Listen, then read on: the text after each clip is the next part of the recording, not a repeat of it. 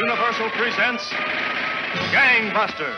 Calling the police, calling the G-men, calling all Americans to war on the underworld. Gangbusters, with the cooperation of law enforcement officers of the United States, presents a picture of the endless war of the police on the underworld, illustrating the clever operation of law enforcement officers in the work of protecting our citizens. The all-American crusade against crime.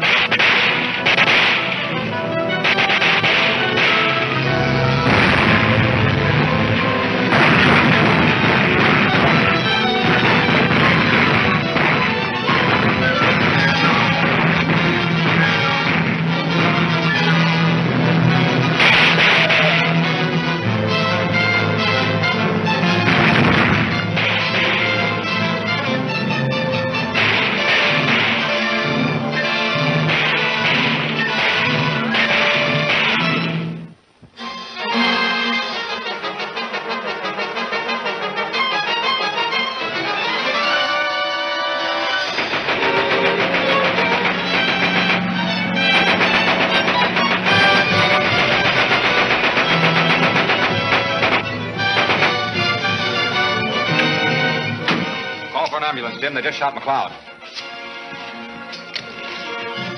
Car 39 calling headquarters. Car 39 calling headquarters.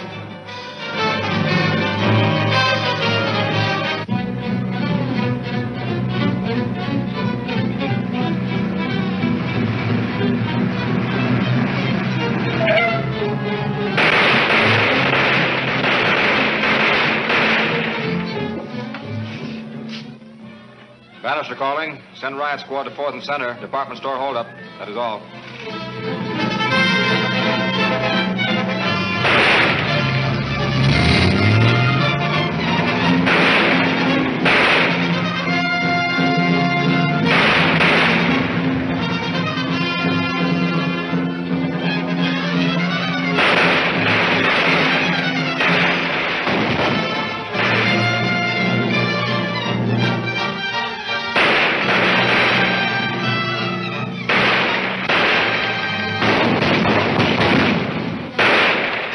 Car, Tim, I'll hold them off.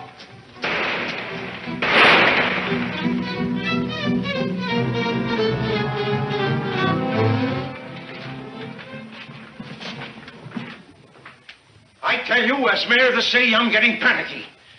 I get 100 messages a day from people demanding that... How can you sit there so calm and unconcerned in the face of the reign of terror around us? Can't you do something about it? Do you think I'd accomplish more by waving my arms and yelling the way you're doing? I suppose not. But I'll say this, that I'm getting pretty tired of your continual excuses for failure. I expected results from this department, and I'm not getting them. You're not suggesting by any chance that my resignation might be in order, are you? You know better than that, Martin. But I do wish you'd pull Bannister off the investigation. Why? It doesn't look good. His having a brother that was convicted of a gang murder. We've submitted proof that the boy was framed. The governor's turning him loose. He'll be back tomorrow. I know, but it still looks bad. People are talking. Let them talk. Bill Bannister is better qualified than any man we've got. Yeah? Bannister is here to see you. Send him in.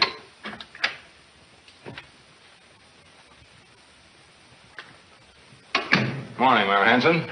Morning. You sent for me, Chief? Mayor Hanson's not satisfied with our progress against the crime wave. Neither are we. Then why don't you do something about it? Because we're up against a gang we can't even figure out. You see, there's no relation between the crimes they commit. First, they rob a bank, obviously for the loot. Then they blow up an office building or kill some poor harmless citizen without even taking his watch. They act like madmen. That's simple. Probably the work of 2 or 3 different gangs. Well, that's the conclusion we've reached. But since then, we find that... Yeah? Miss Logan and Mr. Haskins of the Journal to see you, sir. Tell them to go away. They bother me. What is it? This is Vicki Logan speaking. I'm busy. Besides, I don't like reporters. Oh, you like us because we have a hot lead on your crime wave. Well, what are you keeping it out there for? Why don't you bring it in here?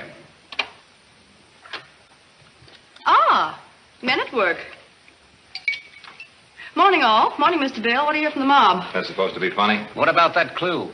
Was that a stall to get in here? No, I think we've got something. It was left at the ad desk.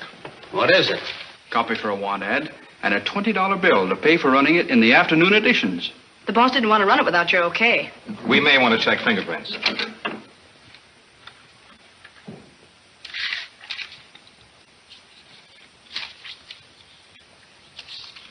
Attention all citizens. If you want to know the truth about the crime wave in this city, tune in your shortwave sets to the police wavelength tonight at 9. What does it mean? Could be some practical joker with an amateur sending set. As a rule, practical jokers don't toss $20 bills around like that. Sounds like some harmless crank to me, but we'll check it for prints just the same. I'm afraid it's been handled too much, but we'll try the other side.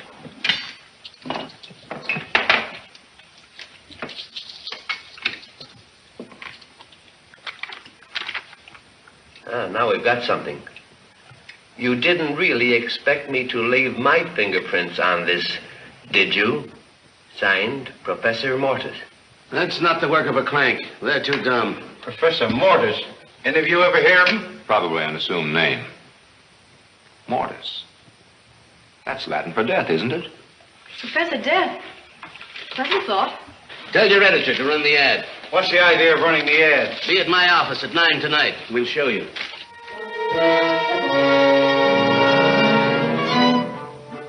What's this all about? Each marker represents a police car in various parts of the city. Each car determines the direction of the radio beam from its post and phones it into us. We trace out the lines on our map to where they meet, and that's the location of the sending station.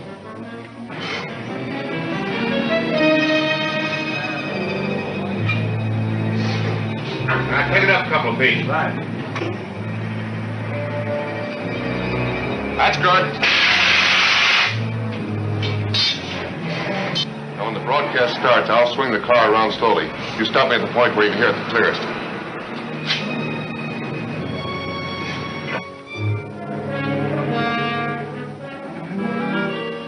Well, it's after 9 and nothing's happened.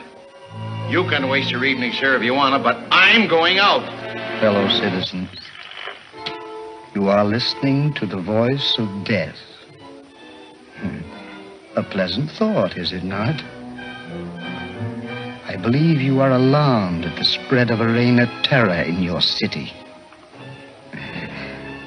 I am the cause of that. I and the League of Murdered Men, dead men, return from our graves to take revenge on those who sent us there. You can stop us. Oh, yes. But only by getting rid of the authors of our wrongs. Your present city government. The mayor, judges, police department. Everyone. Until they are thrown from office, no man's life will be safe in this city. Good night. And pleasant dreams.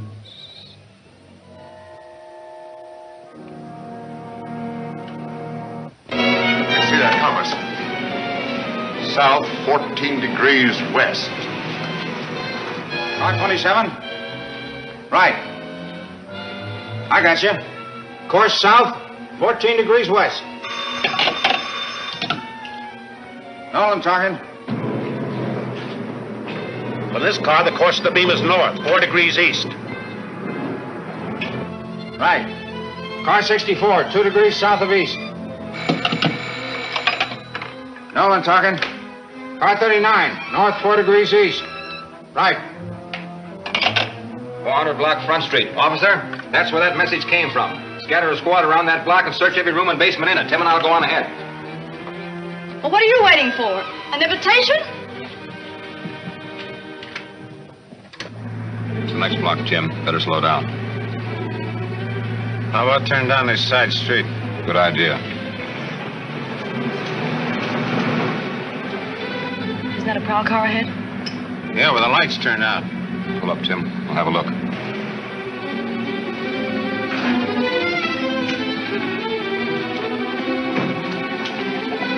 What are you doing here, Martin? Hey, wake up. Is he dead? Oh, but he seems to be pretty badly hurt. Craig was knocked out, too. This note was pinned to his coat.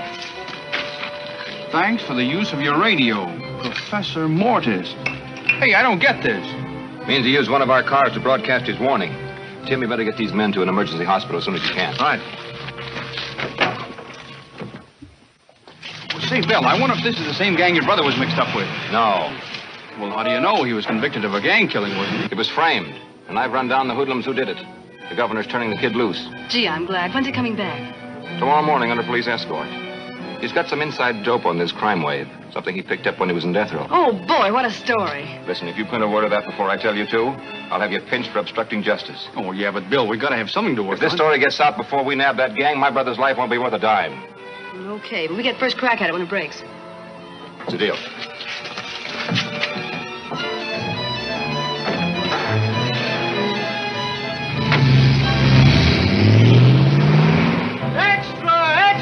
Professor Death Broadcast warning! Extra! Extra! Professor Death Broadcast warning!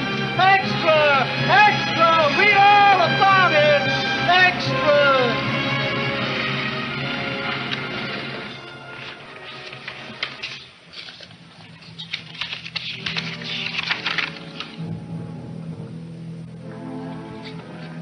There's no answer, Mr. Grubb.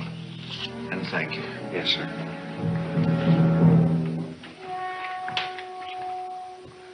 Your broadcast certainly got rave notices from the critics last night. Why not? It was perfectly planned and perfectly executed.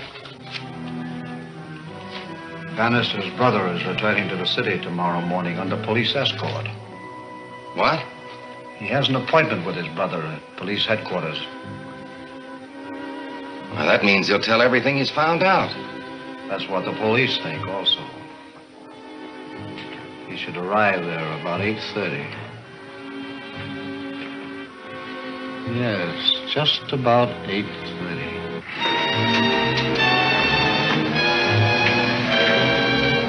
About time he's getting here, isn't it? Yes, it's past 8:30. I think this is the car now.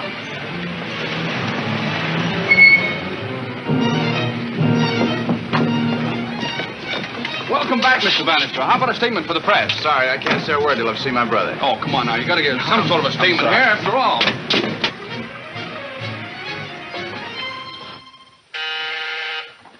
Yes? Mr. Bannister is here to see Mr. O'Brien. Send him in.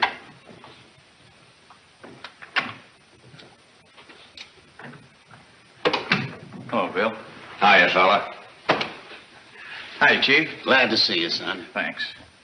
I'll leave you two alone to talk things over. Thanks, Chief. Come on, sit down. Tell me all about yourself. Kind of a dirty trick, but you better take down what he says in there. Yes, sir. I'd better tell you what I found out about this League of Murdered Men. You mean even the convicts call the gang by that cheap theatrical name? It may sound theatrical, Bill, but it's on the level. What do you mean on the level? Practically every man in the mob's dead. I know, wait a minute. Maybe I didn't get you out in time. You must be stir crazy. Well, I'm giving you the facts, Bill. One of them came to see me. Did you get his name? Yeah, it was Carlson, George Carlson. George Carlson. Oh, it's probably phony. Yeah, probably. But we'll check on it anyway. What else? He offered to get me out of prison if I joined the mob. Well, how did he expect to spring you? He gave me a little piece of paper with what he called a run-out powder in it. Run-out powder? Now, don't tell me you fell for a gag like that. Oh, it would have worked all right, but I couldn't go for it. So he gave me a number I could have my lawyer call if I changed my mind. You remember the number? Yeah, he wrote it on the powder paper. It was Waverly 4th. The window.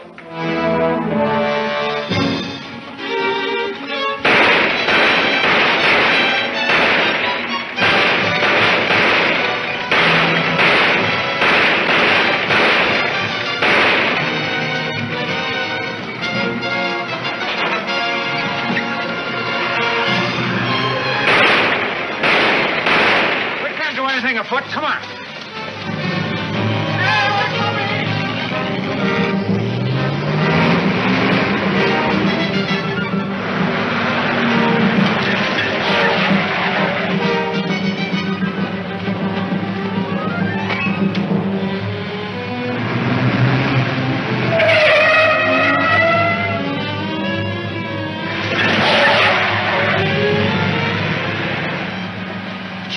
corner. I think that coupe in the back is following us. When I pull up alongside, shoot a picture of that mug. Okay, if the mug doesn't take a shot at us first. Yeah, it's trailing us all right. Cops? No, I think it's a press car. Put up that rod. I'll take care of him.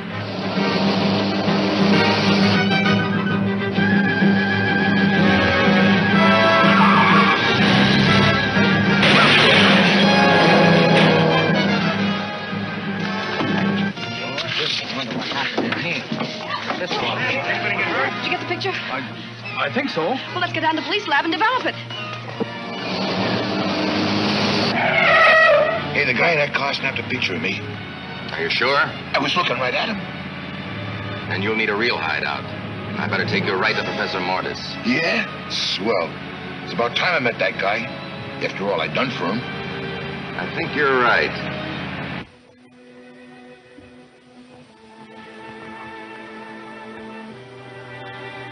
Sorry, Bill.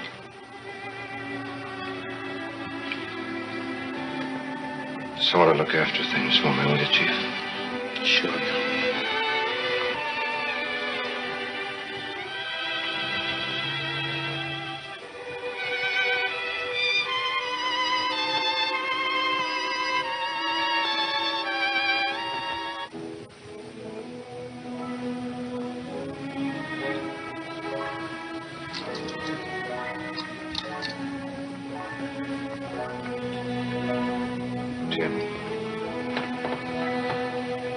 Take this down to the lab. There's a bare chance they may be able to identify the gun that fired it. Or the markings on the bullet. Sure. I'm going down to emergency. See if the fellow the chief shot can talk yet. Don't worry, Bill. They won't get away with this.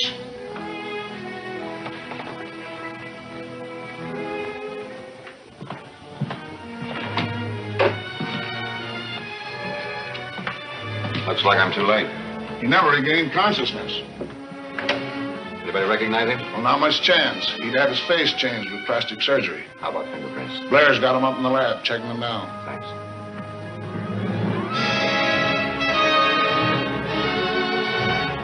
Any luck? Not yet.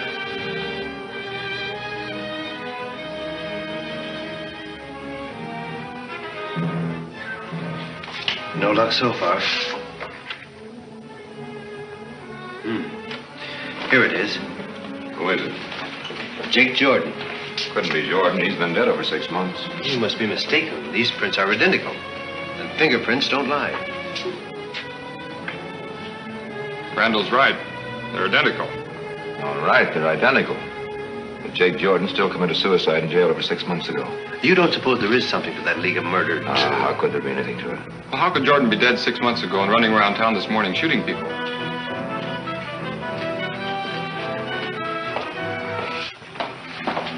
We just heard the bad news about your brother coming up. Yeah, sure is tough. I'd rather not talk about it if you don't mind. I know, but we have something here that might help. 3 pictures of the getaway, and one of them's a close-up. Finish your dark room and we'll prove it. Sure, go right ahead.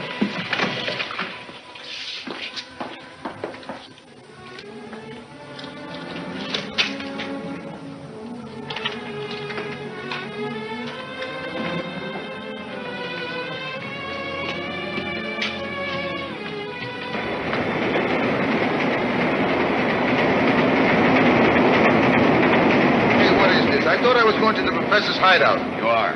You just have time to make it before the next train. And look out for that third rail.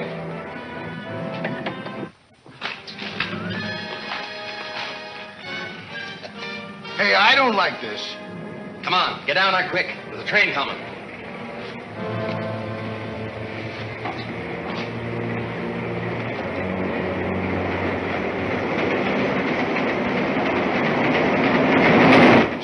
Some hideout.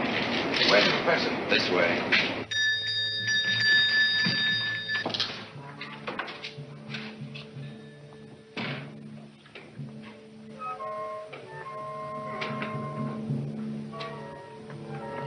Professor Mortis, this is Mike Taboni.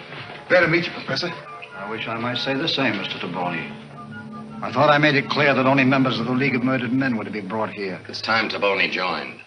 So, You don't mean he failed in the work assigned him? Me? I never miss. He was photographed getting away, and the police have the photographs. In that case, of course, you must die. Are you kidding? I understood you wanted to join us permanently. Well, sure I want to join. But I ain't dying to do it, see? Oh, come now. Dying is not so hard. We've all done it. Mr. Halliger, Mr. Wilkerson, myself. We're suicides, all of us. Suicides? Yeah. Well, I guess it's all right if you like it, but as for me, I don't want no part of it.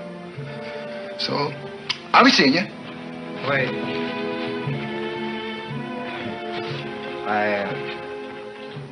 I forgot to tell you that after you're dead, we bring you back to life. Yeah. Well, listen. I ain't no professor, but I know a few answers, too. And one of them is, when you're dead, you stay dead. Well, it's up to you, Mr. Taboni, whether you die and are brought back to life, or whether you just die. Hey, wait a minute. You can't do this to me. What's the idea anyhow? To save you from the police. They're bound to get you sooner or later, but if they find you dead, they'll quit looking for you. If I'm dead, what do I care who finds me? All right, take him to the next room if that's how he wants it. Oh, nix, fellas. Professor, are you sure you can bring me back, Professor? Well, up to now, I've never failed. Up to now? All right. Yes. If I got it, I just got it. But I know I ain't gonna like it.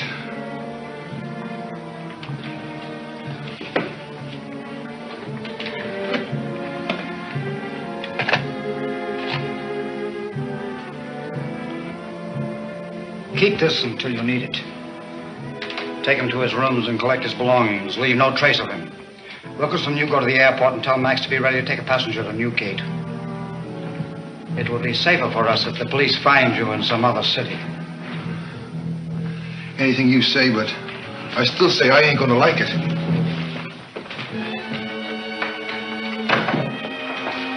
Take a look at these wet prints.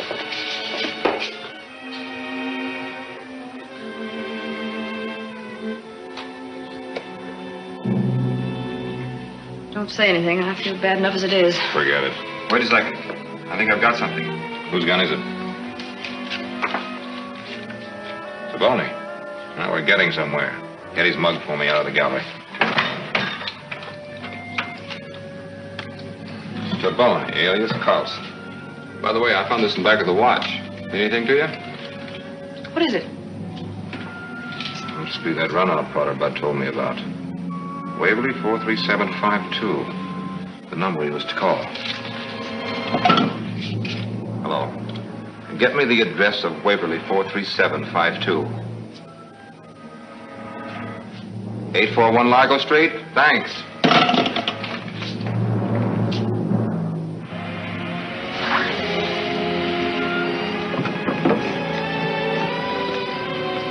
Have you a room here by the name of Carlson? No. Never been one here by that name as far as I can remember. Did you ever see this man around here? Oh, sure. He's been here 3 or 4 months. Which is his room? He just checked out. Not 5 minutes ago. He's leaving town. Did he say where he was going? No. But the man with him said something about an airport. An airport? Mm-hmm. Did he say which one? Is there one called Max's? There sure is. It's on the Harbor Road. Well, thank you. You what?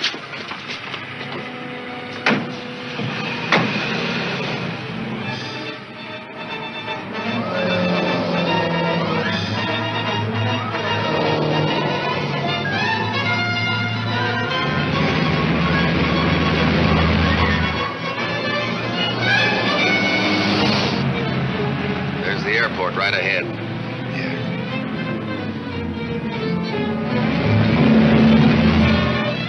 There's a prowl car right behind. Coming fast.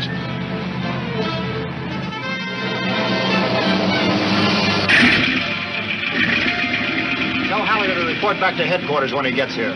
I'm gonna beat it.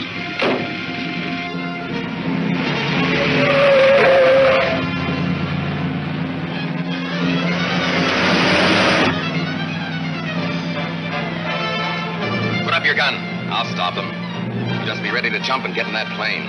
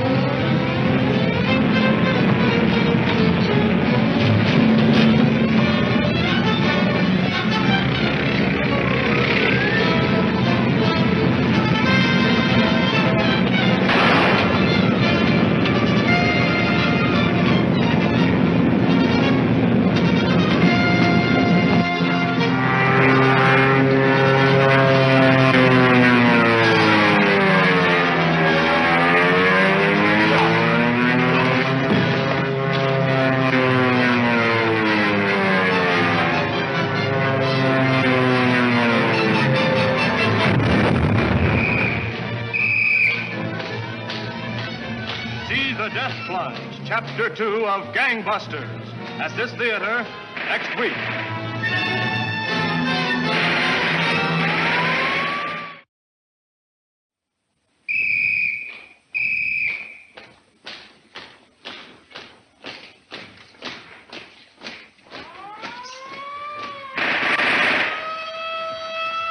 Universal presents Gangbusters. Calling the police, calling the G-men, calling all Americans to war on the underworld. Gangbusters, with the cooperation of law enforcement officers of the United States, presents a picture of the endless war of the police on the underworld, illustrating the clever operation of law enforcement officers in the work of protecting our citizens. The all-American crusade against crime.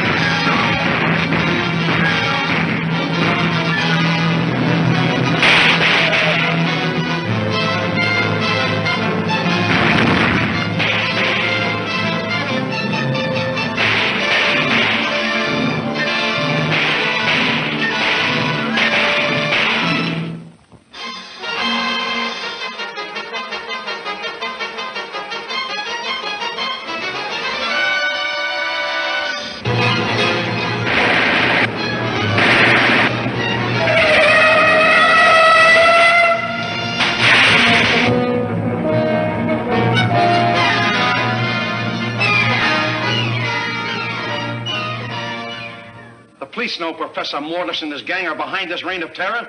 Why haven't they been arrested? They have to be found before they can be arrested, Mayor Hanson. Well, if your man Bannister can't find them, get rid of him. And put someone on the case that can get results. Better leave Bannister in charge, Your Honor. He's on the hottest lead we've had to date. Mike Taboni, the man who killed his brother. Get going. Take off. I'll take care of this, Morgan.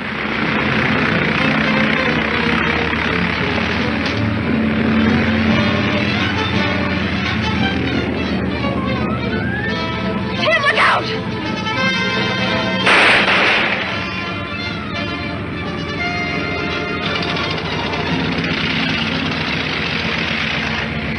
Hop in the car. That's my luck. Get a spare in there while I call headquarters.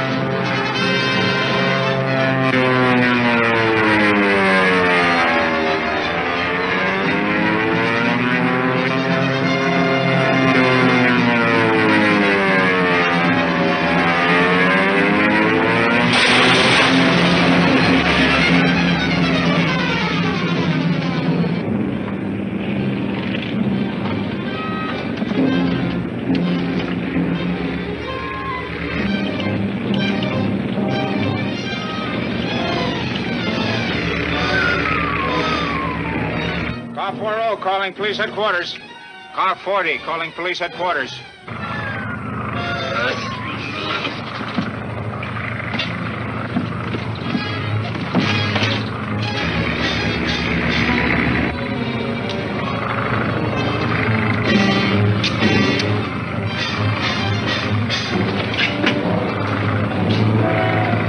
And they made a getaway in a black coupe, old but plenty fast.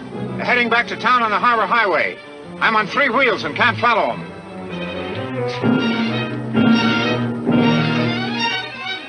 Calling cars 45 and 68, cars 45 and 68. Murder car heading east on Harbor Highway. Black coupe, old but fast. Proceed with caution. Occupants armed and dangerous. You better slow down. That cop can't follow us. I put his car out of commission. Yeah, but he can radio police headquarters and have us stopped if we don't get to a side road first.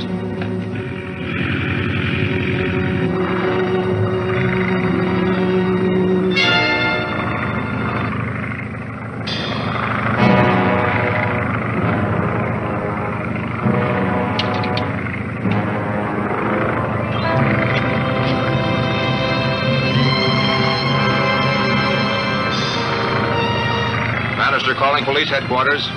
Bannister calling police headquarters. Come in, headquarters. He's done it. He's got Taboni. I hope. Bannister calling police headquarters. Come in, headquarters. Headquarters answering Bannister. Come in, please. Have captured Taboni. Am heading for Municipal Airport in plane. Pilot dead. Landing gear damaged. Will need help to land. I didn't know Bill could fly. He can't. Yeah, but he said he was Anybody free. can keep a plane in the air. Bill couldn't land one with 2 wheels. What's he going to do with only one? Hop in the car.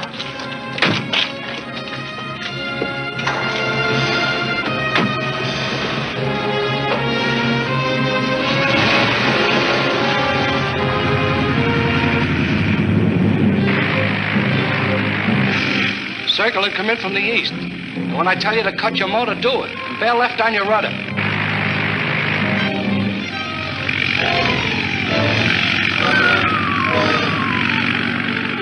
Here, let me have that.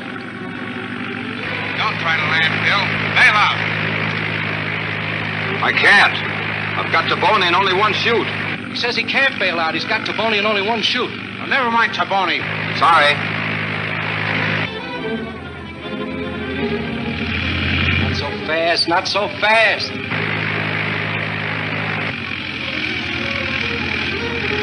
That's better. Now bail left on your rudder. Harder.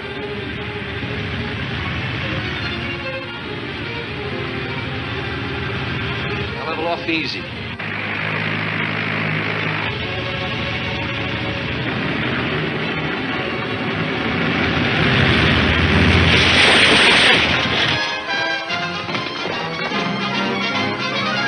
On your feet, Taboni. This is the end of the line for you.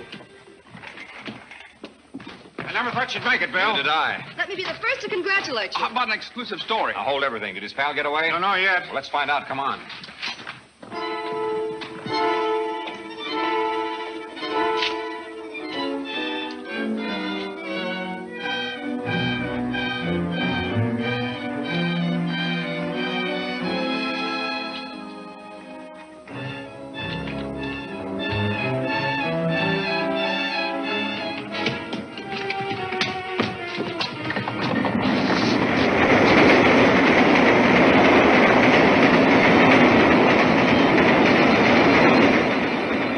Time to make it.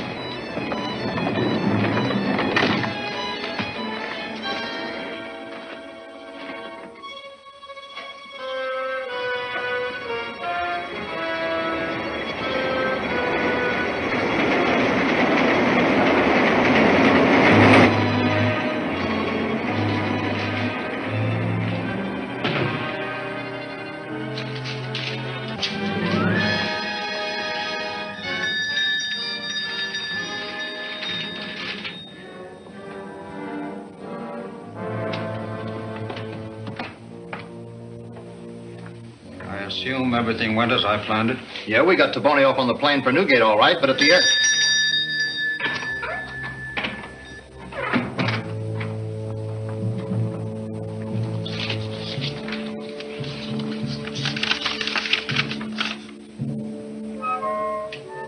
There's no answer, Mr. Brown. And thank you. Yes, sir. You said everything worked out as I planned it. This note says otherwise. We hadn't finished reporting when Grubby interrupted. Bannister boarded the plane with Mr. Daboney.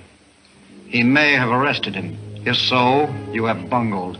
And no one in my employ ever bungles twice. Even if he does arrest him, we still haven't bungled.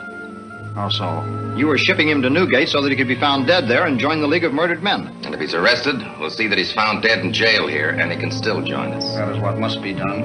Mr. Daboney has been arrested. Tonight at 9 o'clock, he must be found dead in his cell. We shall follow our usual procedure. Mr. Bernard, you will act as his nearest relative, as Mr. Halligan did for you when you were found dead in your cell. Mr. Halligan and Mr. Mason will arrange for the removal of the remains. Time you called on Daboney. You'll be followed when you leave the jail. Lead them to this address. I'll have someone there to verify your story.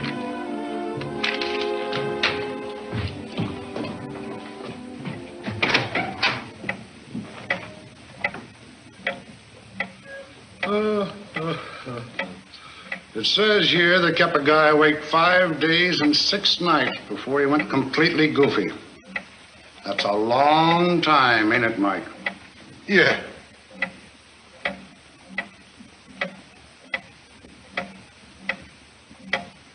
Why don't you guys give up? I won't break. I ain't gonna open my clam, see? What good would it do me to talk? All you guys were doing, turn me loose, and then what? I wouldn't get around the corner before the League of Murdered Men would be hot on my trail. I couldn't get away from them.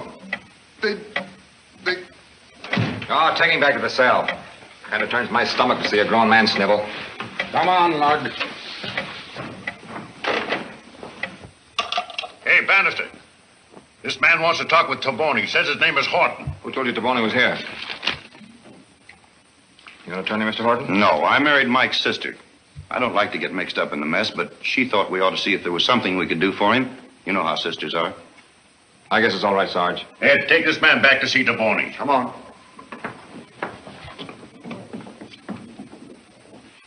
When he comes out, tail him. Find out anything from him? Oh, just more drivel about the League of Murdered Men. Then arresting Taboni hasn't meant a thing, has it? Not to you, I suppose, but after all, he is the man who murdered my brother. Pick up anything on the car they left at the airport, Chief? Only it was a stolen car with phony license plates. There goes our last chance to find out anything. Not quite. I've got great hopes for that old black coupe. There's a million like it in town. Not just like this one. It's a hopped-up job that any mechanic would remember if he'd ever worked on it. Have you put a detail on it? Yes, sir, and Tim and I are going out on our own. Not a word of this in the paper till they give it the go signal. What's the idea of giving these reporters the run of your office? Just paying them back for some good turns they've done us. Well, let's be the first to congratulate us. Now, if you'll excuse us, Your Honor.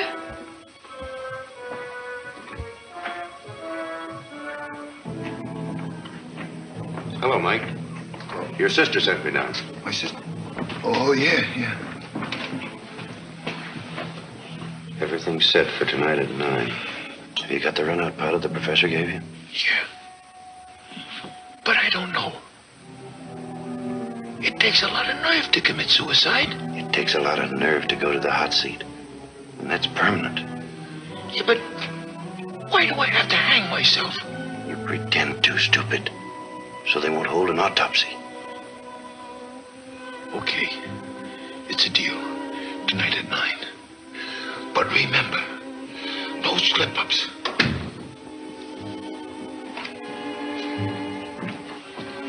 All right, let's go.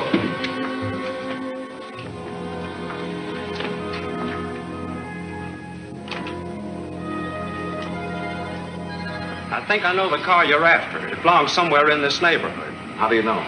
Comes in here pretty regular for service. What makes you think it's a mob car? Well, there's so many different guys driving it. Thanks. Mind if I use your phone? Sure.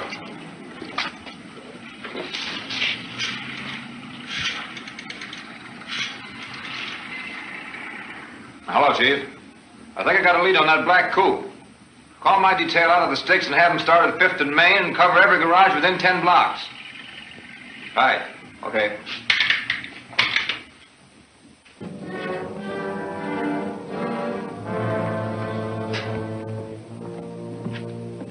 Hey, Cap. What time is it? What do you care? You're not going anywhere. On a stale coffee. Come on, what time is it? 9 o'clock. You've been in here often enough to know what time they douse the lights.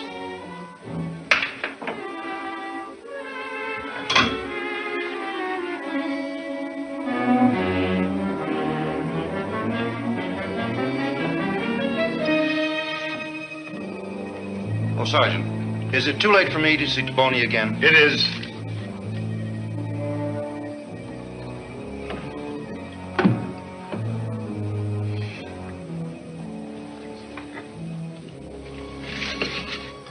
Would you do me a favor? What is it? Get him to sign this power of attorney so my wife can draw on his bank account to hire a lawyer for him. If it was me, I'd let him hang, but she's his sister. Hey, Ed, see if Taboni wants to sign this. Yes, sir. No, sir, no luck yet. I got a hunch we're getting pretty hot. I'll keep you posted. Okay. Yeah.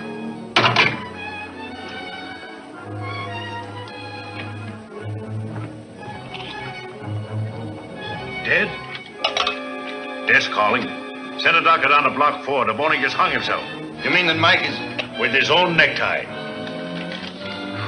Well, I don't suppose I should say this, but to tell you the truth, it's a relief. Well, it might not be such a relief. Your name is Horton? Yes, why? He left a note saying you're to take care of the remains. Well, if I have to, I have to. Can I borrow your phone book? Sure. I wonder if you'd call the undertaker for me. I don't know much about such things. It's Colfax 4379. Colfax 4379. Cloverdale Mortuary. Central Police Headquarters. Yes, we'll send a car right over. What's the name again? Michael Taboni. All right, thank you. Goodbye. Come on, minutes count now. Hey, listen, don't let anything happen to this heap. It'll cost me my job. Don't worry.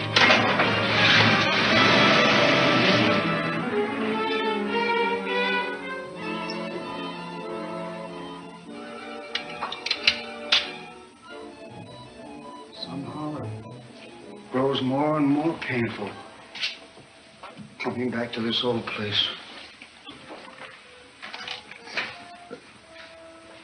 It used to be my home.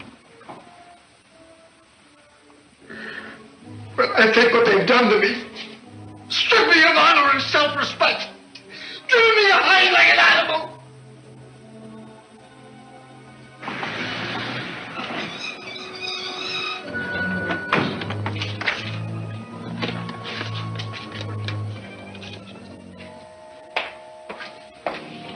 They've arrived.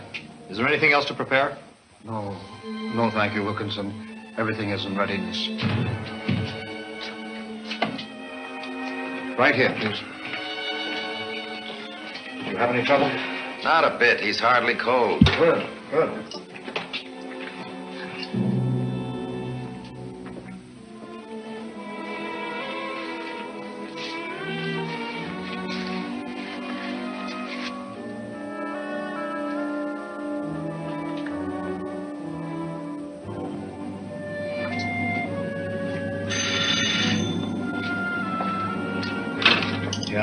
This is Grub.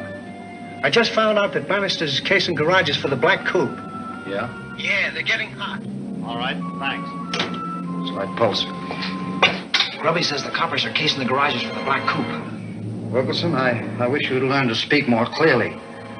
Who is doing what? The police are searching the garages for the Black Coupe. Naturally. And where is the coupe? We left it at the Target garage. We'll pick it up when we return the dead wagon. No. Borrow a car on the street. Any car but one of ours. Drive to the garage and get the coupe before the police find it. Wilkinson, you take the dead wagon to some lonely place and wreck it. It's unsafe to return it now.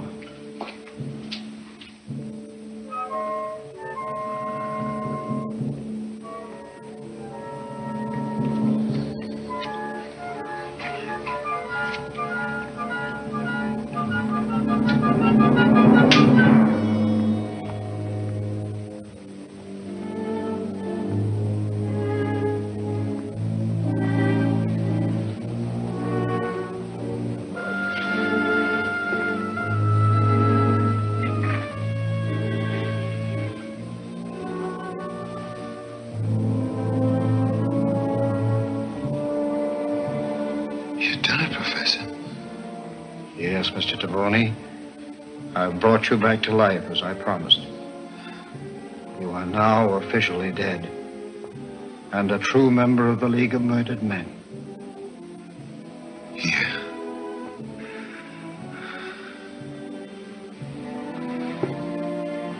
Come on, let's have it. You got me all wrong, fella. I just work here. I don't know nothing. Honest, I don't. Take him downstairs to the garage, Superintendent. Check his record and have him held as a material witness. Okay, you staying here? Till someone calls for this hack. Come on.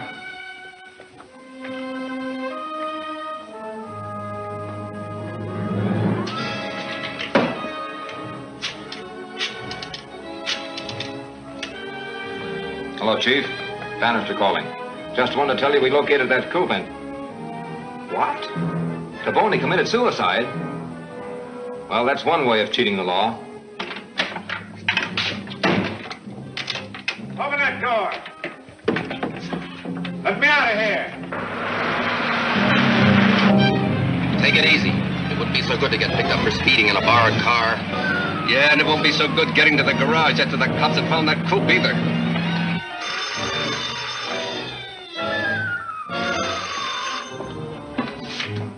Hello? Hello, Bill. That mechanic gave me the slip, blocked me in the foreman's office. Sounds like he left on a motorcycle. Get after him. Right.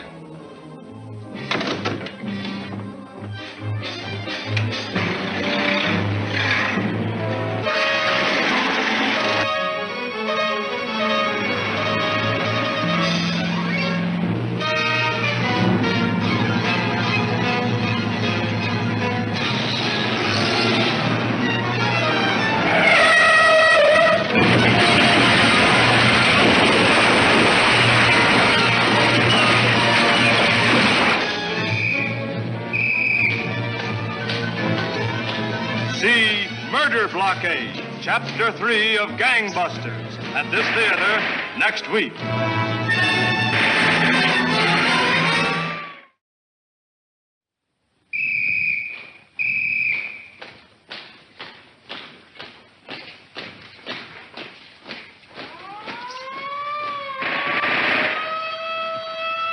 Universal presents Gangbusters. Calling the police, calling the G-men, calling all Americans to war on the underworld. Gangbusters, with the cooperation of law enforcement officers of the United States, presents a picture of the endless war of the police on the underworld, illustrating the clever operation of law enforcement officers in the work of protecting our citizens. The all-American crusade against crime.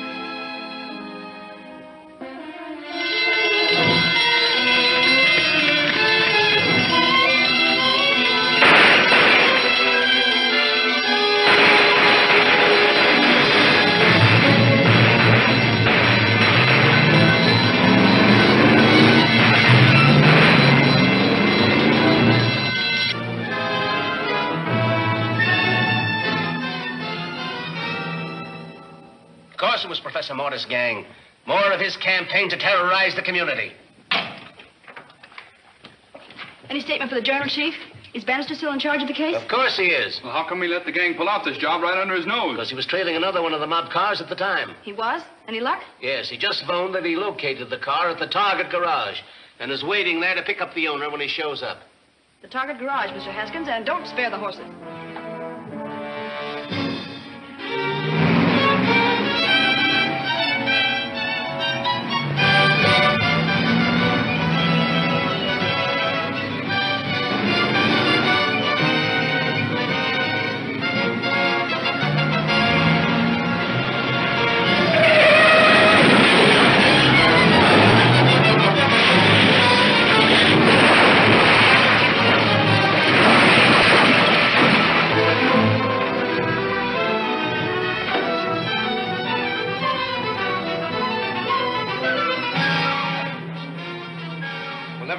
straight out of here. Bill,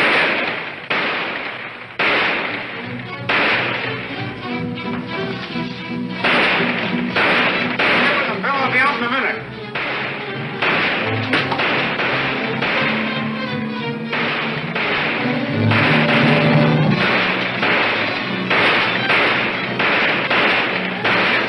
Take this and pick up a car. I'll stand them off.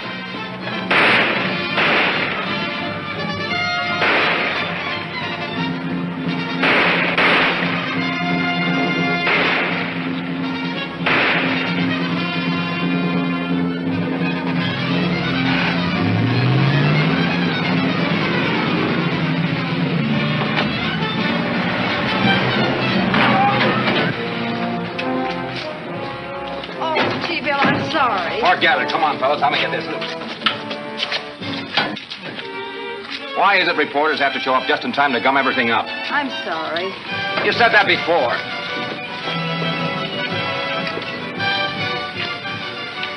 Car number 10 calling headquarters. Bannister calling headquarters. Come in, please. Headquarters answering car 10. Broadcast to General. Pick up black sedan, license number 36Q355. 2 men in it, 1 wounded. Repeat, license number 36Q355. Calling all cars. Attention all cars. Pick up black sedan. License 36Q355 with 2 men, 1 wounded. Dangerous, part of League of Murdered Men. Repeat, license 36Q355.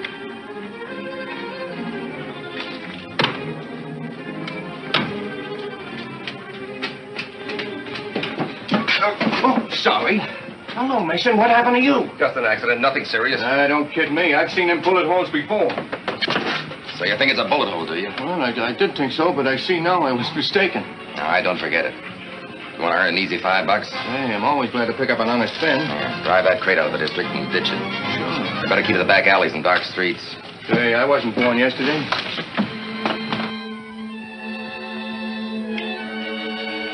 Why don't you say something, Professor? How am I doing? You seem to be back to normal again, Mr. Taboni. Yeah? I think so. How do you feel? In the pink, Professor, in the pink. Yeah, in the pink. Say, what's all this hocus pocus about? Didn't I really die in jail? As far as our present medical science could determine, you did. Hey, I ain't really dead now, am I? No. How'd you do it, Doc?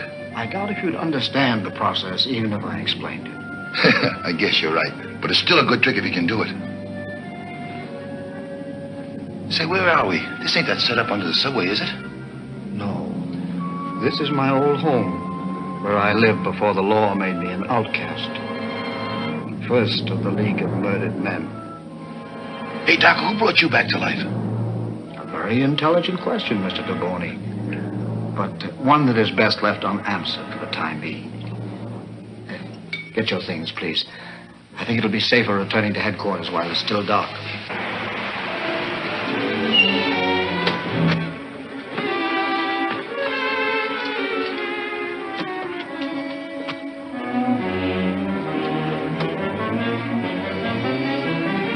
Hello, Bonnie. Hal Rogan, how long have you been a car owner? Oh, you mean this? No, it ain't mine. I just went in to see if it had a cigarette lighter. You got a match? Yeah, I guess so. Hey, that's swell. Thanks.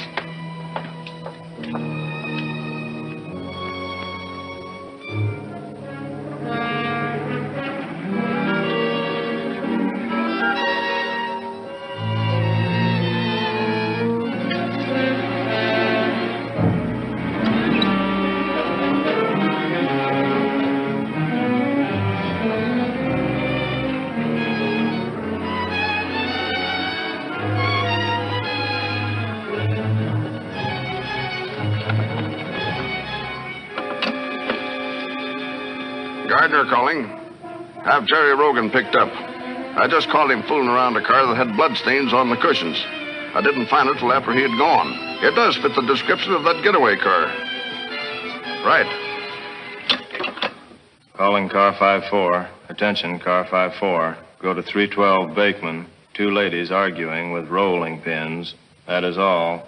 Do you two have to come to the chief's office to listen to police broadcasts? I'm sorry.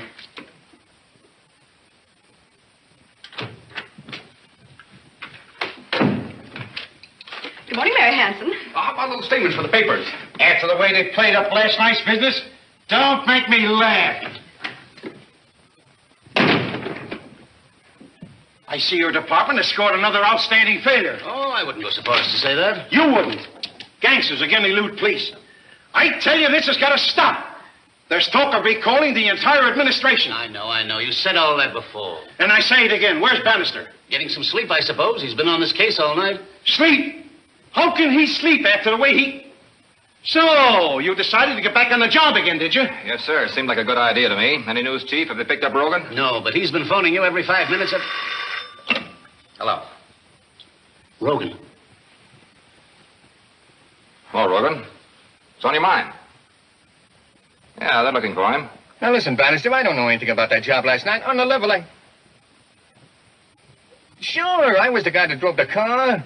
Yeah, a couple of guys give me a fin to ditch it for him, that's all. You know their names or where we can find them? Well, I know Mason, the guy that was shot. They hold out in a flop house on Esther Street, 712. Now, listen, call up them bulls, will you? Okay, Rogan, thanks. Hello, give me radio division. Hello? Call up the pickup on Rogan. He's just told us what we want to know. No wonder we don't get anywhere. Letting known crooks go Get free me when... car 39 and tell Tim Nolan to meet me at 712 Esther Street. It's urgent. Hey, what's this all about? Sorry, sir, but the mayor wants me to keep on the job. The mayor? Who's he? Oh. Calling car 39. Attention, car 39. Nolan, meet Bannister at 712 Esther Street. 712 Esther Street. Urgent. That is all. That's all I need. Come on, Lammy Pie. And so I formed the League of Murdered Men from dead men. Who would still be dead if I hadn't brought them back to life. If you hadn't done it to me, I wouldn't believe it. But, hey, what's the idea of this mob of ex-dead men? I wanted men who have to do what I order, whether they like it or not. That's not for me, Doc. I'm much obliged to you for bringing me back to life, of course, but if I don't like a setup, I just walk out on it. You won't walk out on this one. What's going to stop me? These. I brought you back to life. But you have to take one of these every few days if you want to stay alive. You mean I got to keep taking those or I'll die? I got to rub you out. That wouldn't help you, Taboni. Because I'm the only man alive who knows this formula.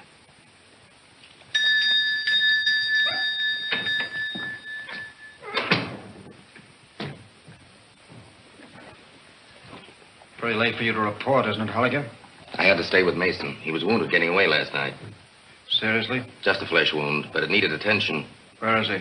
Esther Street. Did anyone recognize you? No. The paper says the police are looking for a man named Rogan. They claim he knows something. Well, I had to have someone ditch the car. Rogan won't talk.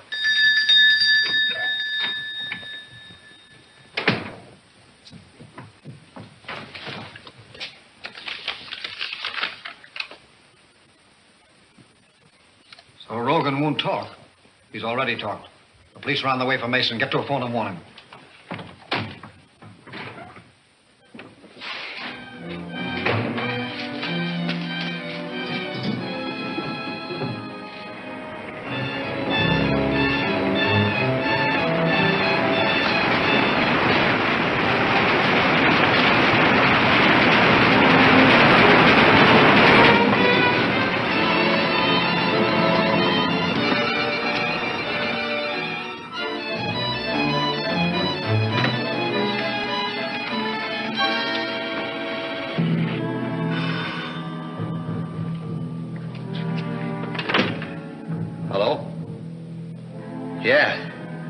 Yeah, I'm all right. Yeah, I'll let you know where I hide out.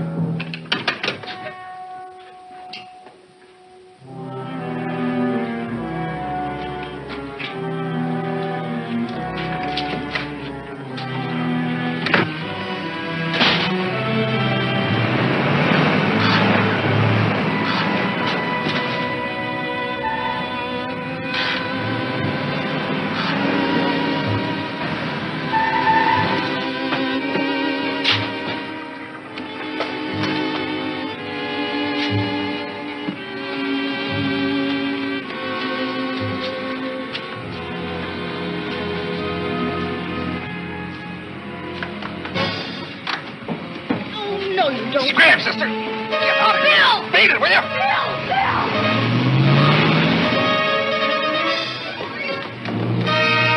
Vicky's in there with him. Vicky, where's your car? Back here.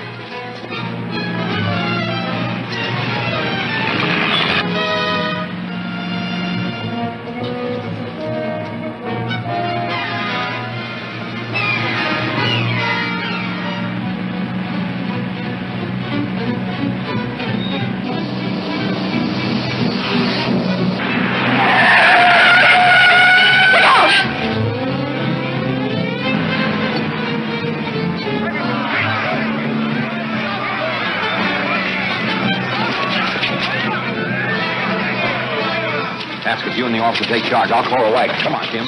Gee, the man is hurt.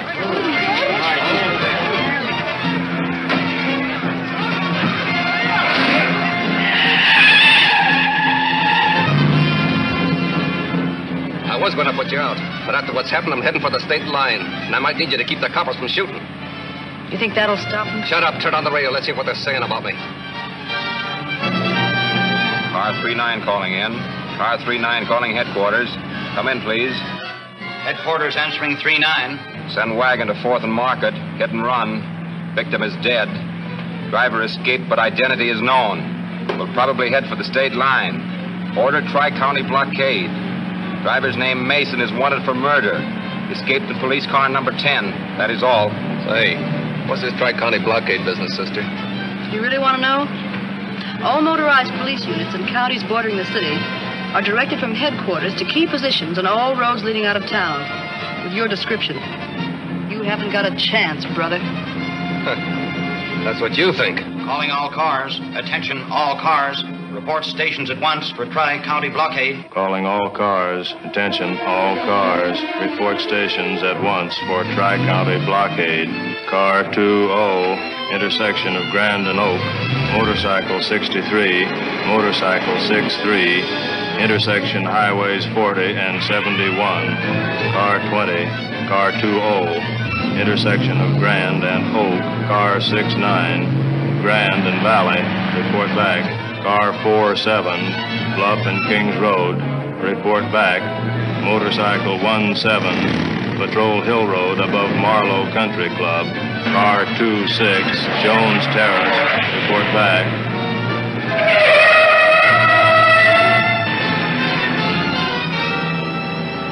Gas station reports murder car heading west on Highway 40 beyond Fairview.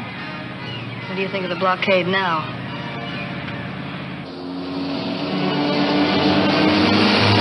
If he gets on those dirt roads, he can make it to the state line. We can't possibly blockade them all. He'd be picked up eventually, of course. But in the meantime, what about Vicky? Well, he'd have a better chance of hiding out if he ditched her and beat her back to town.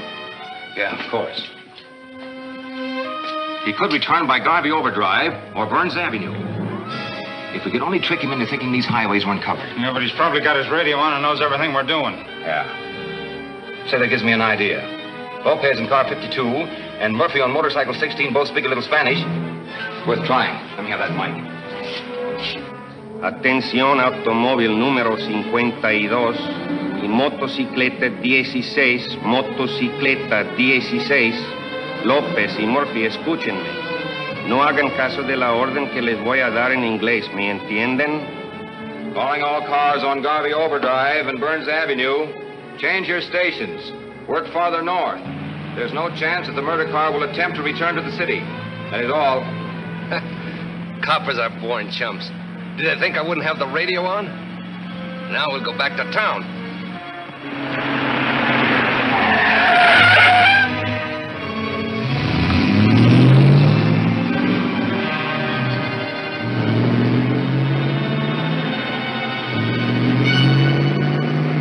It don't make sense to me. If you take Murphy and Lopez off their stations, what's to prevent Mason from getting back into town? Stop worrying. They won't leave their stations. I just told them in Spanish to pay no attention to the order I gave them in English.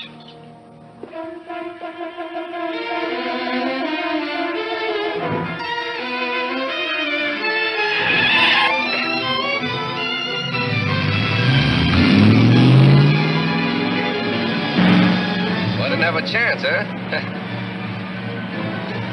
Here, take the wheel. My arm's killing me. Well, am I supposed to do? Burst into tears? I said take the wheel.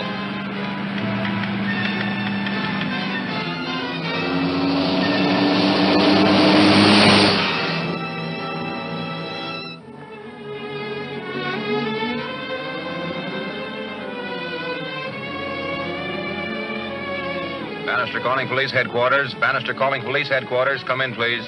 Headquarters answering Bannister. Any report on Vicky Logan or that getaway car?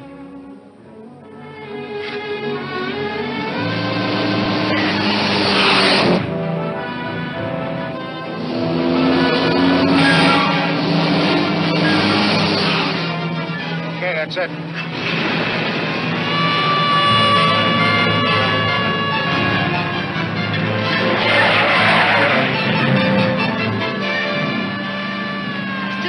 Got a chance. Come on, step on it. Give it the gun. Do you see what I see ahead? Get out on that running board so they won't start shooting. Get up there, I say.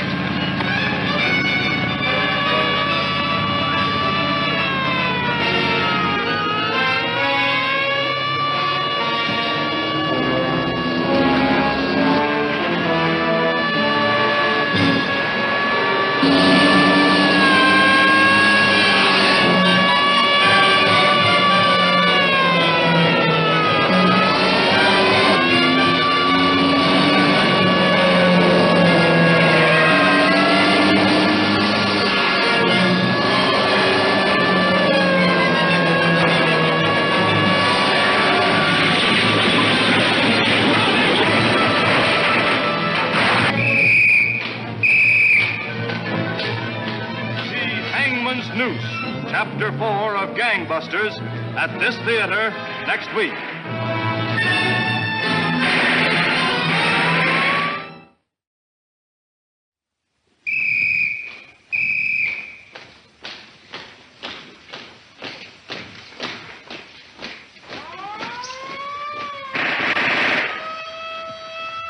Universal presents Gangbusters. Calling the police, calling the G-men, calling all Americans to war on the underworld. Gangbusters, with the cooperation of law enforcement officers of the United States, presents a picture of the endless war of the police on the underworld, illustrating the clever operation of law enforcement officers in the work of protecting our citizens. The all-American crusade against crime.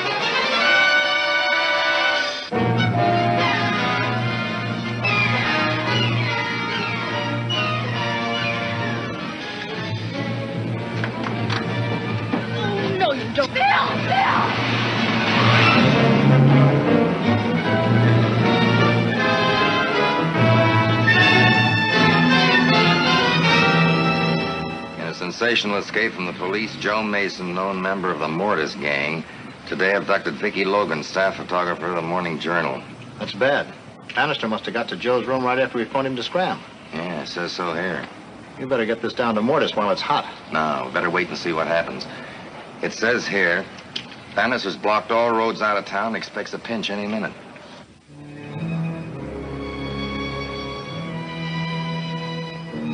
Bannister calling police headquarters. Bannister calling police headquarters. Come in, please. Headquarters answering Bannister. Any report on Vicky Logan or that getaway car?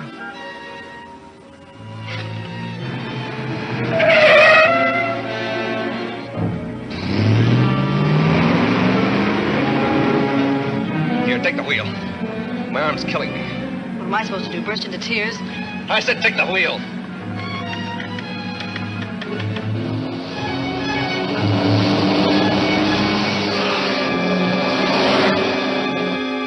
That's it.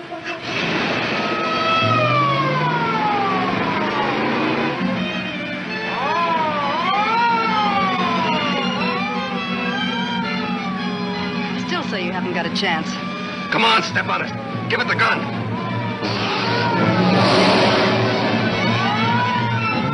Do you see what I see ahead?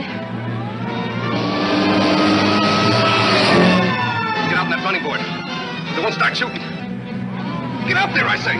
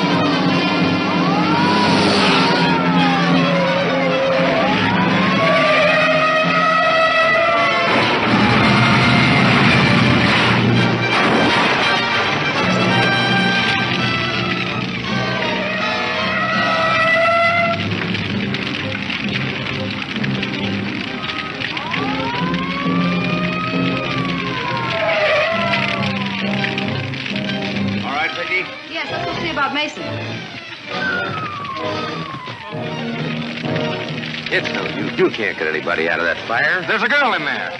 Bill Bannister! Vicky! Boy, this is a relief. I thought you were under that. I would be if it weren't for Tim. Why is it reporters make me so much trouble? You mean all reporters, Bill, or just the female of the species? Mostly the girl variety, I guess. All right, officer, break up this traffic jam.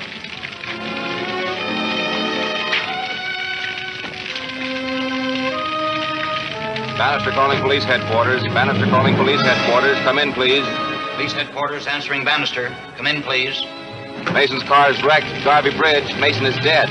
Vicky Logan saved thanks to Tim Nolan. Relay at once to Chief O'Brien. I don't care if you are a reporter. You can't get in there. The chief's busy. And I don't care if he is busy. I got to find out about Vicky. What's happened to Vicky Logan? Don't the police ever know anything about what's going on? Quiet. He's getting a report now. Dead? Are you sure? That's bad. Thanks. Did he say she's dead? Couldn't he be mistaken? Vicky's all right, but Mason's dead. His car went over the Garver Bridge and burned. Boy, what a story. Journal camera girl escapes from a murder car. What a scoop! Oh, I hope she's got some pictures. Did they get anything on Mason? Any fingerprints, clues, something to lead us up to the League of Murdered Men? How could they? The car burned to ashes with him in it. Then we're right back where we started. Doesn't this department ever get anything done? You take Vicky back to town in your car and drop her at the office. What are you going to do? I'm going to that Esther Street house. Mason left any clues. We want to get them while they're hot. Okay, I'll drop Vicky and meet you there.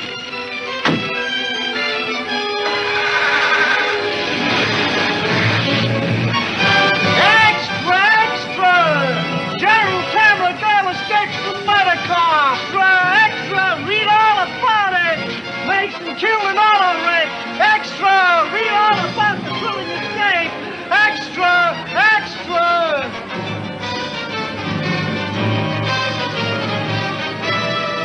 Extra, extra! Read all about the thrilling escape!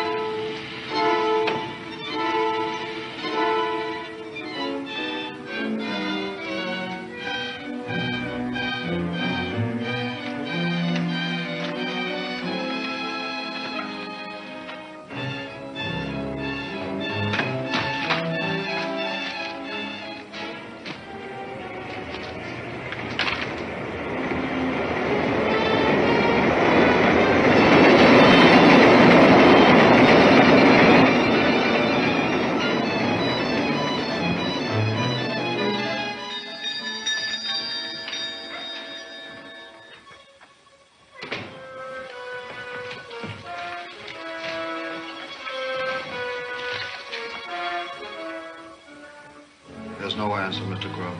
No, thank you. Yes, sir.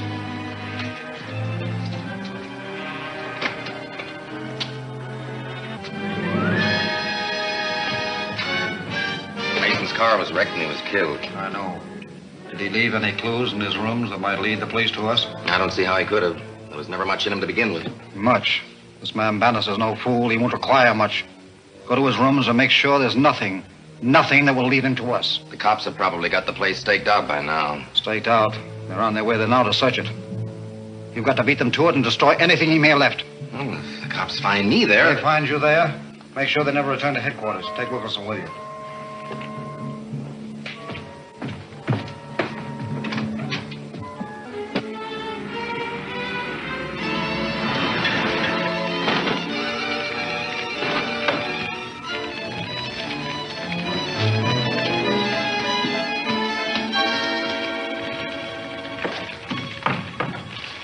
Comes Bannister. Hey, Lex, no gunplay. It's too noisy. Stay over by the fireplace. Don't let him see your face.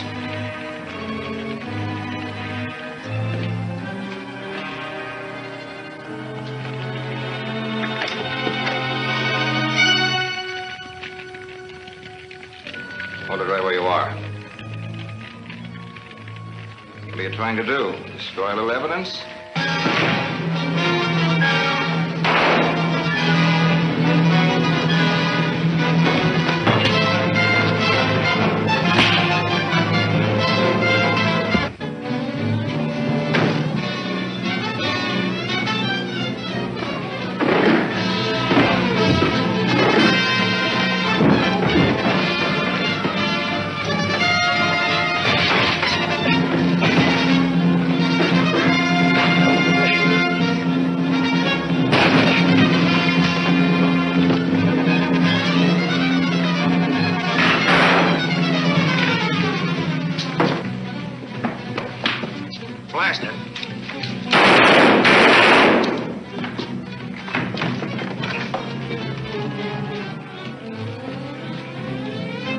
Following you, Tim. There's 100 rat holes they could hide in around here. Better phone in general.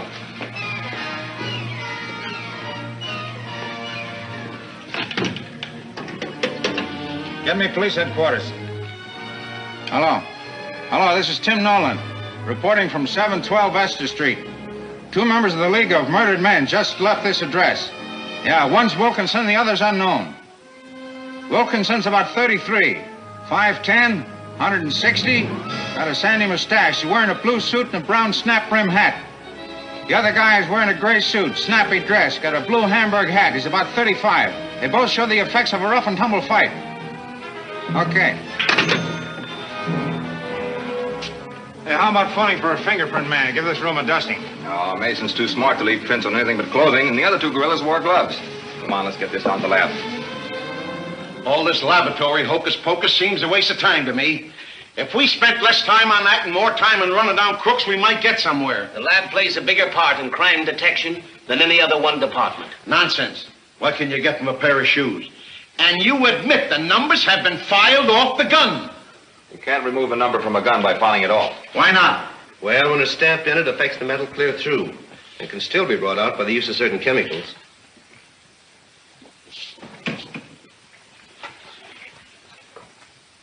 I think that's got it, Randall. Here, mark this down. C4327996R. See it, Mayor? What good does that do? You can't hang a serial number. You can check through on it and perhaps establish ownership. So, you had a clash with the police and let them get away alive. I didn't suspect any of my men could be so stupid. What use are you to me now that they know you by sight? We kept them so busy, I don't think they'd recognize us. Don't be a fool. Bannister's a police officer and a very able one. I could use a few men of his caliber in...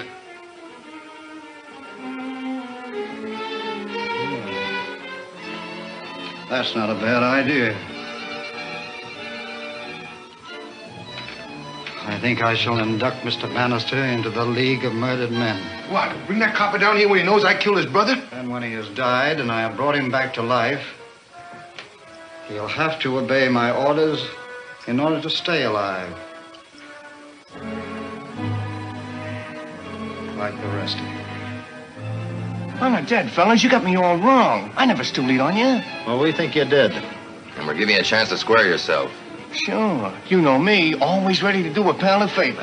That's more like it. Here, take this paper and keep it. And we'll just ride around town till dark so you won't change your mind.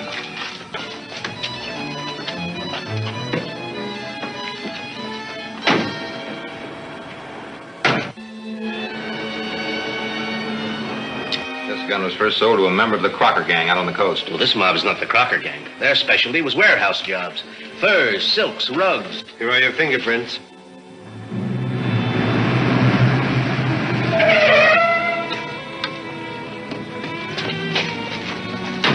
Mason's real name must have been, well, for the love of Mike. What is it? Take a look at that. Johnny Marsden. He died in stir about a year ago. Another dead one come back to life. Oh, it's getting pretty hard to laugh off that League of Murdered Men gag. Doesn't make sense, but... Yeah? I'm busy. Find out who it is and I'll call back later. What? Oh, put him on. Jerry Rogan. Castillo tipped me off about that. Hello, Jerry? What's on your mind? I got a beef to square with a couple of torpedoes, and I'm doing it my way, see? How'd you like a hot tip on the League of Murdered Men? Don't tell me you believe in spooks. Oh, so you think I'm kidding, huh? Mike Taboni died in stir, didn't he? And now get this. He's still alive. Well, come up and tell me all about it. No, it's too dangerous. You come down here. I'm at 8th and Grain.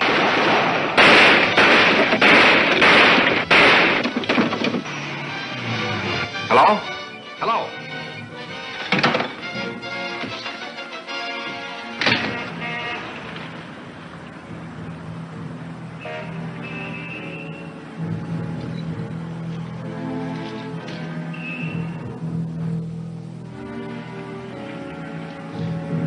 Tell the coroner I took this. It's the first break we've had on this League of Murdered Men case. All right, Inspector.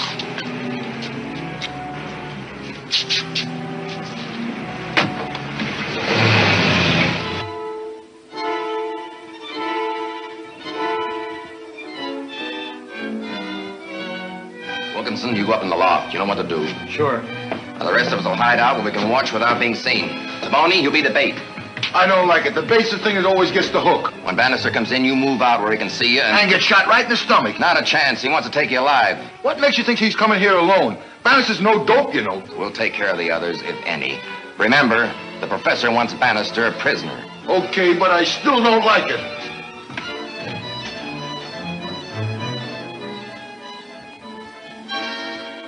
Here he comes, boys.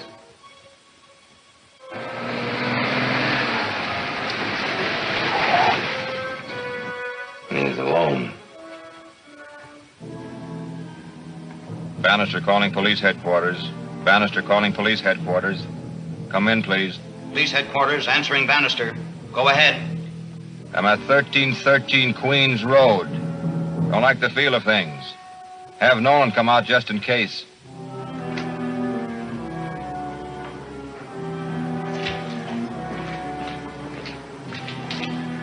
You all set, Wilkinson? All set.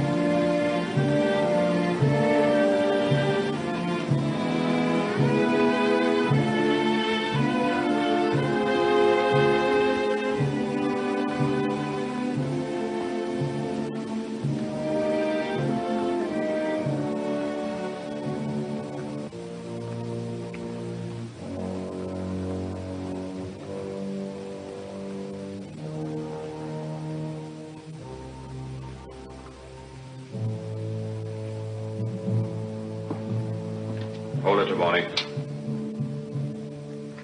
Don't shoot, Bannister. Don't do it!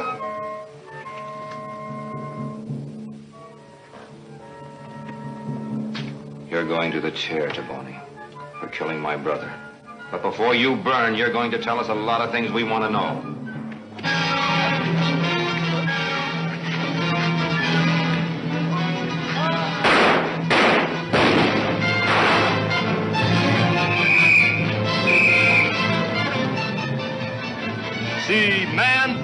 Undercover, Chapter 5 of Gangbusters at this theater next week.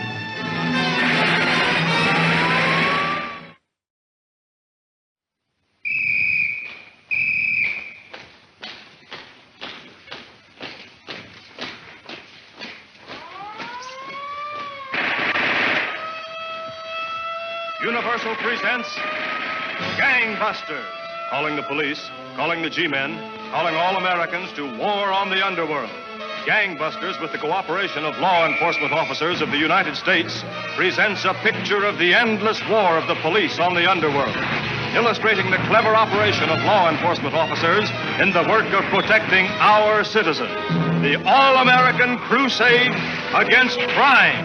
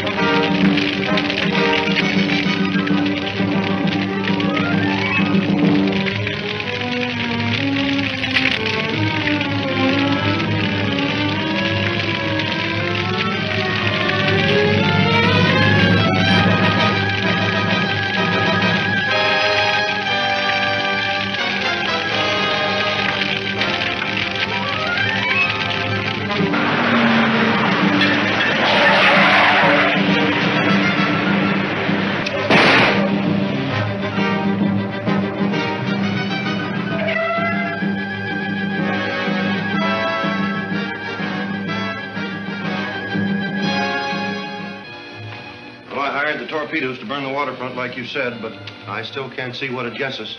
Can you think of a better way to destroy the people's confidence in their city government? No, but I still can't see what we get out of it. I have my own reasons for wanting to be rid of all city officials, especially the police department. We'll have a tough time getting rid of Bannister. He's no fool. By now, he's probably tagged half the men I hired. By now, Mr. Bannister is walking into a trap I set for him. He'll be brought to me here and forced to join our League of Murdered Men.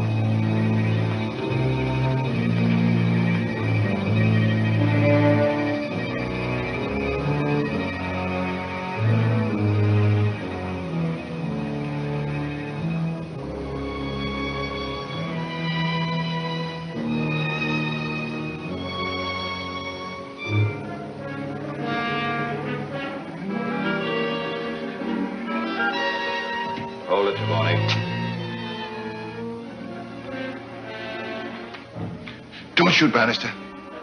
Don't do it. You're going to the chair, Daboni, for killing my brother. But before you burn, you're going to tell us a lot of things we want to know.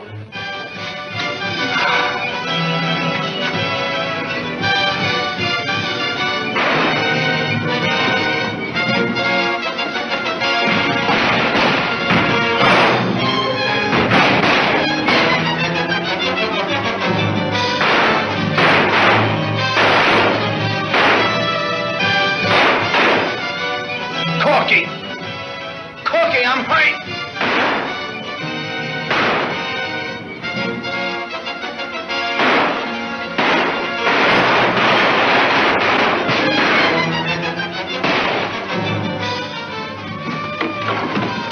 Did you hear that police siren? Duck out the back and get the car started. Don't leave me, Corky.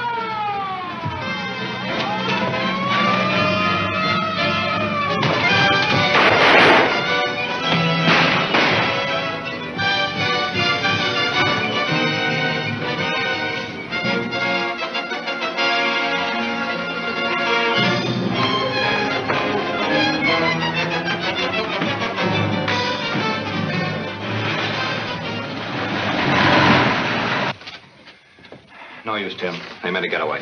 Well, I see you got one of them anyway. It's back there lying on the floor. I didn't even get him. He stopped the bullet meant for me. Where's the dead pigeon now? Too bad we might have got something out of him. He did talk some. Kept calling one of the gang for help. Called him by the name of Corky. There's only one guy in this town by that name big enough to run with this mob. I know. You mean Corky Watts? But Corky Watts is still up the river, isn't he? No, he was released on parole a few weeks ago. No good going to his old address. He won't be there after this. We gotta locate him, Tim. He's our hottest tip to the League of Murdered Men.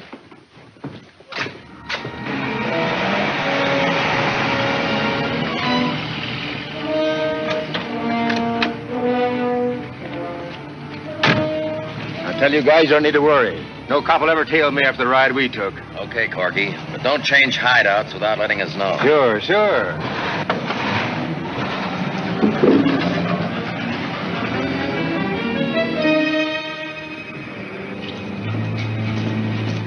He went on inside, all right. Yeah. You better stay there till we find out what the boss wants to do with him.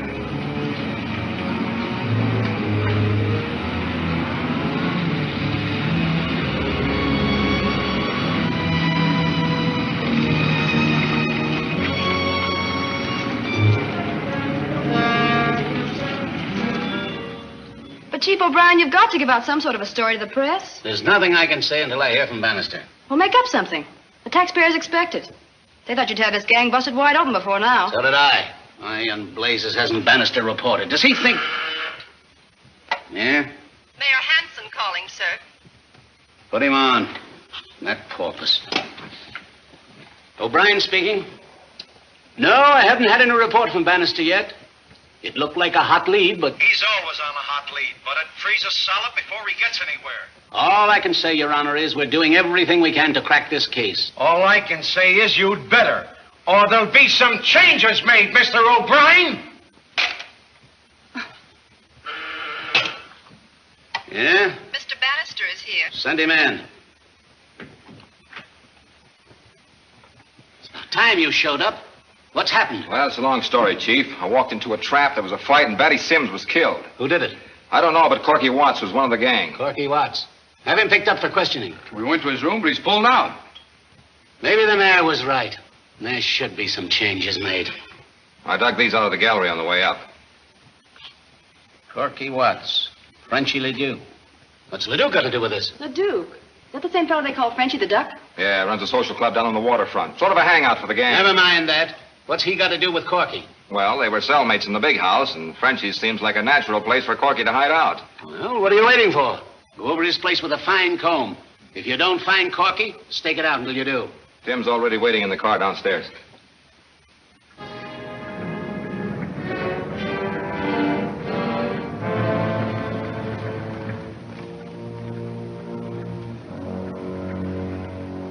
So, you have come to me to Aiju, eh, mon ami?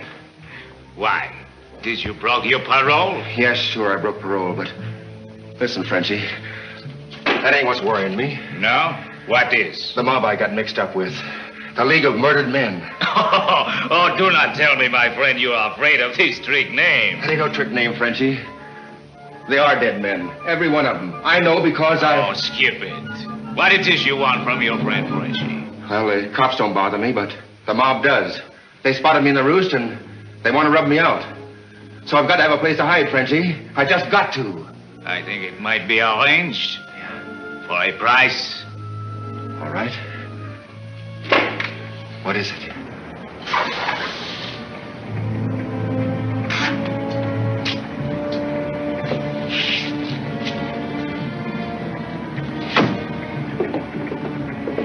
Social club. How do you like that?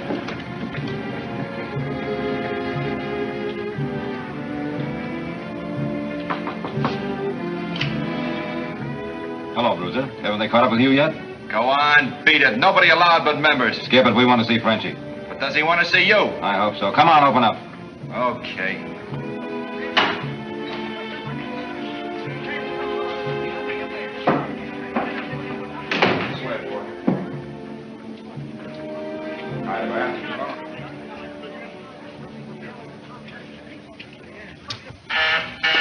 Police, this way.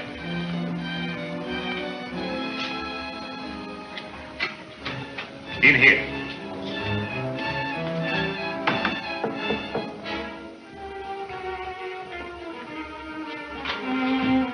Entree.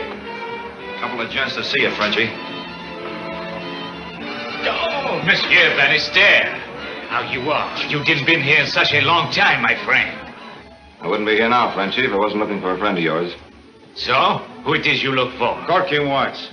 Oh, my good friend Corky Watts. Oh, yes. I didn't see him in such a long time. You haven't? I heard he was living here. But no, monsieur. You do not think that I, Frenchy Ludoc, would hide a criminal from the police. Come, you will search my house.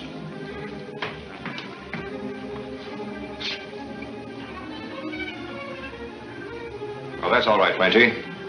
I'll take your word for it. If you say he's not here, that's good enough for me. But I am perfectly willing for you to search. If he shows up, give me a ring. Mais oui, Monsieur Bannister. If I can be of any help to you or the police, I will be only too happy. Okay, Frenchy.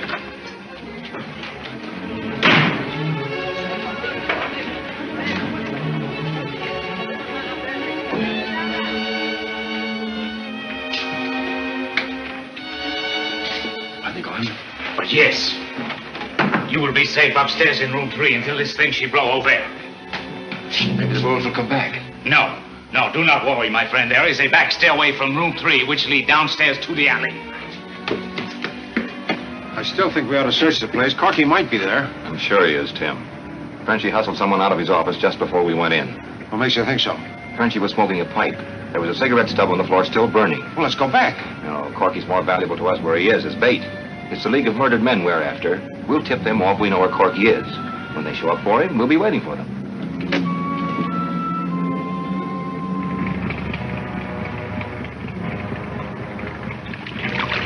That about what you wanted, Bill? Perfect. You didn't tell anyone I asked you to write it in, did you? Not even Haskins. And believe me, that's treason. Speaking of the devil,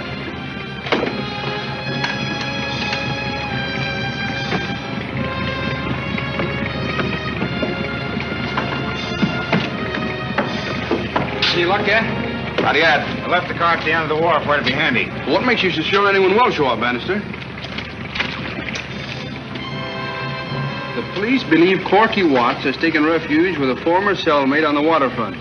They expect to arrest him for questioning within a few hours. That's all, Mr. Crawford. And thank you. Yes, sir. You should have got rid of Corky Watts when you found out the police had recognized him.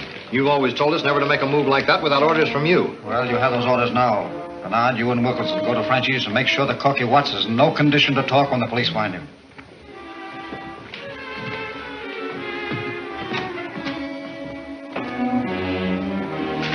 The police also saw and recognized Mr. Taboni, didn't they?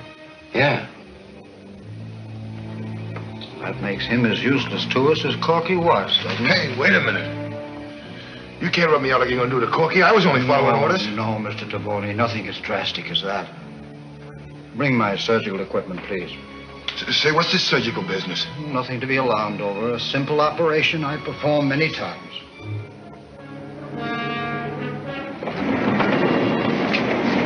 Was it close, Paul? Yeah, too close.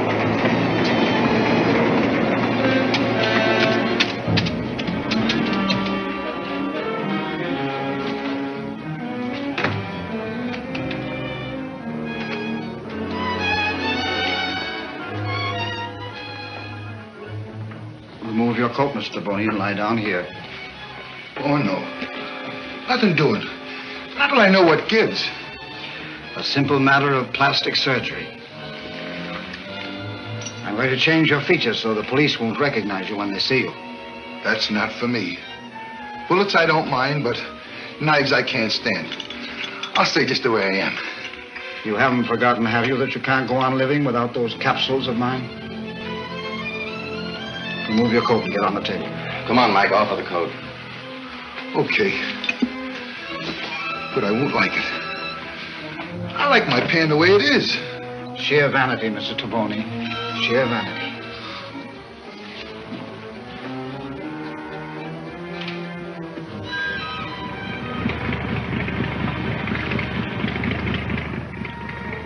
We may have to stake this place out for a week, Bill. No chance. They'll show up inside of an hour. Hey, wait a minute. There's 2 of them now. You better work fast. It'll be the finish for Corky. All right, Skipper, take us in.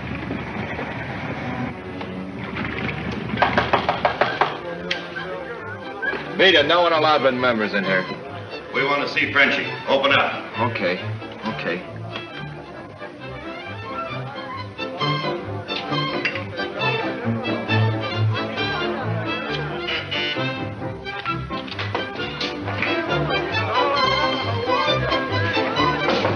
Entrez, s'il vous plaît.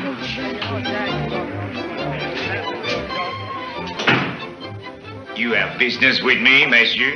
Yeah. Where's Corky Watts? Oh, yes. You are from the League of Murdered Men, is it not? Corky was expecting you. Where is he? I am so sorry. I cannot have him killed in my place. It would only get me in trouble with the police. You're in a bad spot to refuse, Frenchie. Where is he? You are not in such a good spot yourself, mon ami. That means the police are here. Yeah? Not so fast, my friends. It would not look good for Frenchie if policemen are found killed. Put the guns away. This way. Corky is in room 3, upstairs. What happens if the police search the place? There is a back way out. Corky will show you.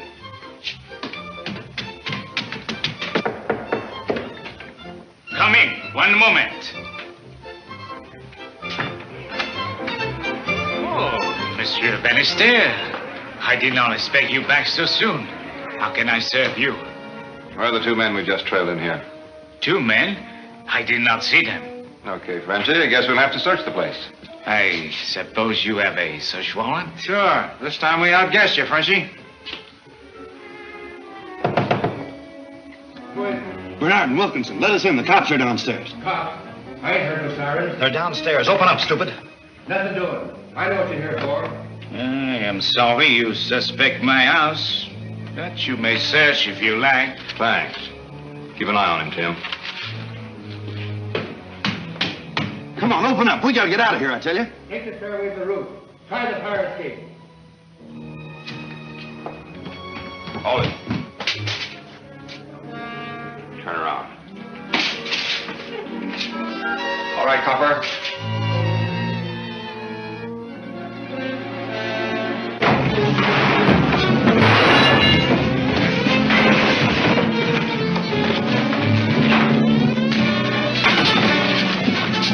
Nix on that stuff. The boss don't want him killed. Yeah, all right. Bill!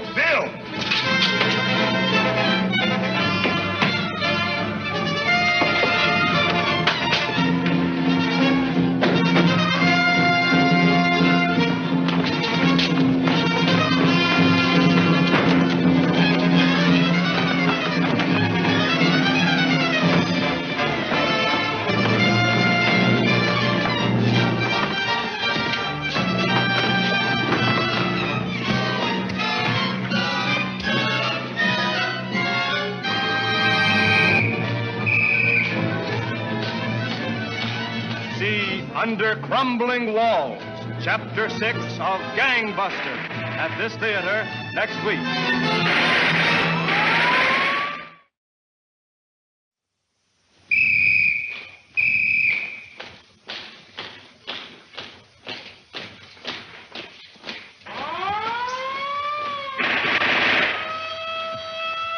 Universal presents Gangbusters, calling the police, calling the G-men, calling all Americans to war on the underworld.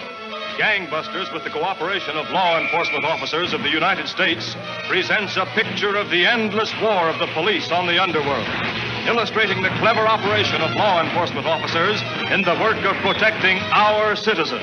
The all-American crusade against crime.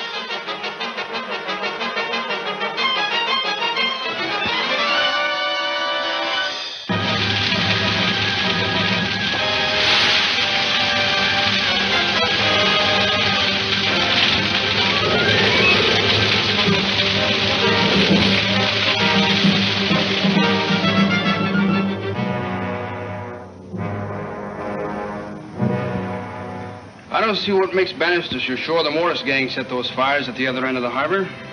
Mainly because they promised this town a reign of terror, I suppose. Yeah, but gangs go in for money, and you can't get rich setting bonfires. Mortis isn't out to get rich. He says he's after revenge. He wants to scare the entire city government out of office. The man's crazy. He must be. Doesn't make sense to me. Well, anyway, we're sure missing a lot of good news stories by sticking around here while the rest of the waterfront's burning up. None of those 2 men Bannister trailed into Frenchies are members of Mortis' gang. It's a cinch they are. Hold it. Turn around. All right, copper.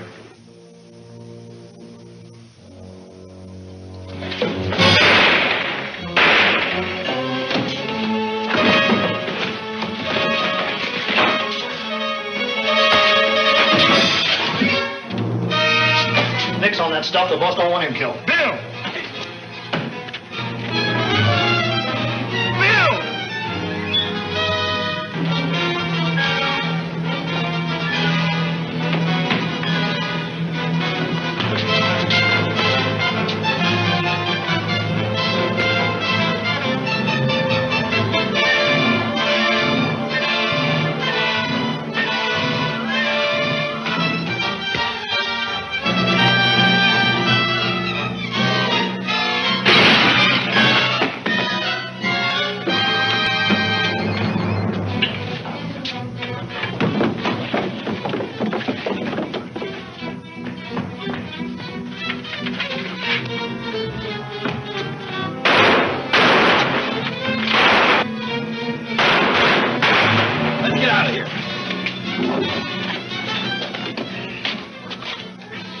Better come into Frenchies with me. I may need you.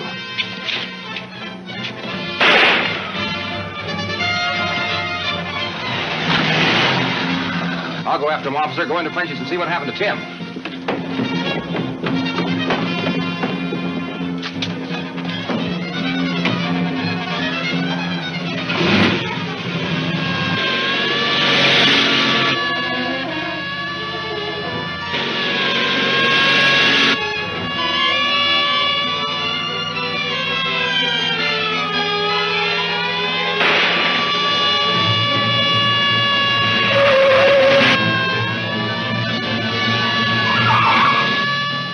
The hills, and I think we can lose him.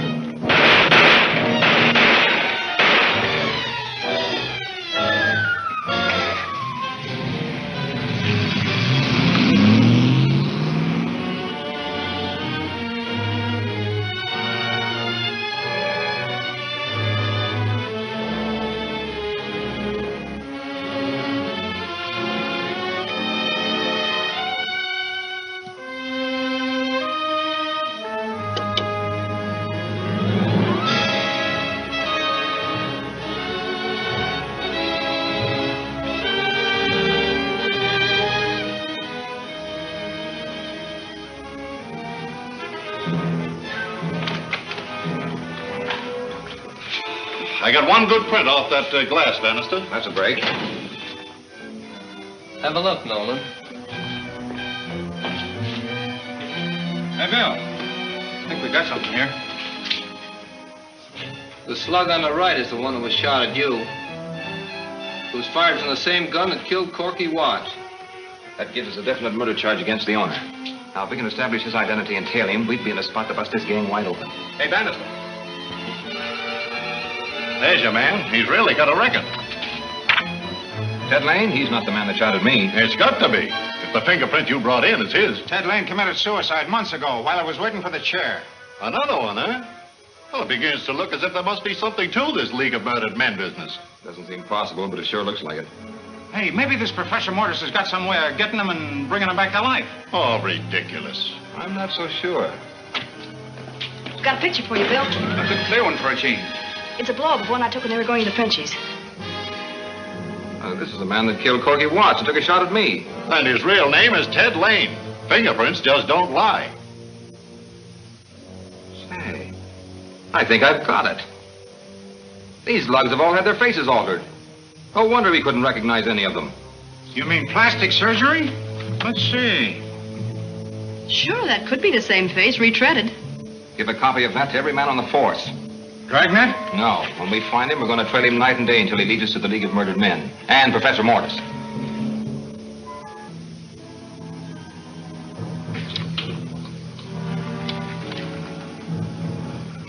You are not to remove those bandages for a couple of days, Mr. Taboni.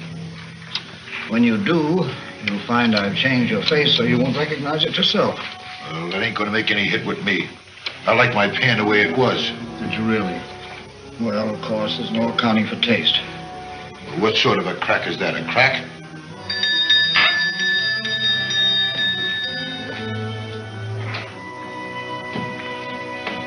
I almost got Bannister for you today, Chief, alive. I know. I also know Bannister almost got you, dead. That wouldn't disturb me much.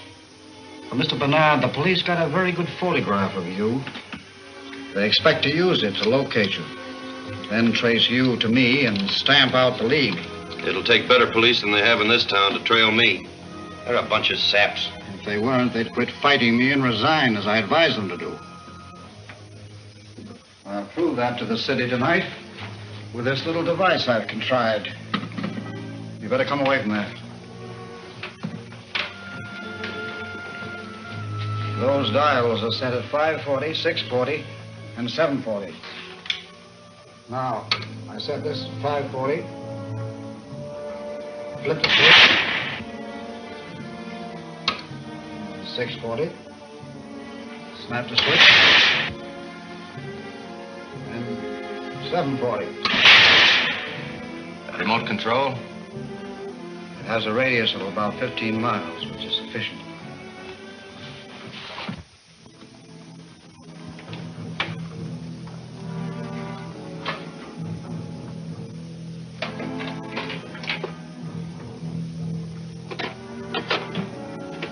By remote control, I shall explode these in the most important building in the city tonight. Moreover, I shall tell the citizens in advance what I intend to do, and the exact hour, and defy the police to prevent me. How are you going to tip them off, Professor?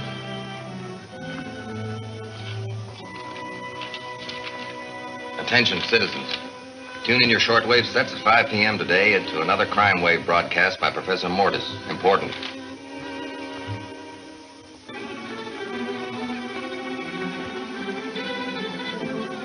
Do you suppose the fool really will attempt another broadcast? Professor Mortis is not a fool, Mayor Hanson. If he says he's going to broadcast, you can bet he'll do it. Well, why aren't you doing something about it? We are. We're going to try to locate his sending set by picking up his beam when he starts to broadcast. You've tried that before and failed. I know, but all we can do is try. We've got cars stationed on turntables to pick up his beam when he goes on the air.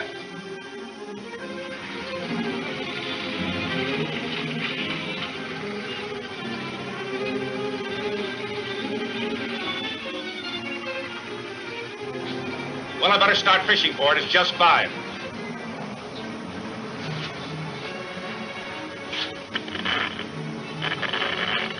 Here it comes. Swing the car easy to my right. Fellow citizens, this is Professor Mortis speaking, addressing you from the grave to which you sent me. Why have you disregarded my last broadcast? Why have you not put an end to my reign of terror by throwing out of office all your civic authorities? Mayor Hanson, your judges, especially your stupid, blundering police department. That's funny. I can't find where it's coming from. It keeps changing directions. Your police believe they are closing in on the League of Murdered Men. To prove how helpless they are, I issue this challenge. Tonight, at 8 o'clock, I shall destroy the nearly completed City Hall. And I defy the police to stop me. Stand by, Tim, for calls when they come in from our cars.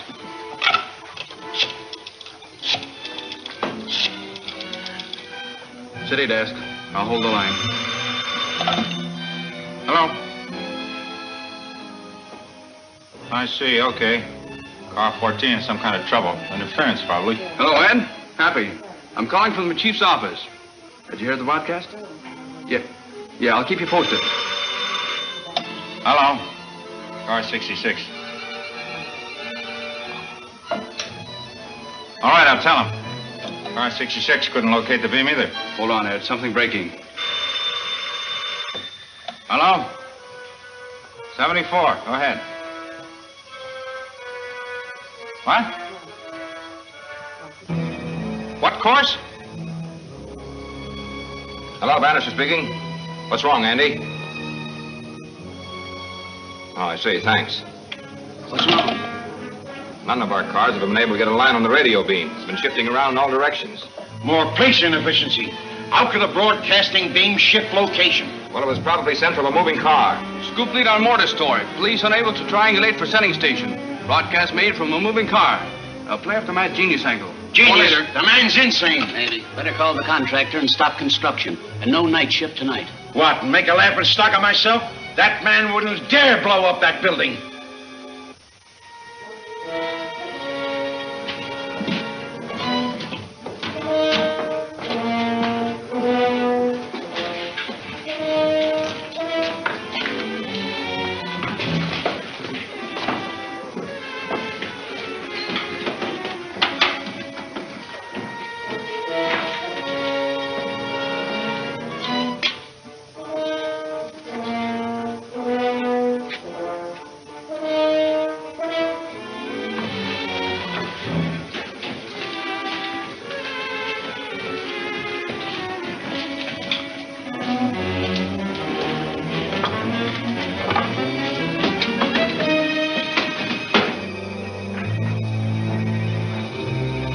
I'm sorry, Your Honor, but I'm not going to let you risk the lives of hundreds of workmen just because you're afraid of making a mistake.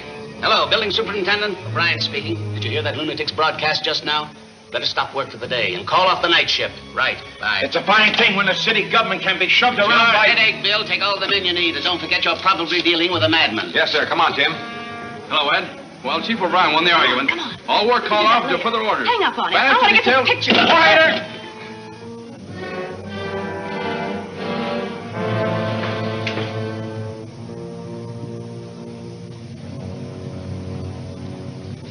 Find a quiet side street and park. Find anything? Not a thing. The crew must have left on the run. There's nothing up above either. We've been over it with a fine comb. Well, if there's nothing inside, what are we afraid of? That's just it. We don't know what to be afraid of. We're dealing with a madman. Anything can happen. Well, what do we do? Sensible thing to do is to get a safe distance away and watch. Get back to your squad cars.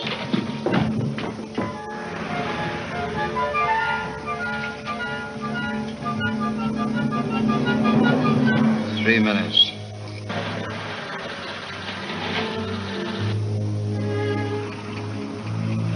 You drive around the corner and park. I want to get some pictures of this mess before and after. And now's the time to get them before. Hey, wait. That's no place to be prowling around tonight. Oh, there's plenty of time. It's only 7:20. Seems later than that to me. Go on and park.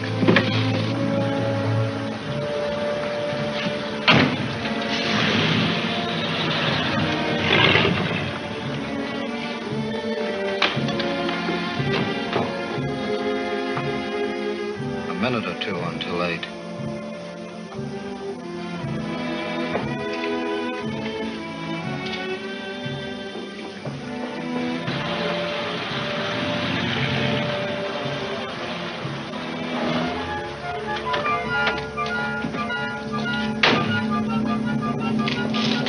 Where's Vicky? We're inside getting pictures. Inside? Is she crazy? I rather hope Bannister will be in the building. He's becoming somewhat of a nuisance. Vicky! What'd you let her go in there for? Vicky! Vicky Logan, where are you?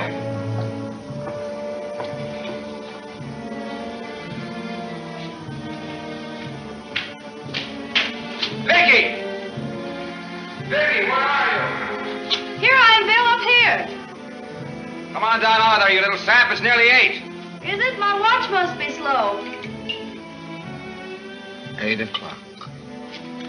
Come on down, do you hear me? Okay, in a couple of minutes.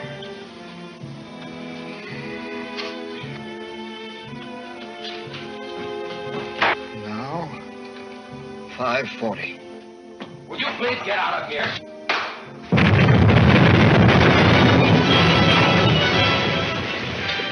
There it goes. Mortis wasn't kidding.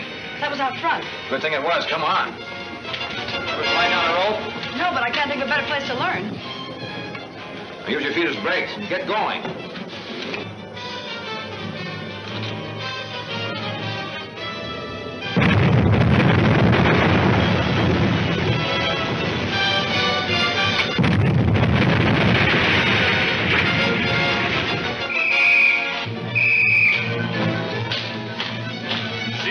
The Water Trap, Chapter 7 of Gangbusters, at this theater next week.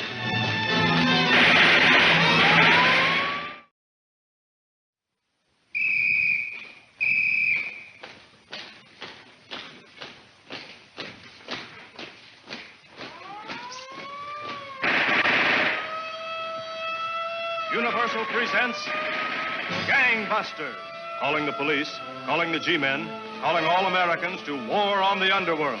Gangbusters, with the cooperation of law enforcement officers of the United States, presents a picture of the endless war of the police on the underworld, illustrating the clever operation of law enforcement officers in the work of protecting our citizens. The all-American crusade against crime.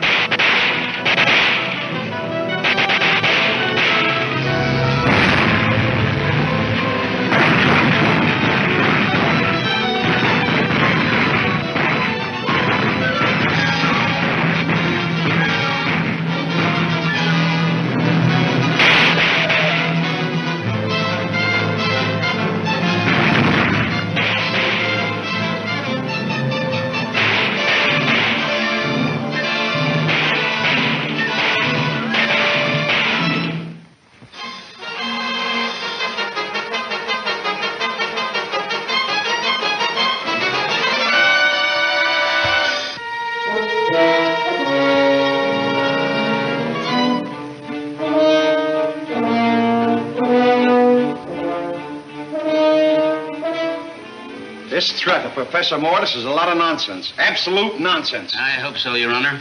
You hope so? Why, the man must be crazy. How does he expect to get inside the building to blow it up with all the police you have on guard there? You know the dynamite can be exploded at long range by remote control, don't you? Certainly I know it. Why? Well, you can bet that if we know it can be done, that crazy scientist knows how to do it.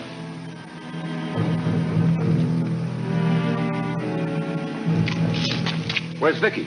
We're inside getting pictures. Inside? Is she crazy? 3 minutes. What'd you let her go in there for? I rather hope Bannister will be in the building. He's becoming somewhat annoying. Vicky! Vicky! Vicky Logan, where are you?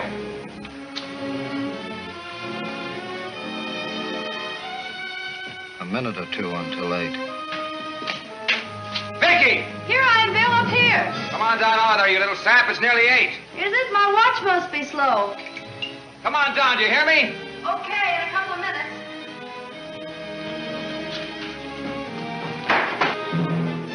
Eight o'clock. Please get out of here. Come on.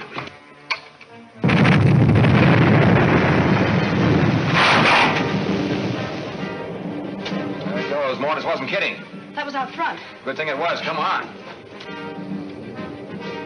Here, just keep your hands from burning. Now use your feet as brakes. Get going.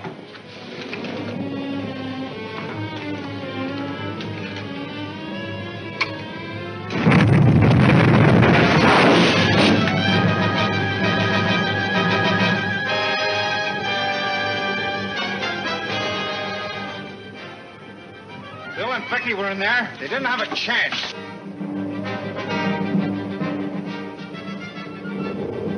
Perhaps now the police will realize the type of mind they're dealing with. Are you hurt, Vicky? No, I'm all right. Let's rush these pictures through. Come on. I gave you up, Bill.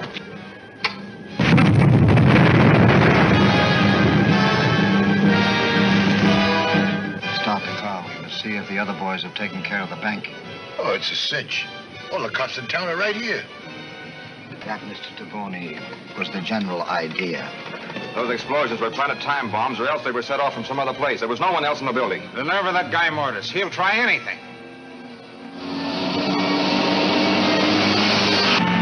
Stop at that alley leading behind the bank.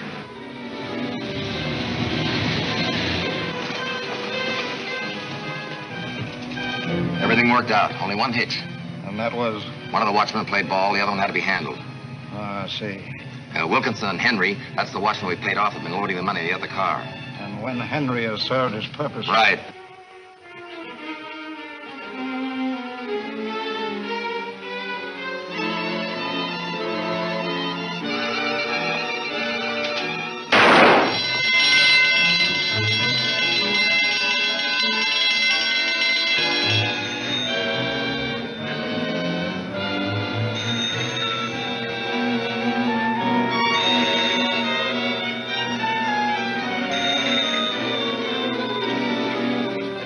All 7th Division cars. Emergency alarm from the United Mortgage Building. Repeat. Attention. All 7th Division cars. Emergency alarm from the United Mortgage Building. Well, that's just a few blocks from here. United Mortgage, that's the bank. Let's go. Maybe blowing up the new city hall was a gag. Yeah, to draw our attention so the mob could do a job somewhere else. Say, we gotta get out of here. That watchman you thought you took care of just turned in an alarm. We can't risk taking the money to headquarters now. Wilkinson, you and the watchman take it to French's. We'll transfer it when it's safer. Elliot, you stand by with the car to ward off pursuit. Take the Boney with you. He's too conspicuous to suit me. Get out.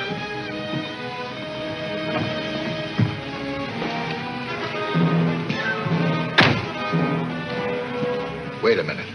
What did the professor mean when he said I was conspicuous? Was that a crack? Come on.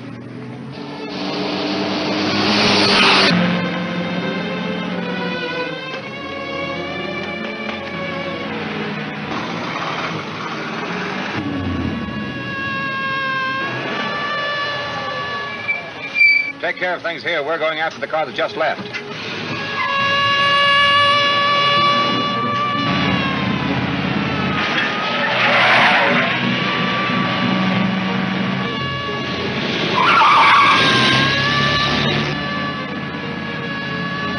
There's another police car coming towards us. It's the one behind us I'm interested in.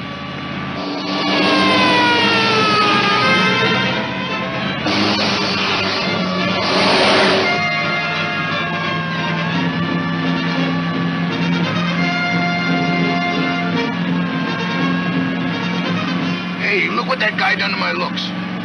He ruined them. What looks? Still like my old face better. I think we lost him. No, we didn't. Hang on. Make up your mind.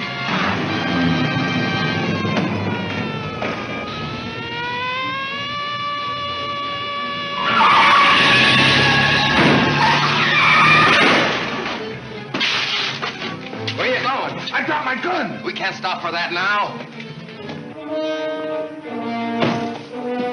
Down to the back. Here's something. What is it? Gun and a bandage. Well, there's 100 hiding places in this neighborhood, and all of them good. Right. No use wasting time around here. Let's get back to the bank.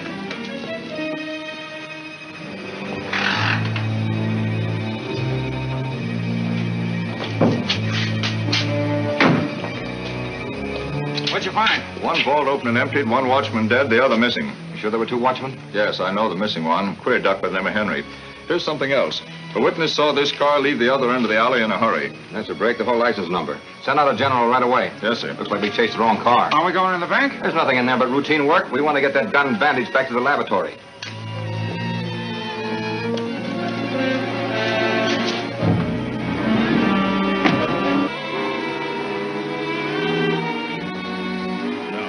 will not have it. You cannot use my place for a hideout for stolen goods. Sure we can, Frenchy. Now wait till I tell you what we have. No, the police suspect me now. They may search my place at any time. Wait here, Henry, while I see if everything is clear. Somebody might come and I'd have to run for it. You're not going to run anywhere. Not with all that dough.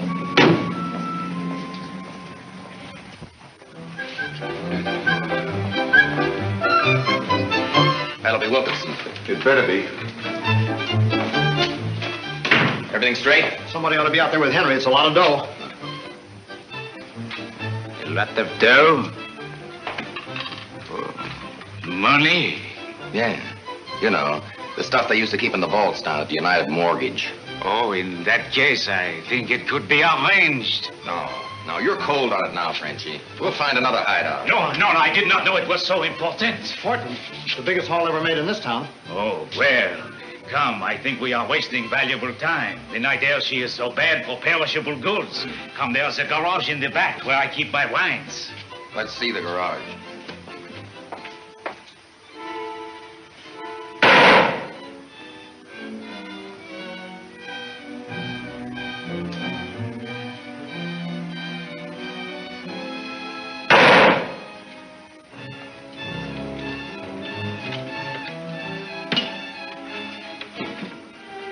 This gun is the same caliber as the one used by DeBoney. We'll soon find out if this is it.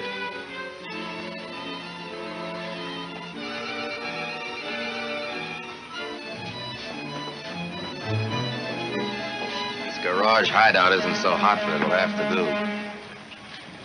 And you stay away from those wine barrels. Okay.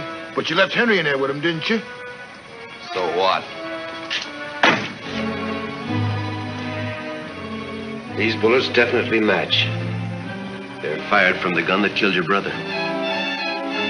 And DeBoney was on that job tonight.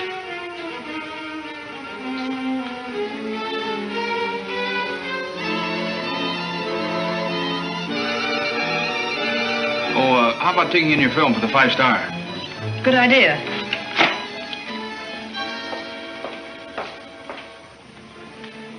We all know that some of the gang have had their faces altered by plastic surgery. From the looks of this bandage, wouldn't you say it had been on a man's head and face? Probably was, yes.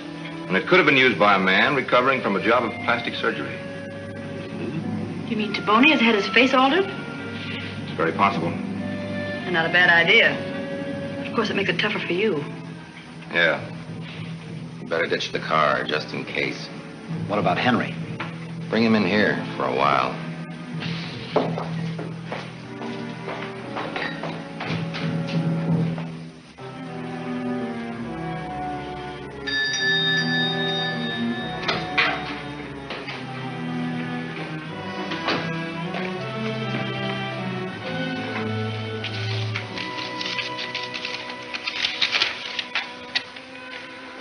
That is all, Mr. Grubb, and thank you. Yes, sir.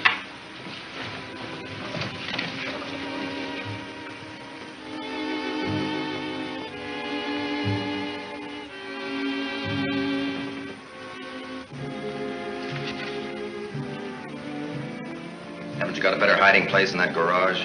What is the matter with it? It is solid concrete and securely locked. To me, it sticks out like a sore thumb. That's the first place I'd search. Perhaps I have a better hiding place. Now that we are partners, I will show you. Come.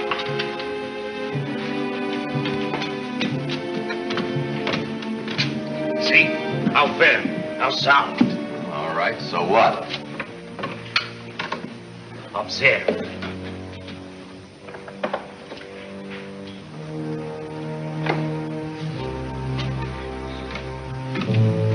Voila. What's it for?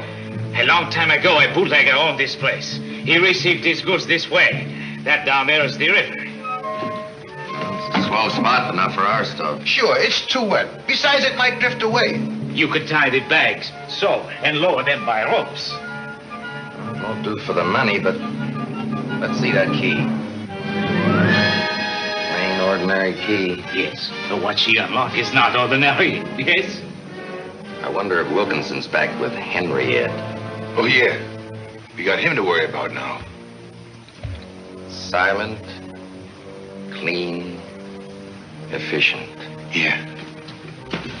But we must not get it. It is not safe. I've changed my mind. We're going to use it after all. You give me my key. I do not know what you intend to do, but I will not have it. I cannot afford this trouble with the police. They will close me up. If your gadget's all it should be, they'll never know. Please, no, you cannot do this. Why do you do it to me? Maybe to keep you from talking about that dough, Frenchie.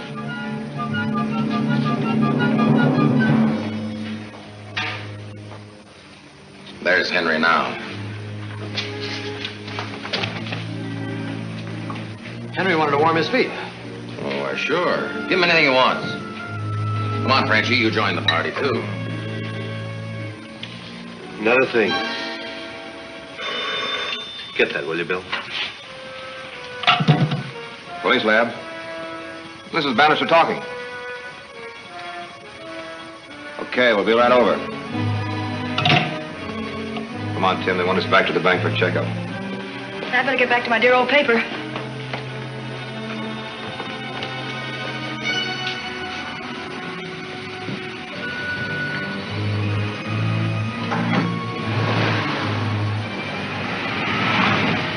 Come on, Henry, I'll show you to your room. Let me have another one. I'm cold. All right.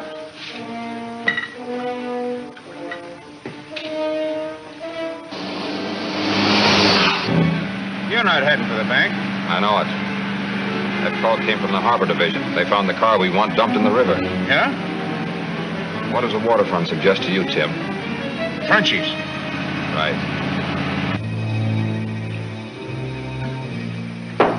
That's enough.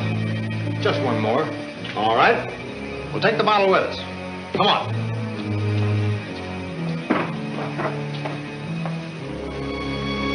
Come on, we'll go upstairs. This way.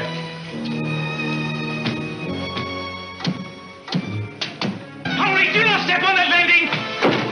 Why, you...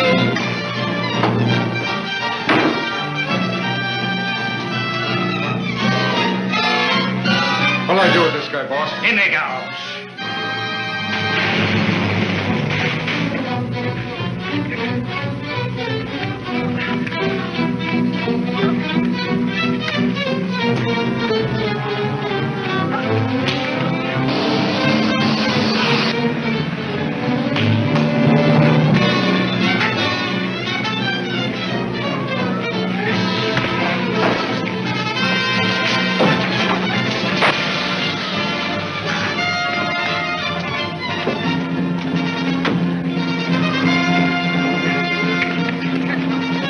Bring it up.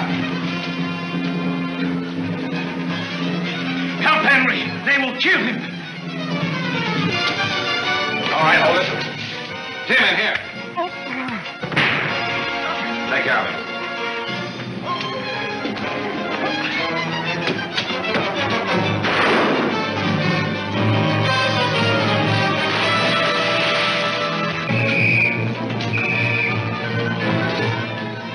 See Murder by Proxy, Chapter 8 of Gangbusters at this theater next week.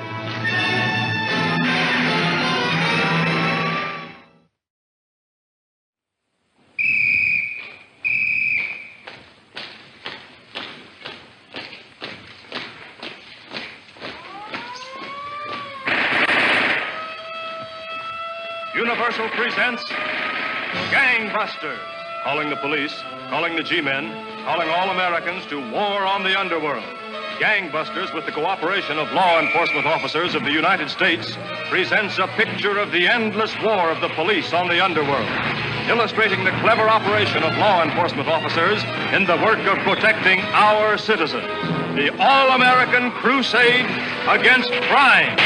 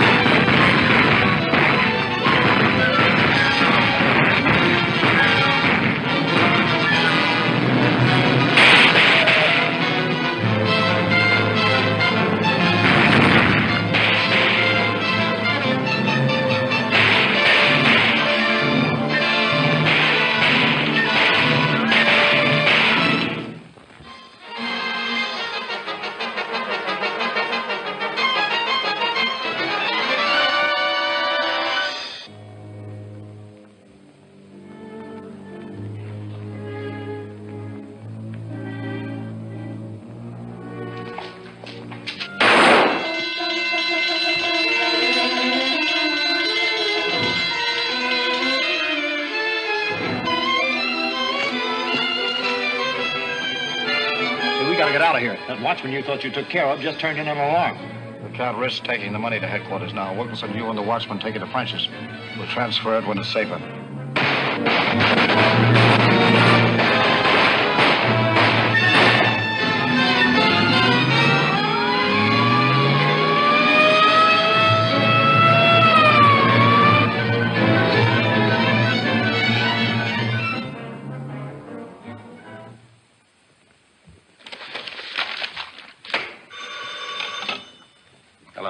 O'Brien speaking. Oh, it's you, Mayor Hanson. Yes, I've heard about the bank robbery. We are on the job. Listen. Bill Bannister found out where they took the loot and he's on his way down to recover it. It's at a waterfront dive known as Frenchy the Ducks.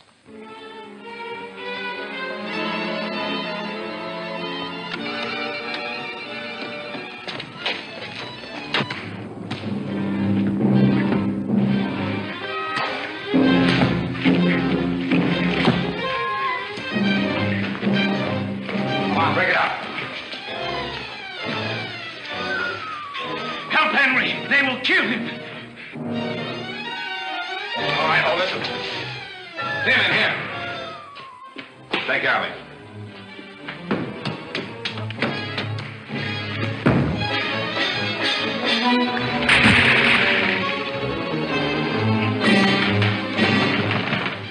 Hey, Frankie, open up. More police!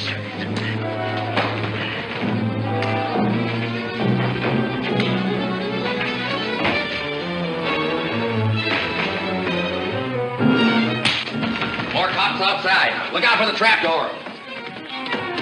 Who are you? Where are the police? What police? We're reporters. The coppers. What's happened? Where's the men? Upstairs, I think. Oh, to the fire escape, most likely. Fire escape? I'll be there when I come down.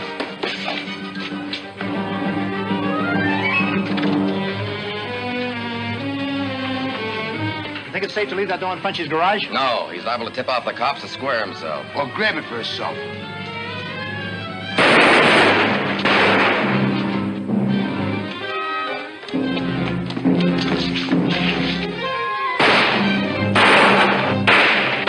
Bill must have followed him up to the roof. Oh, no, stop. Stop, wait. Mademoiselle, you must not. Let go of me, you big gorilla. No, you must not until I reach the floor. Look.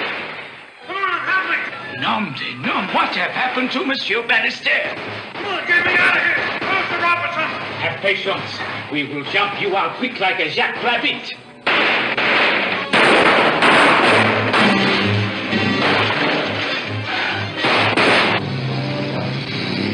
My friend. There you are. Now you will rest yourself. I will fix that trap before she catch somebody else. Now. I got the license number. That don't mean a thing. They'll change plates the first chance they get.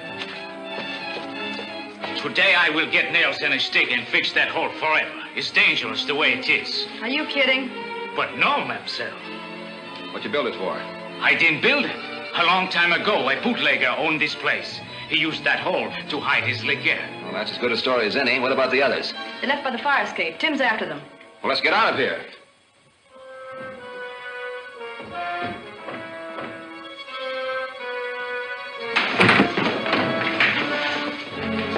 How to get out?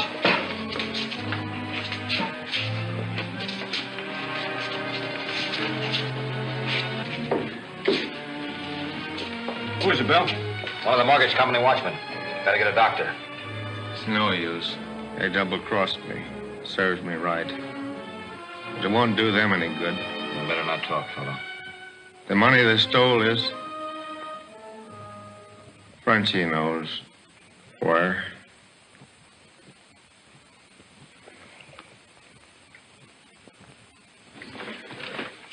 All right, Frenchy. Where's the money? I really do not know, my friend. If you want to talk here, go to headquarters. Oh, you did not let me finish. I myself, I do not know. I only know they say something about a garage in back from my place. We'll let it go at that for the time being.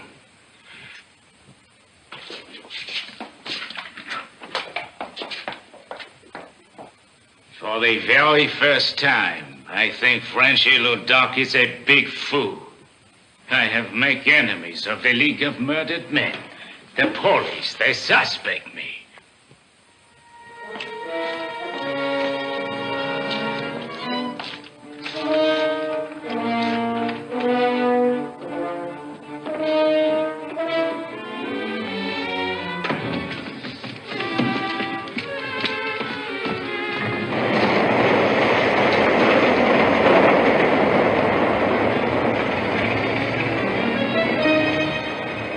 Just make it.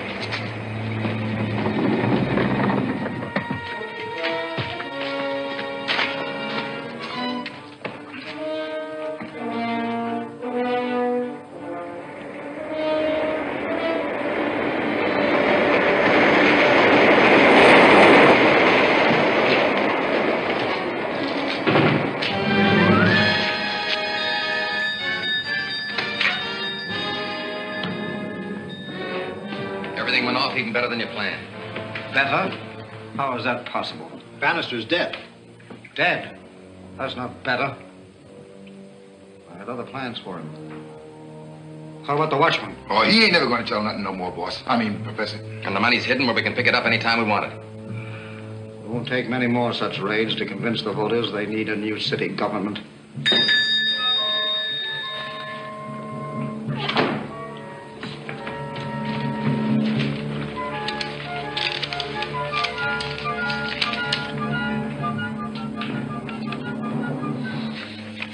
Your report was right, except for three things. Bannister is not dead. The watchman did talk, and the police have already recovered the money you hid last night. There must be some mistake, Professor. There were several mistakes, and you men made all of them. And strike quickly to regain our lost ground. This seems adequate. Syndicated Steel Corporation's payroll. You'd better pick up McKay as we arranged some time ago, Mr. Bernard. Right. Then come back with these three. I'll explain to them while you're gone. Is it all right for me to go now? Not yet, Mr. Clubb.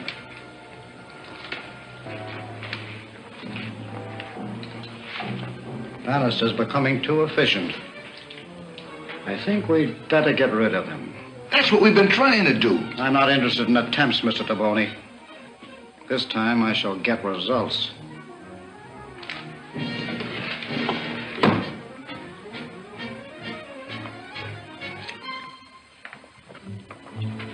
Watch the vase on that table.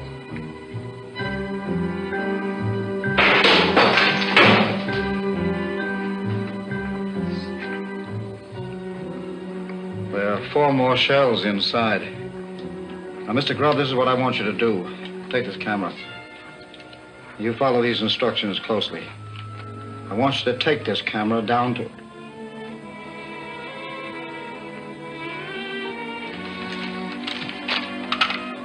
Get me the mayor's office. Chief O'Brien speaking. Is the mayor in? Hello, Mayor Hanson. You read the papers? What do you think of your gangbusters now? What have they done that's so remarkable? Why did they let them steal the money in the first place? The gang is as far as ever from being broken up. Bannister, that's all I ever hear.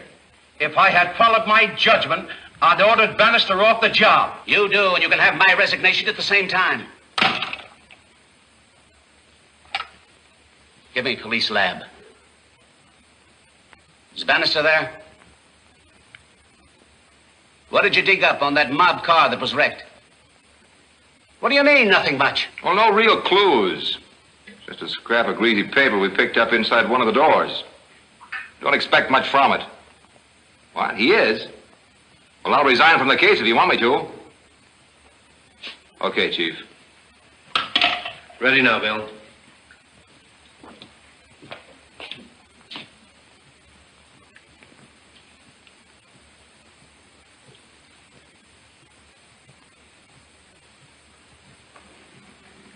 If there was ever anything on that piece of paper, it's certainly gone now.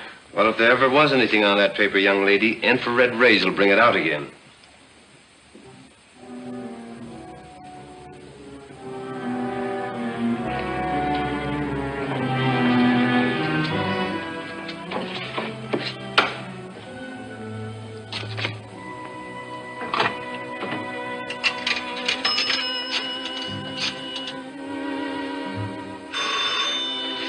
Take a look at that, Bill. Police lab, journal calling the slogan. Yes. City desk calling you, Miss Logan. Hello, Logan speaking. A new picture of Bannister. What for? You've got 100 of them down there. What makes your voice sound so funny? Oh, well, you better take something for it. Okay. That's a sales slip from a drive-in stand, ain't it? Yeah, nothing much to work on, but we'll take a whirl at it anyway. Hold it, Bill. The boss wants a nice big close-up of you detecting something. Not now, Vicky. I got a job to do. Swell, well, I'll tag along and get one in action.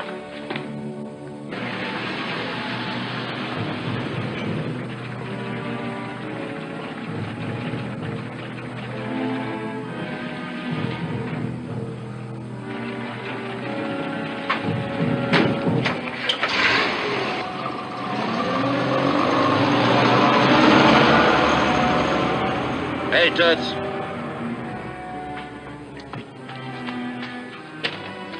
Keep the change. Thank you.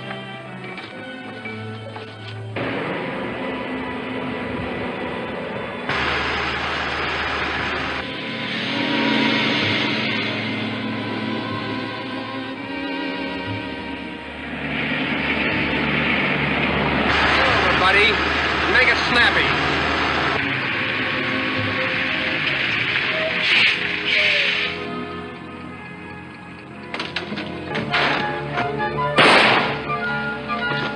There's one guy that won't be interested when we lift the company payroll.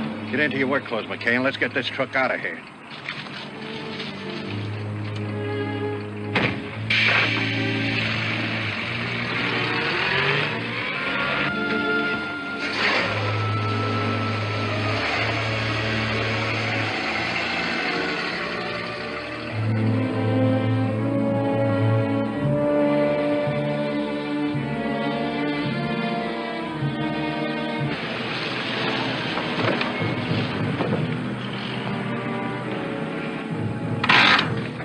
May I have your order, please? We're not eating. We're from police headquarters. Don't policemen eat? Not often when they're on duty. You worked here long, miss? About a year. Why? Remember serving any of these men? Well, this fellow was in here not 10 minutes ago. Sola Bernard. Which way to go? Down the highway. You're the police, aren't you? Yes, why? I just found a dead man down the road. Hit and run? No, this man had been shot. Hold it, everyone! Get in, Vicky, if you're coming with us.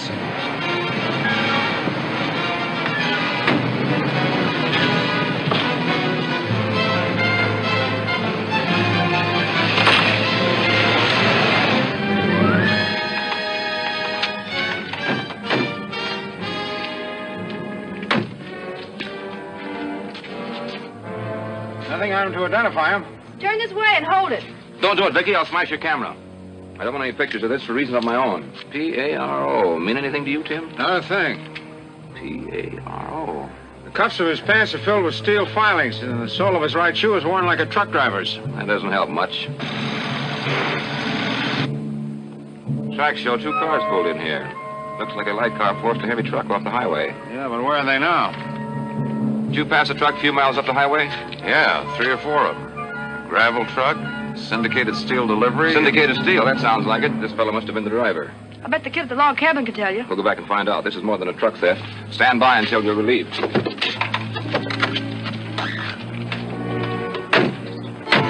Stop and investigate all syndicated steel trucks northeast of city. Driver murdered, car stolen. Repeat. Investigate all syndicated steel trucks northeast of city. That's all. Sure, I knew him. He was a tall, good-looking fellow.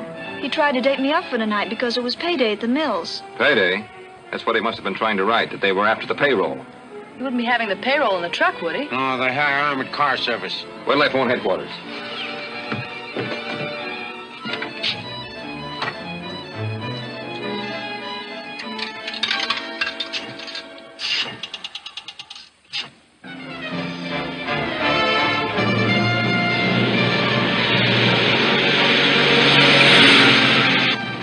Here it comes. Now do your stuff.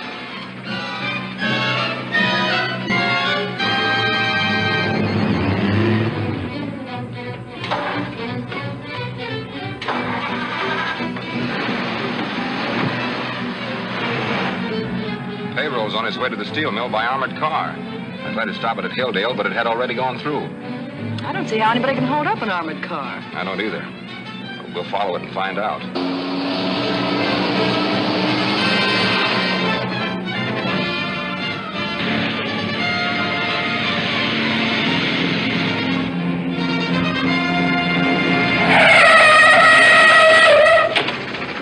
Come out of there with your hands up. Wait a minute, fellows. This ain't a stick-up. I think my steering knuckle broke. Oh, hello, Burns. Hi, McKay. I didn't know you were back driving for Syndicated. I'm just filling in for one of the boys that's pretty sick. Oh. It's okay, Slim. I know him. All right, you two. Drop them guns. Get in and drive the pay car. McKay, you take the truck. Load these guards in the back. Come on, move.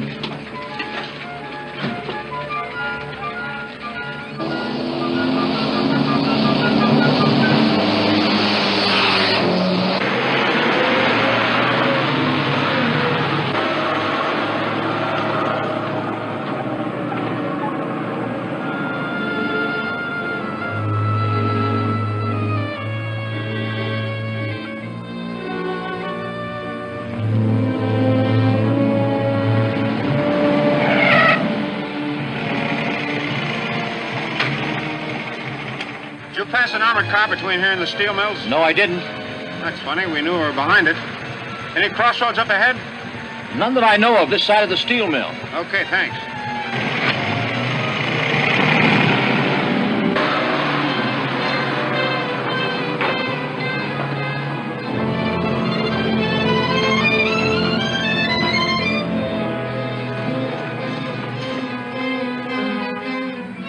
Funny that a truck and an armored car could just disappear. Well, there's a lot of places they could turn off here in the brush. Yeah, but how could a truck make an armored car do it?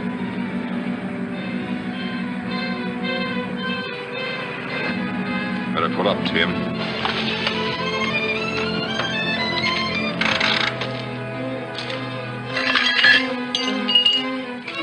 Been a collision not long ago.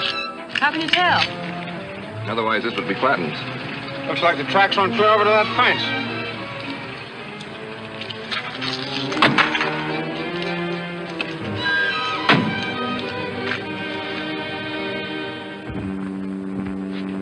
Go ahead, Tim.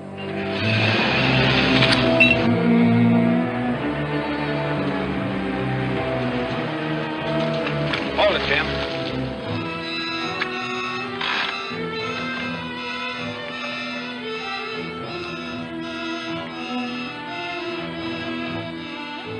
Something phony here.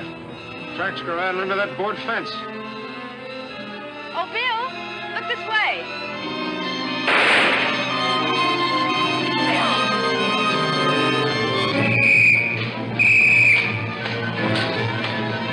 See Gang Bait, Chapter 9 of Gangbusters at this theater next week.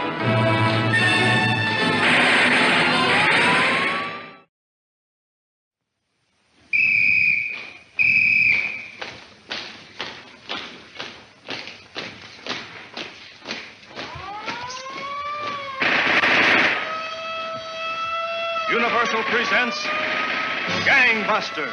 Calling the police, calling the G-men, calling all Americans to war on the underworld.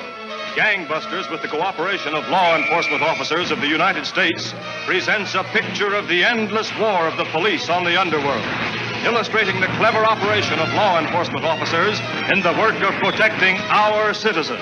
The all-American crusade against crime.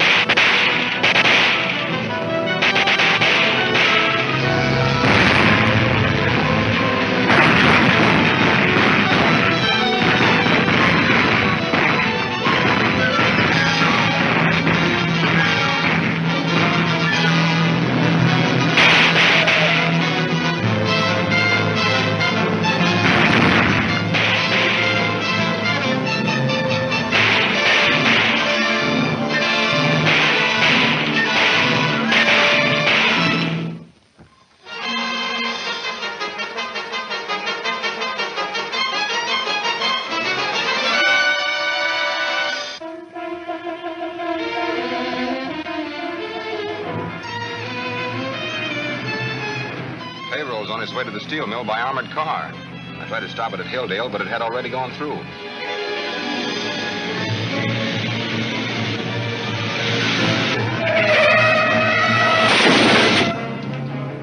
Come out of there with your hands up. Wait a minute, fellows. This ain't a stick-up. I think my steering knuckle broke. All right, you two, drop them guns. Grab him, I said. Bernard, get in and drive the pay car. McKay, you take the truck. Load these guards in the back. Come on, move. Seems funny that a truck and an armored car could just disappear. Well, there's a lot of places they could turn off here in the brush.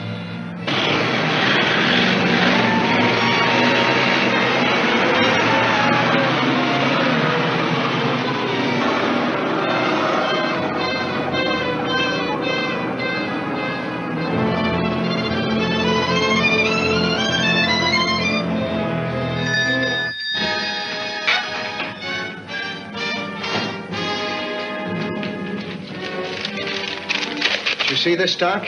Looks to me like this guy Bannister is going to give you a lot of trouble. Not if that newspaper girl takes a picture of him with the camera we gave her. At close range, she can hardly avoid killing him. But how could a truck make an armored car do it? Better pull up, Tim.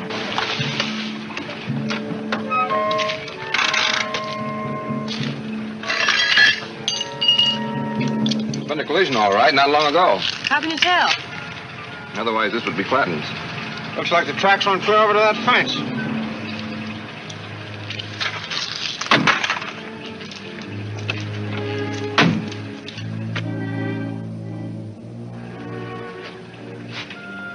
Go ahead, Tim.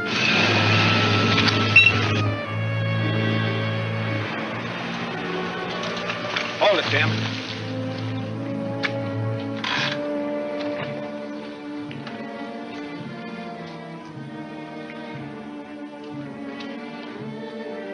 Nothing phony here. Tracks go right under that board fence.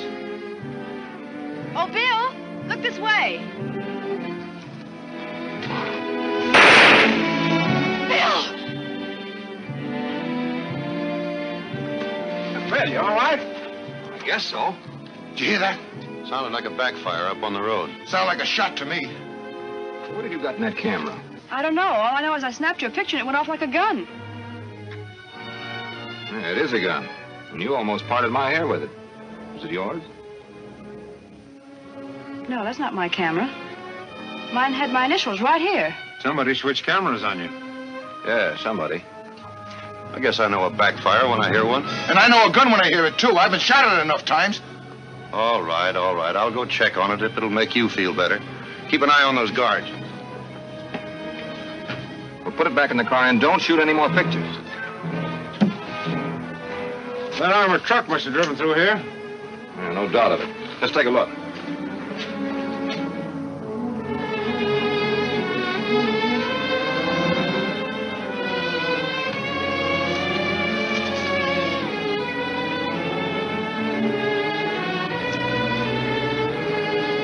It's a great spot to hide an armored car. You said it.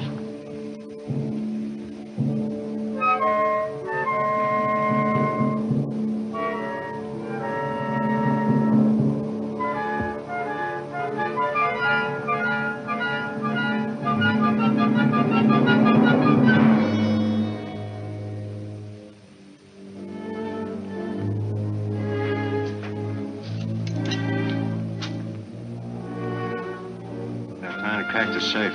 Yeah. Let's move in and take him.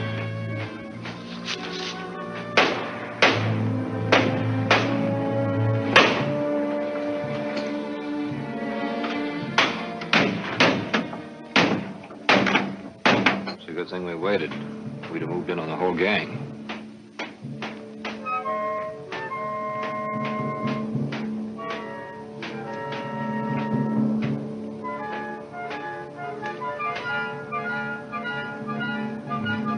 Hold it covered.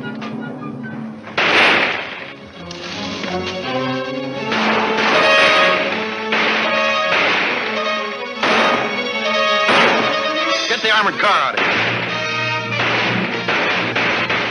They're getting away with the armored car. Where they're heading, they have to come out on the highway. We can head them off.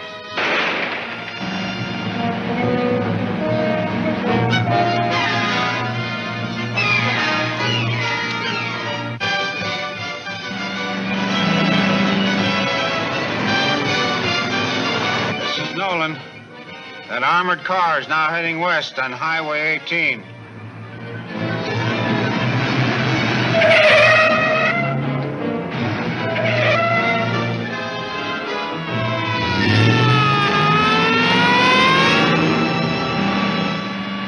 The cops.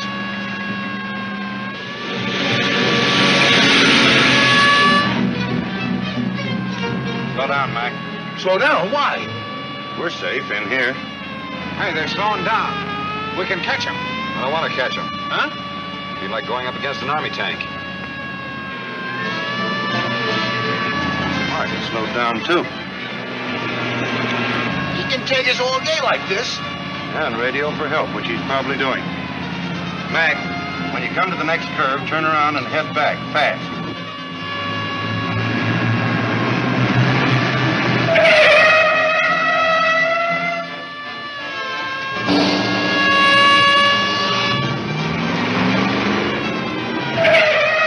Are we running away or chasing that car?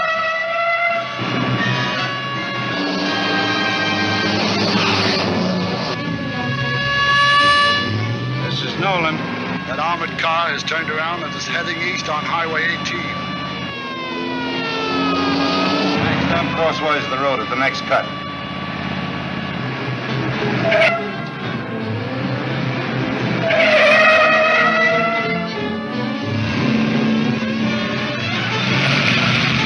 Got a ditch. And leave all this dough? You can stay with it if you want to.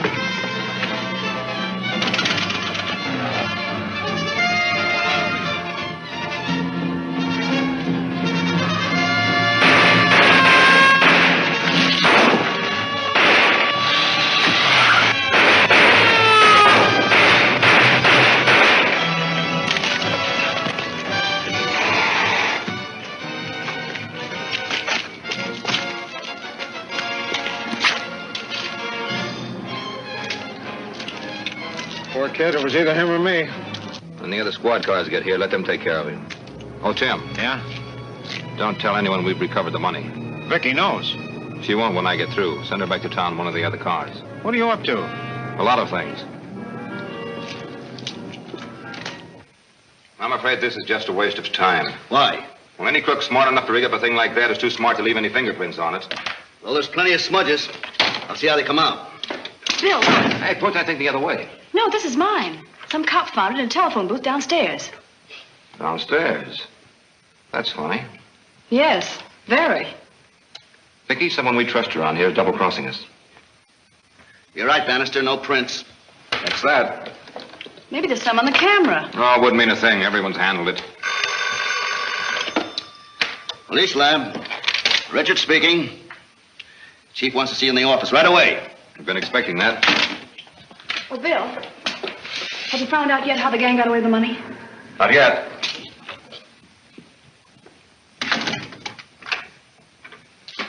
Hiya, Chief. That plan of yours has gotten us into a fine mess. When I told the mayor the payroll had been grabbed, he went through the roof. He did? Good. Good nothing. Gave me my choice of firing you or resigning. So I resigned. Not on my account. Why don't you let me tell Hanson that I have the money in my wall safe? Because I don't want anyone to know that but us. Not even the mayor. But your job. It's not as important as busting this gang. But you're off the force. I know. But there's nothing to prevent a private citizen from trying to run this gang down, is there? No. And there's nothing to keep the police from helping, if we feel like it. Of course. Now, we know that someone we trust is tipping off the gang to our plans. Seems so. At least they always know them in advance. That's right. Now, you carry out your part in our plan, and I'll put the finger on the spy Professor Mortis has put here at headquarters. Hey, Bill, how'd this story get in the paper? Didn't we get the money from the pay car? Sure, it's in the chief's wall safe. Then what's the idea? Look, Tim, we know Professor Mortis has got a spy on us. Well, it looks like it. He always knows what we're going to do before we do it. They're going to use that money to catch the spy. I don't get it. We're going to tell everyone I've got it. But we're going to tell each and every one is hidden in a different place. Oh, I see. Then when the gang comes to get the dough, we know who tipped them off. That's it. Let's go. It's a dirty shame, Bill. You're making a big mistake. You were doing all right. I got a mind to quit, too. I'm resigning. Forget it. O'Brien needs you. That's a fine thing, firing you. Just when you're all set for the big blow-off. What do you mean, blow-off? Talk, Bill. I'll talk, but not now. How about a cup of java, Vicky? Sure. I've had a direct tip that the gang didn't get the money. I don't understand. You've got nothing on me there. But if the gang didn't and we didn't, then who did? Doesn't that put it up to Bannister?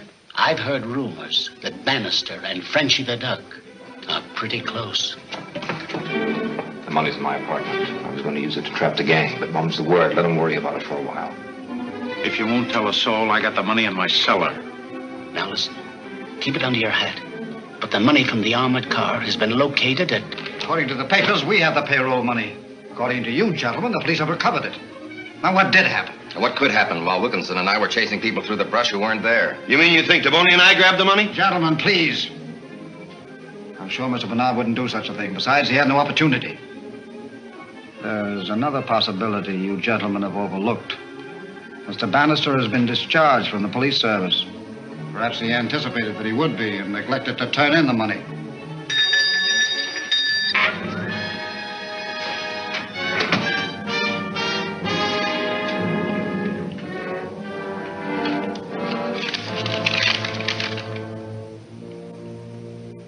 There's no answer, Mr. Gordon. And thank you. Yes, sir. The money has been located. We shall pick it up this evening.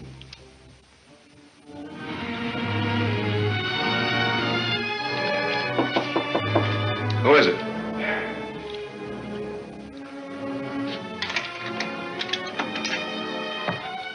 All set.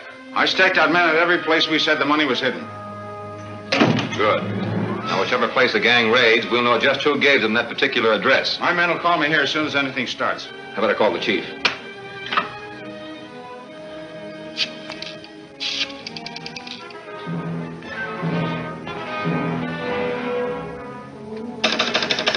Oh? That's funny. I can't get the chief's office.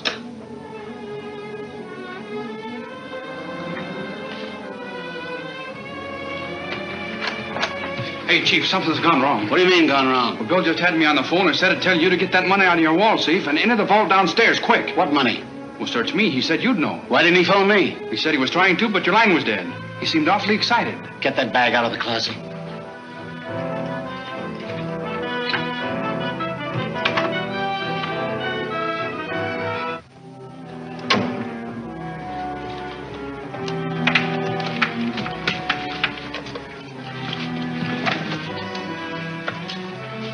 Call those two officers on guard in the hall.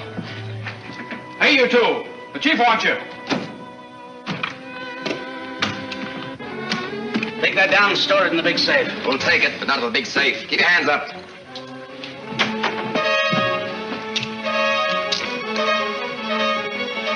How did you get those uniforms? Ask the two cops when you get them out of the cleaning closet.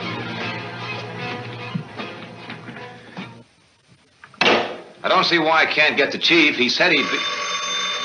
Hello? They did?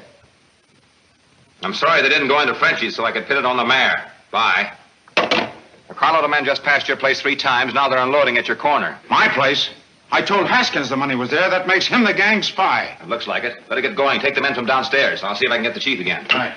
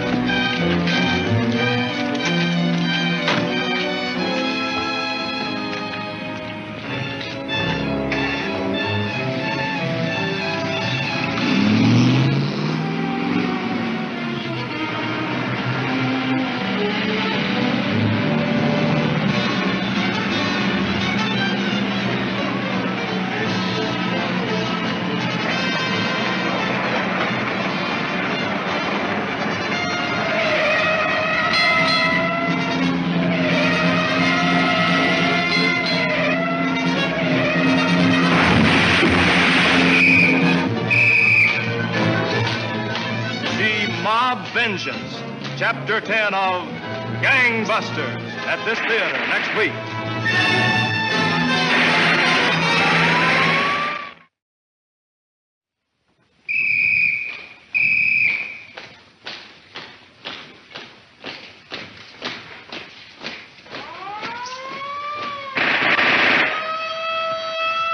Universal presents Gangbusters.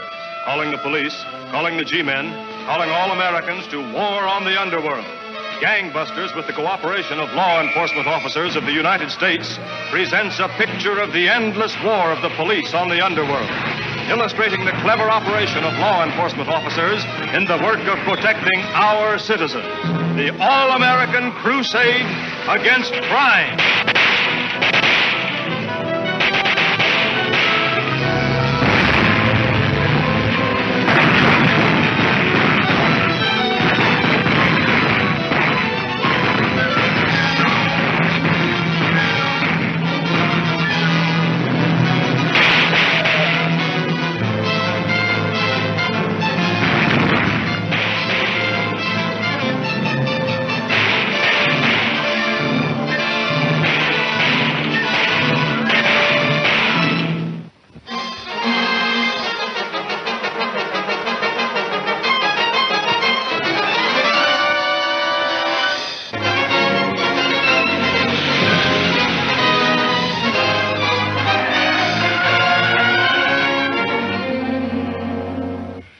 According to the papers, we have the payroll money. According to you, gentlemen, the police have recovered it. Why don't you let me tell Hanson that I have the money in my wall safe? Because I don't want anyone to know that but us, not even the mayor. But your job. It's not as important as busting this gang. But you're off the force. I know. But there's nothing to prevent a private citizen from trying to run this gang down, is there? No. And there's nothing to keep the police from helping, if we feel like it. Of course. Hey, Bill. How'd this story get in the paper? Didn't we get the money from the pay car? Sure, it's in the chief's wall safe. Then what's the idea? Look, Tim, we know Professor Mortis has got a spy on us. Well, it looks like it. He always knows what we're going to do before we do it. We're going to use that money to catch the spy. I don't get it. We're going to tell everyone I've got it. But we're going to tell each and every one is hidden in a different place. Oh, I see.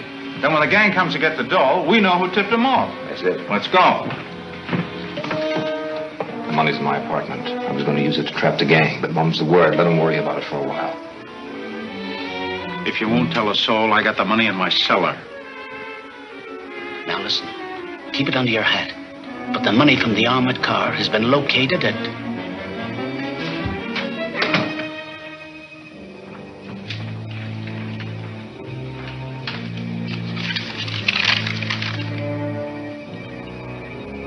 There's no answer, Mr. Grodman. And thank you. Yes, sir. The money has been located. We shall pick it up this evening. Carlo, the men just passed your place 3 times. Now they're unloading at your corner. My place? Yeah. I told Haskins the money was there. That makes him the gang spy. Hey, Chief, something's gone wrong. What do you mean gone wrong? Well, Bill just had me on the phone and said to tell you to get that money out of your wall safe and into the vault downstairs, quick. What money? Well, search me. He said you'd know. Why didn't he phone me? He said he was trying to, but your line was dead. He seemed awfully excited. Get that bag out of the closet.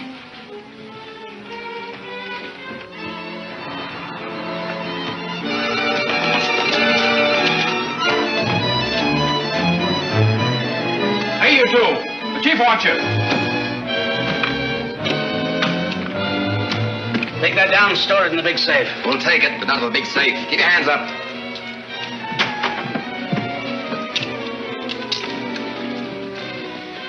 How did you get those uniforms? Ask the 2 cops when you get them out of the cleaning closet.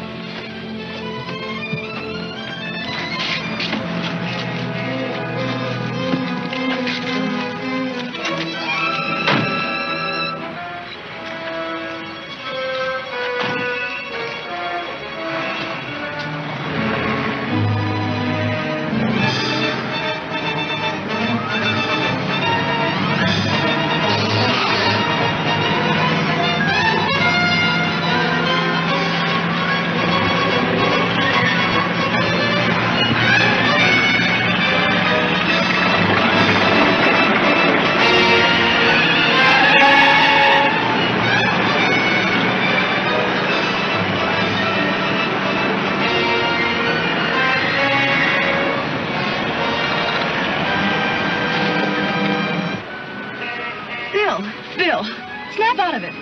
Bill.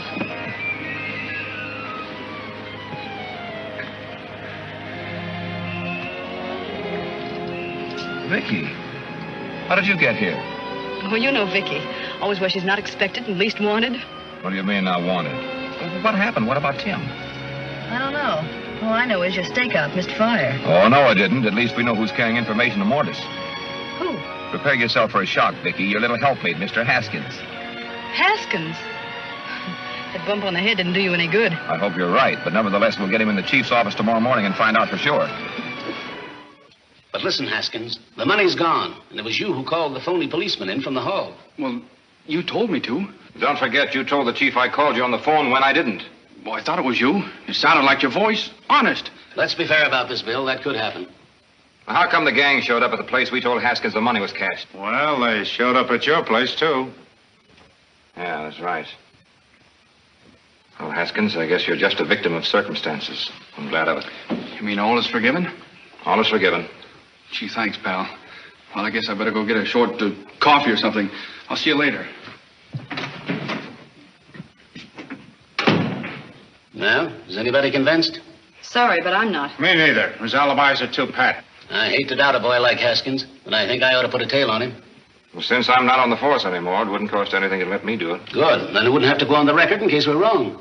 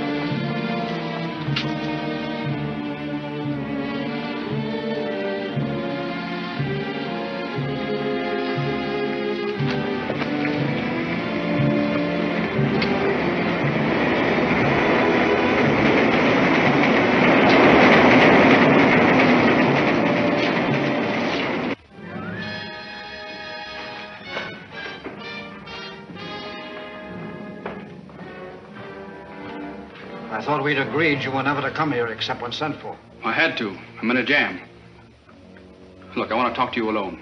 Anything you have to say can be said in front of these men. Okay.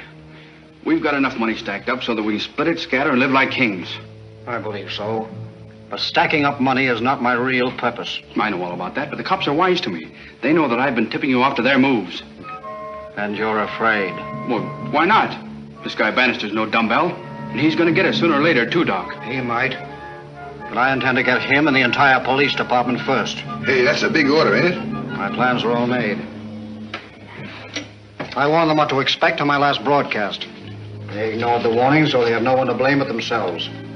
These are detailed instructions for a man by the name of Soupy Collins. Do you know him? No. Soupy. Safecracker, huh? A real Peterman? The best on his line. Get this to him at once through our Mr. Crumb. I don't like carrying dope like this. Suppose the cops find it on me. They won't understand. It reads harmless. But Collins will understand. Okay. But I think it'd be smarter to scram.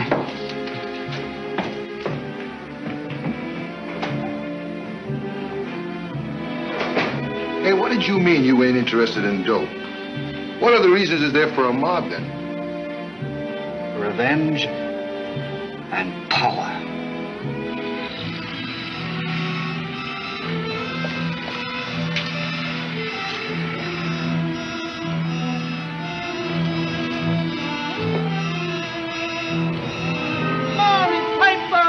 League of Murdered Men get away with Steel Company payroll! Extra!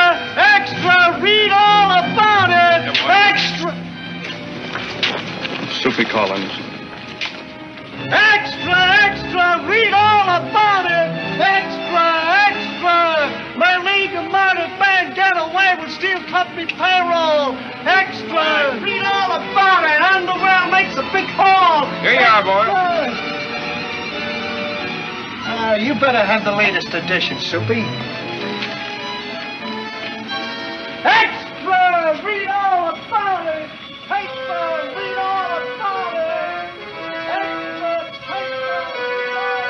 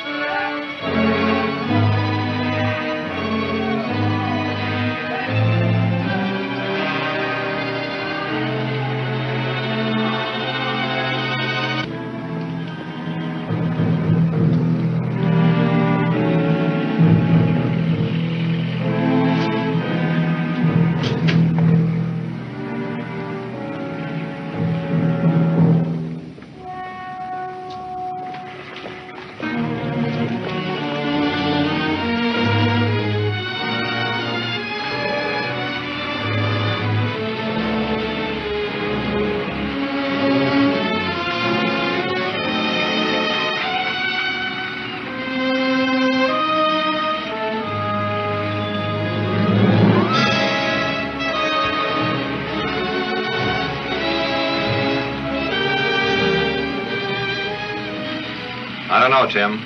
But when a bomb expert like Soupy Collins buys an alarm clock, something's going to happen. And I'm going to camp right here until he makes his next move. Bring a squad car around to 4th and Oak and stand by so we can trail him when he comes out wherever he goes. Okay.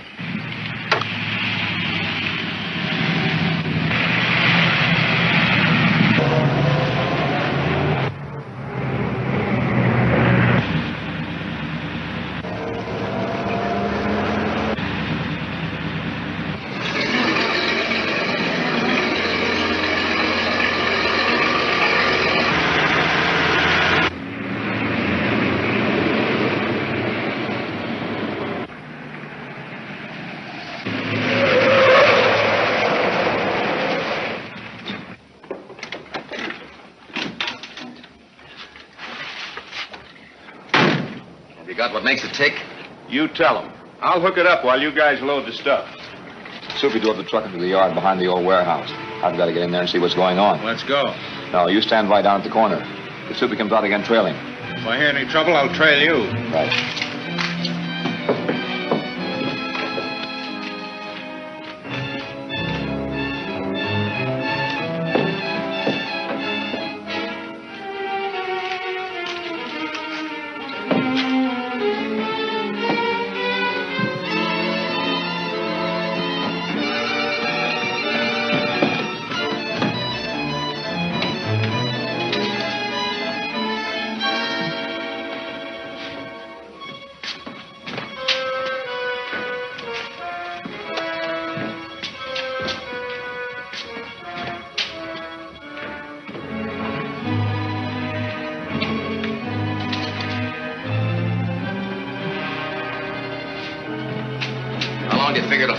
Police headquarters, Soupy.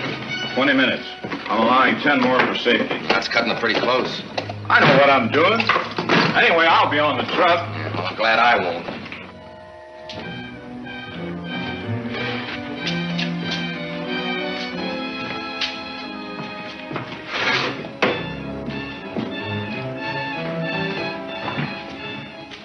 If anyone stops you at the police garage, give them this pass. By the time they find out it's phony, it'll be too late. Let's get going. I can hear that clock ticking from here. Yeah, I don't like it. Okay. Open the gates for me. Hold it. Get that truck started.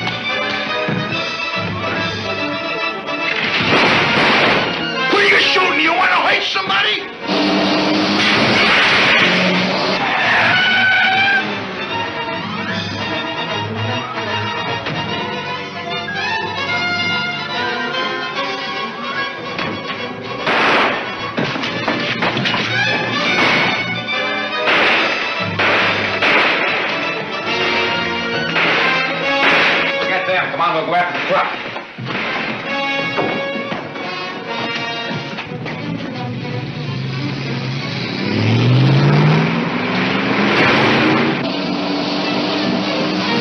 What's in the truck?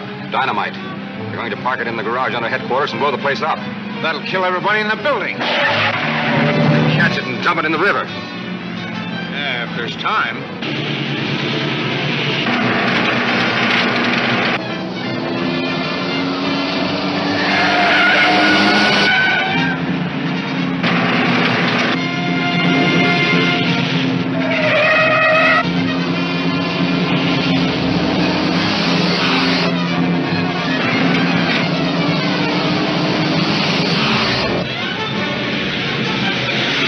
Head for the river and dump this load.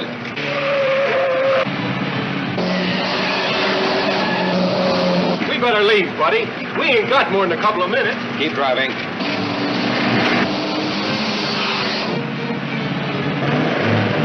Let's get out of here. There ain't but a few seconds left.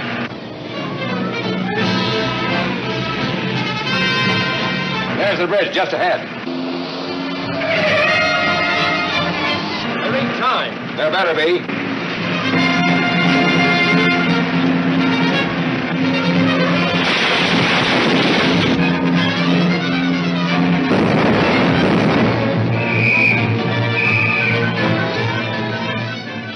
See Wanted at Headquarters, Chapter 11 of Gangbusters, at this theater next week.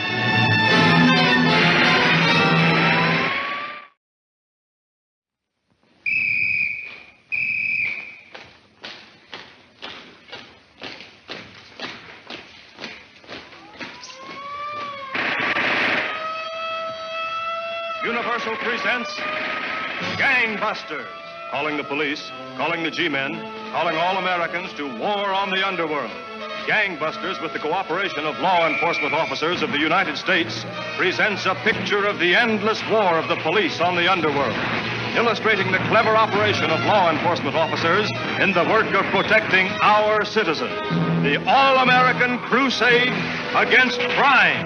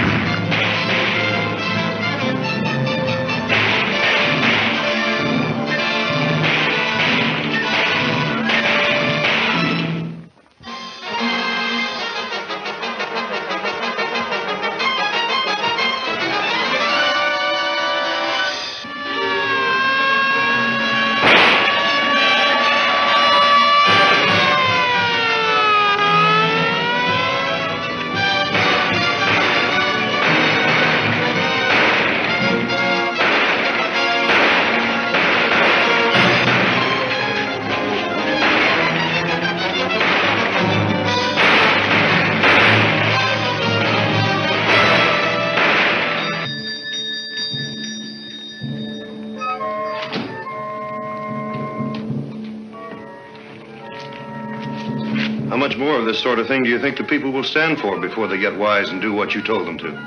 You mean get rid of the city officials? Yes, and the police department. They've already thrown Bannister off the police force. I'm going to do the rest of the job for them, my way. Within a few minutes, police headquarters will be blown up, with everyone in it.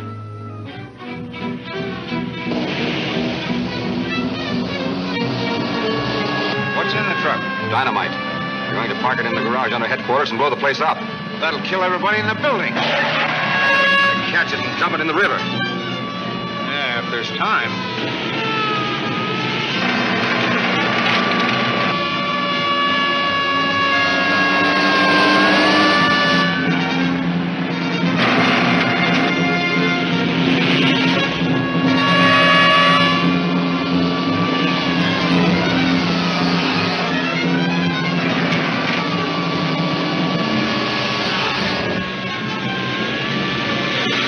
Head for the river and dump this load.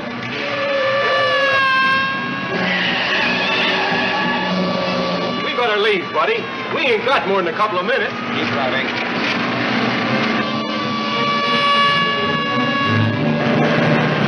Let's get out of here. There ain't but a few seconds left. There's the bridge just ahead. There ain't time. There better be.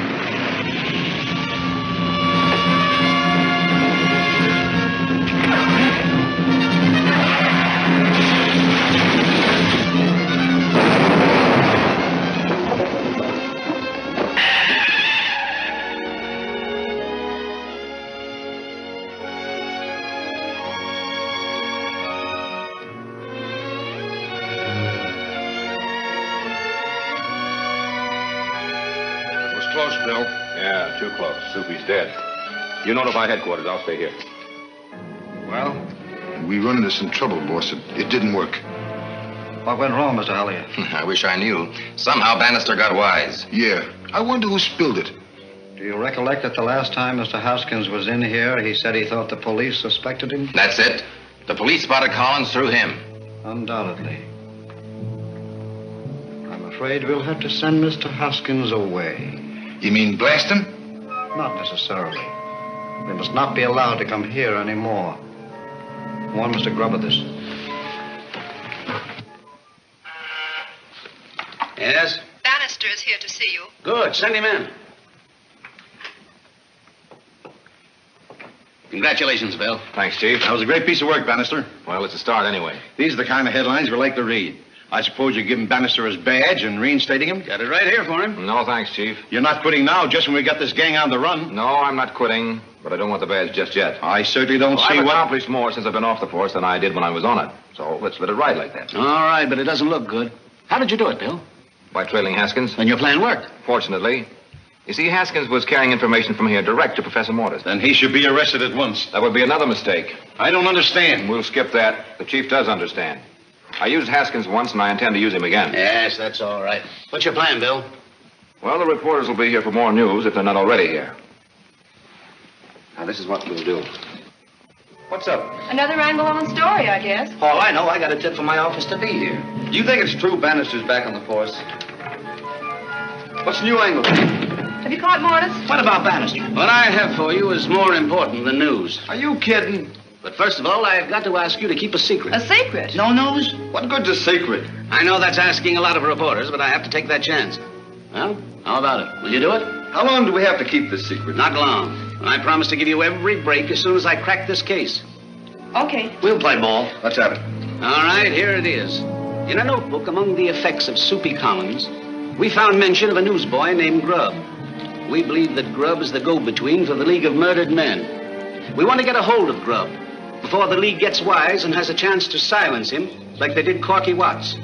That's why we want it kept quiet. What is it you want us to do? Help me locate Grubb.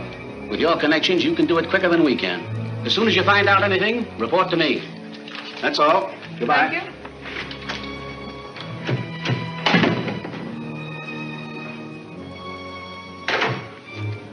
You got any hunches about this Grubb? Nope. Say, I think I'll check with the circulation department.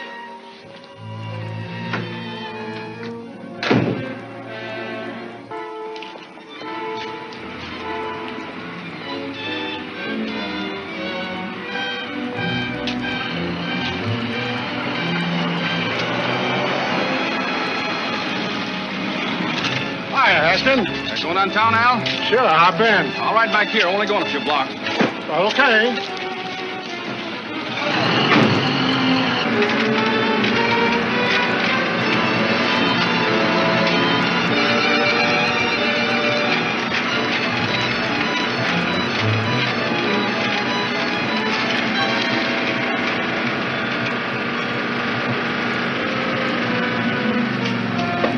Thanks, Al. This is as far as I go.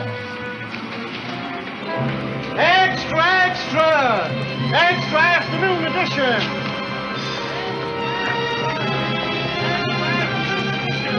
There's the final race for extra, extra afternoon edition! Read the final of the races, extra! Grubb hasn't left his station once. We ought to get some action pretty soon. Extra afternoon edition, racing results. Extra.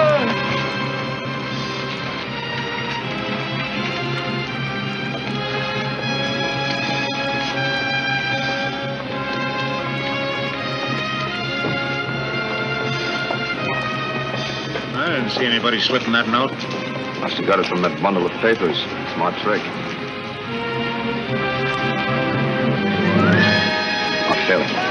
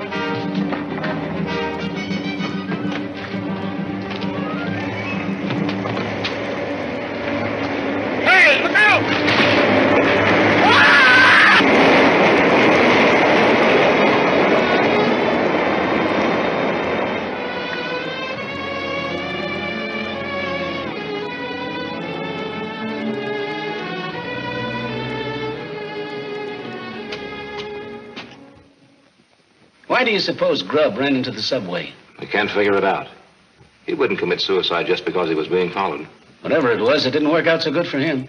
Or for that matter, for us. Maybe he got excited and forgot about that train when I took a shot at that lock. He's one man that Mortis won't bring back to life anyway. Yeah? Randall wants you in the lab right away. Sounds important.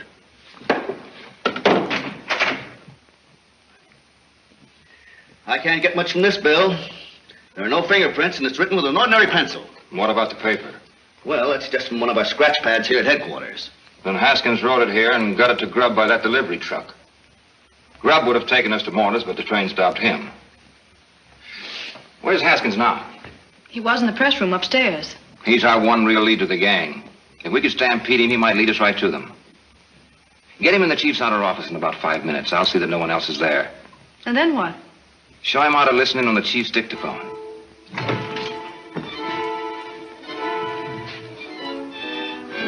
I'll show you a little news gathering trick. I found out the chief's a little absent-minded about closing the key at his end. Well, you're taking a chance. What have we got to lose? The radio cars are all set with plainclothesmen in them. Whichever way Haskins goes, he'll be trailed.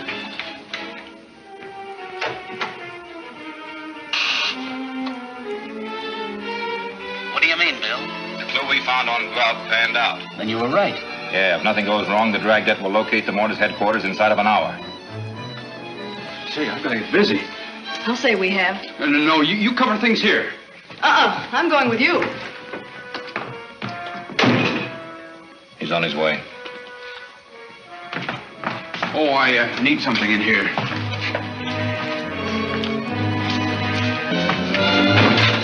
You connected with the broadcaster? Correct. Sorry, Vicky. Janet Joe left you out tonight.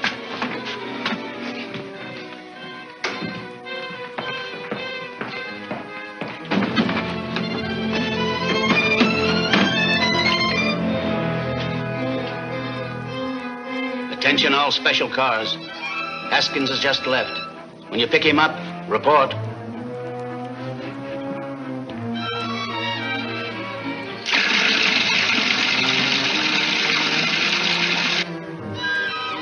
Car 66 just picked him up, heading south on Market. 61 and 64 are paralleling on Broadway and Highland. Tell car 66 not to get too close. Car 66, don't let suspects see you. Stay back. Other cars will cover. Have car 64 move in now. Car 64, contact suspect car at Broadway and 8th. Car 66, as soon as 64 has made contact, you turn off.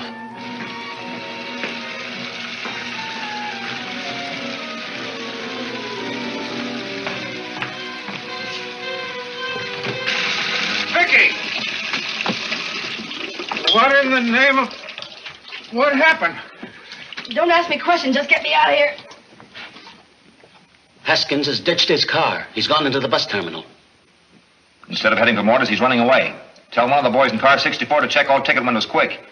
I was dumb, Tim. I let him get away. Don't worry. The whole force is watching him. Get down to the radio room and listen in. A man of his description just bought a ticket for Glen Falls. The bus for there has just left. Tim and I'll go after it. We'll take Highway 12. Wire ahead and have the police at Glen Falls pick him up on arrival. We can't afford to let him get away, Bill. Don't worry, Chief. We won't. Hey, Bill, Come on, Tim. We're going for a long ride.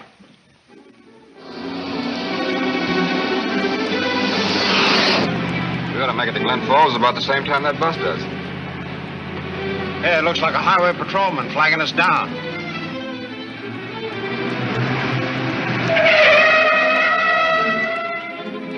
Are you Bannister? Yeah. I just got a flash from your chief. He says Haskins left the bus at Truxton and boarded a westbound train. How far is that from here? 40 miles. Train left there 20 minutes ago. Anywhere we can head it off? Hey, you can take Highway 19 north. You might catch it at Emory. That's 70 miles. We'll try. Phone Chief O'Brien. Tell him to wire the conductor to delay the train if he can. Okay.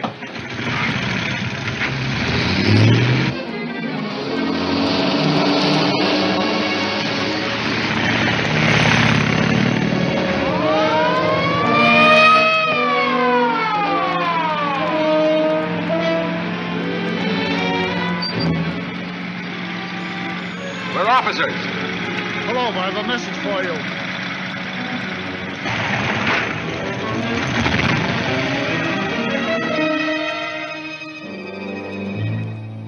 Haskins left the train at East Junction. Where's that?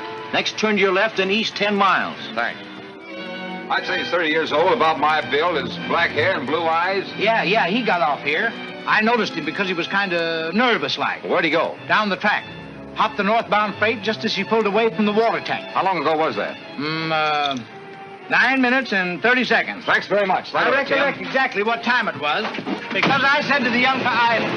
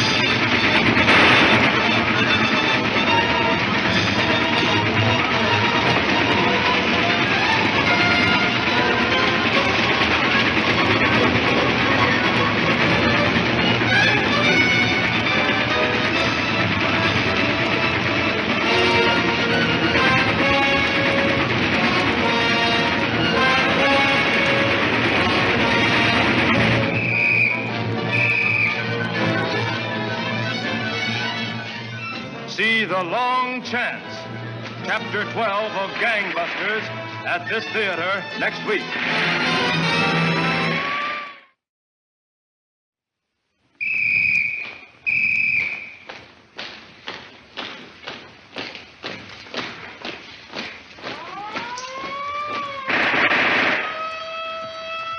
Universal presents Gangbusters, calling the police, calling the G-men, calling all Americans to war on the underworld.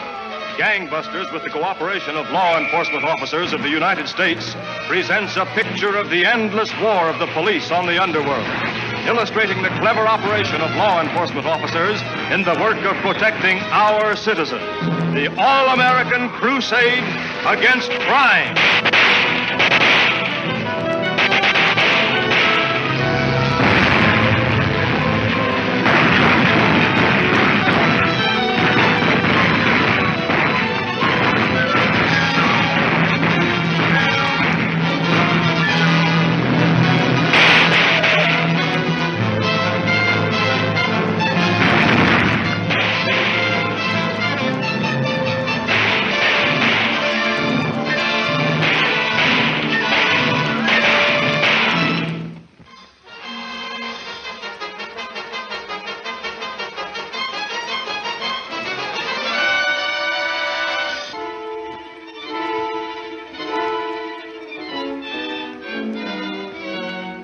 I'd say 30 years old, about my build, his black hair and blue eyes. Yeah, he got off here. I noticed him because he was kind of nervous-like. Where'd he go? Down the track. Hopped the northbound freight just as he pulled away from the water tank. How long ago was that?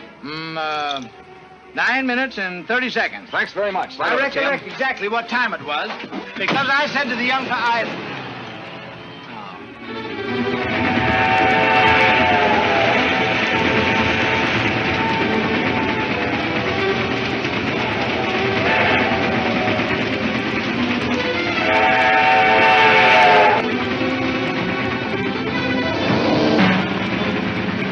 That is.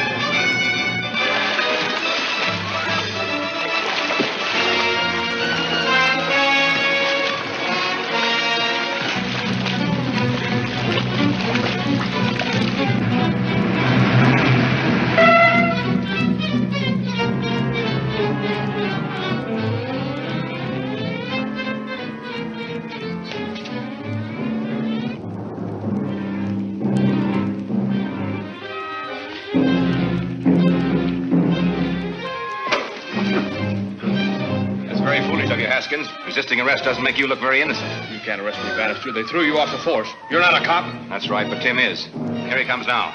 Nice work, Bill. Come on, Haskins. Your troubles are just beginning.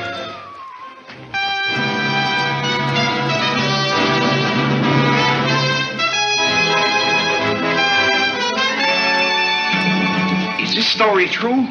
Bannister captured member of League of Murdered Men? Certainly it's true. I gave out the news myself. I don't see why you ever threw him off the force.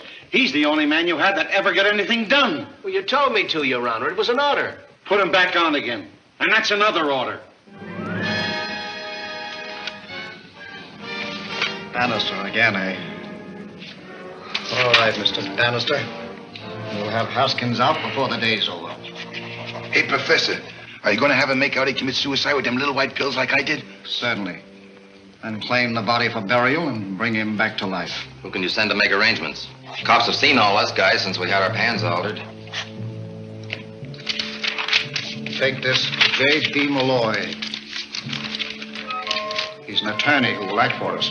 Is he a friend of yours? Hardly. Tell him to memorize the instructions, then destroy them. What makes you think he'll do it? I'm counting on you and Mr. Taboni to persuade him.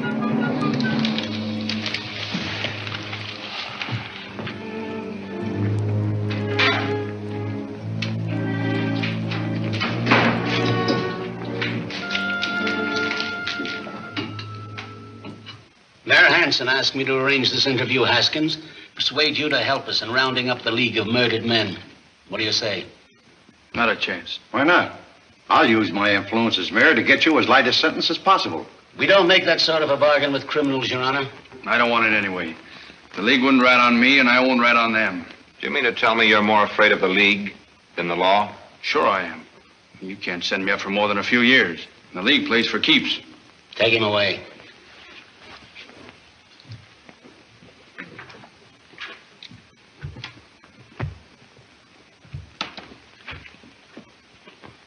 They just found this in Grubby's clothes, sewed in a coat lapel.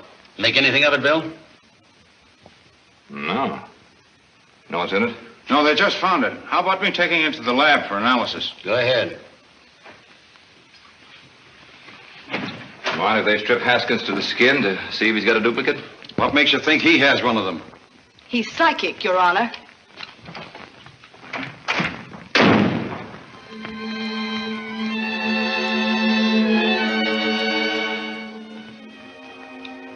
I'm very sorry, gentlemen, but I can hardly afford to become embroiled in anything as questionable as this. You can't afford not to, brother. Memorize what's on that paper, then burn it. And follow the instructions. I don't like to refuse, gentlemen. You ain't gonna. We're not asking you, we're telling you.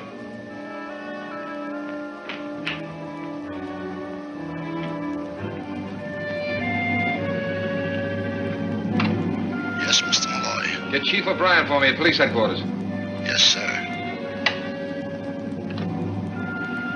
That capsule contained a combination of the strongest soporifics known to medicine. Soporifics? You mean a sleeping powder? One that induces a sleep so deep that might easily be taken for death. Could a patient be revived from such a sleep? I think so, if given an antidote within a reasonable time. Why? Randall? I believe you've solved the riddle of those prison suicides that later turned up alive. You mean that's the League of Murdered Men? I don't get it. Well, they could have faked suicide by taking one of these capsules, and then could have been brought out of their sleep by the friends who claimed their bodies for burial. Bill, I think you've hit it. We searched Haskins and found this in the flap of one of his pockets. Similar to the one we found on Grub. Fill it with something harmless and put it back in his coat where you found it. What for? Because we don't want him to know we found it, and we don't want any more suicides. Harry Malloy just phoned and said 2 men tried to hire him to visit Haskins and tell him to commit suicide at 5 o'clock. Then be on hand to claim the body. So his friends could bring him back to life as they did Taboni. I suppose so. I was pretty sure they'd try that. More mind reading, I suppose. Sure. Phone Malloy, will you, Chief? And tell him to pretend to do what they ask. What, and let them take Haskins away in a dead wagon? Sure, and then trail him right to their headquarters. I get it. Is everybody crazy? Maybe I am, but I think I know who Professor Mortis is. Who? I'll tell you after I search the records on Clayton Maxton. Who's Clayton Maxton? Sounds like an automobile horn, but that can't be right. Will somebody please tell me what this is all about? Get me J.B. Malloy and fast.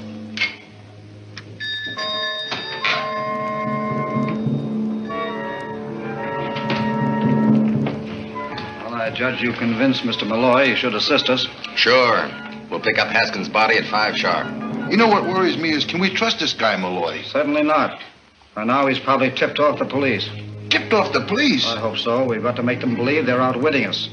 Otherwise, they'll never let us have Haskins' body. Yeah, but they'll trail it to our headquarters. They'll trail the body, yes, but not to our headquarters.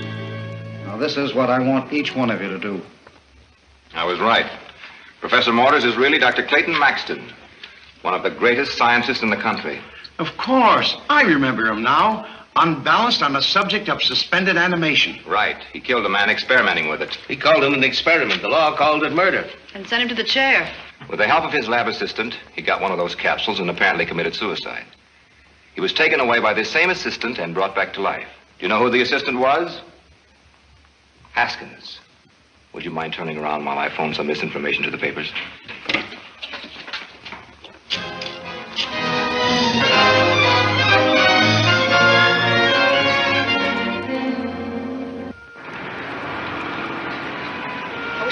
over. I've got a mighty creepy feeling inside. Oh, forget it. Nothing can go wrong. Says you, knowing you don't believe it. We won't arouse suspicion following in a taxi. There'll be a squad car trailing with us 1 block over.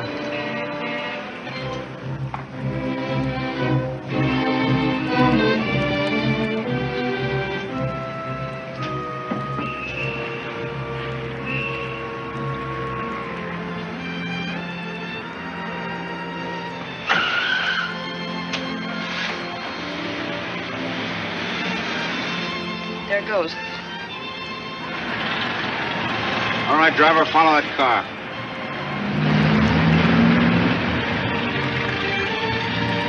Nolan calling car 18. Proceed west about 20 miles an hour.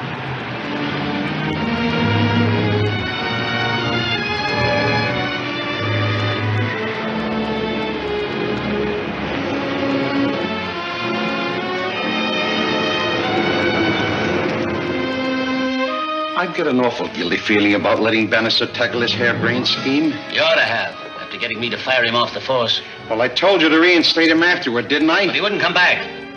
Neither would I in his place.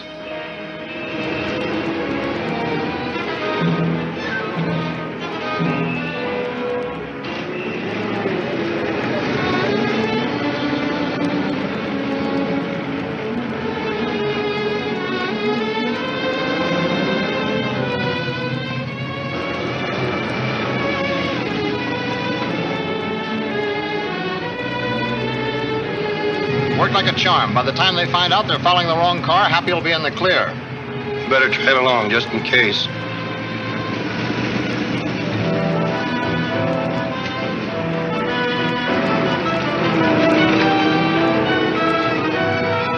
What's that for? Just an added precaution. Bill's got a portable set with him. I still don't get it. Oh, in case we lose the wagon, we pick up his beam and follow him that way. You know, like an airplane coming in the fog.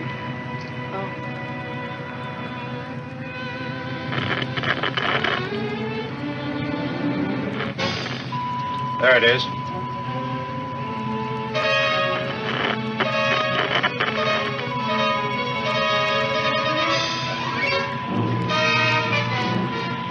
That's funny. Beam doesn't seem to come from the car ahead. Coming from back here and over to one side.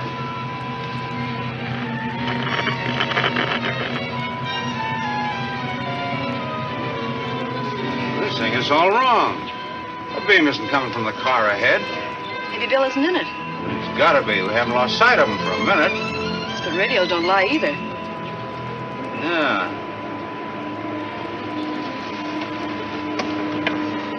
Nolan, calling car 18. Pull up and hold everything till you hear from me again. Hey, driver, catch that car and run it over the curb.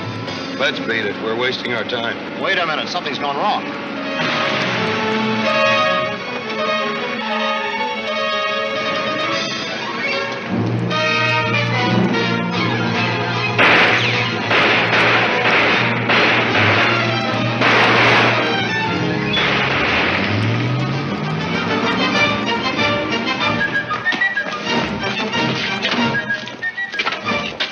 They switched wagons on us somehow. Bill's in the other one. Come on. Turn around and head back. Nolan, calling car 18. Something's gone haywire. Double back. I'll keep you advised, then step on it.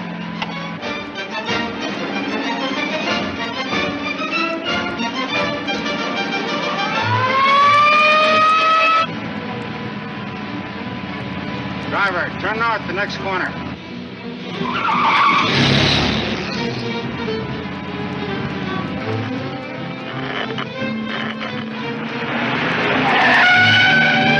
Nolan calling car 18.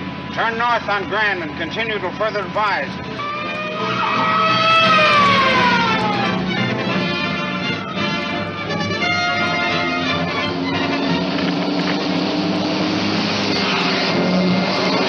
You're being followed.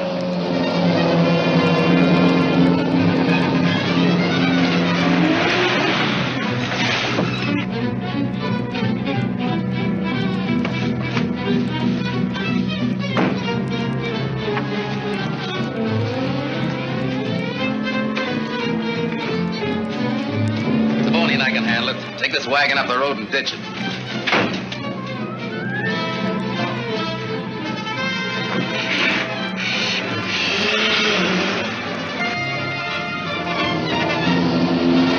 Nolan calling car 18. Stay on Grand. We're on the beam again.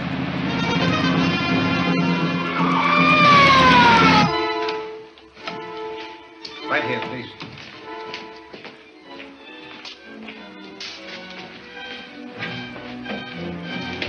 The electrodes, Mr. Hollier.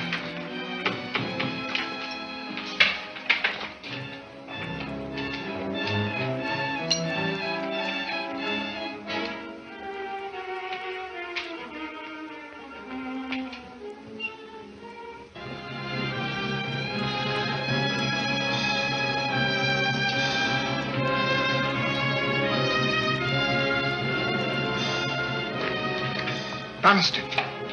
Well, Professor, I've been looking forward to this meeting for a long time. Hold everything, copper.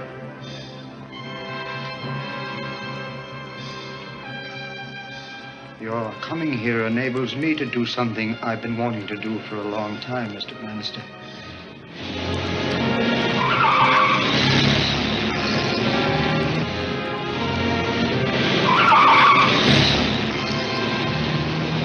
I'm going to put you to sleep.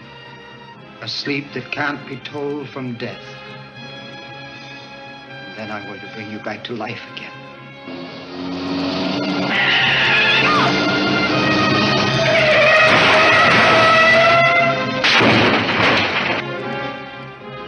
Come on, Copper, lie down. You asked for it.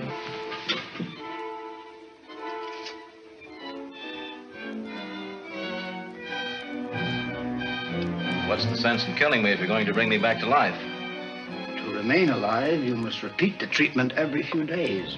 And to get the treatment, you must obey my orders, like all other members of my League of Murdered Men.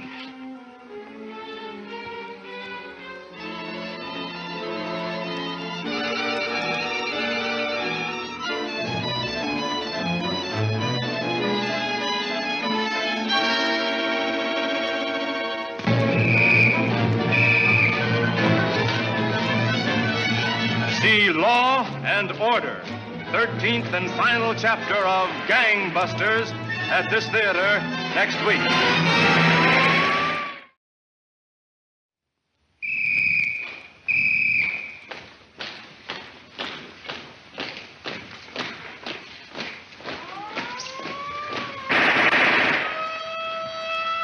Universal presents Gangbusters, calling the police, calling the G-men, calling all Americans to war on the underworld.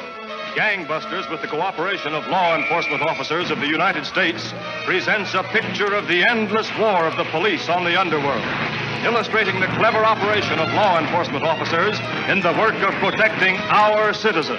The all-American crusade against crime.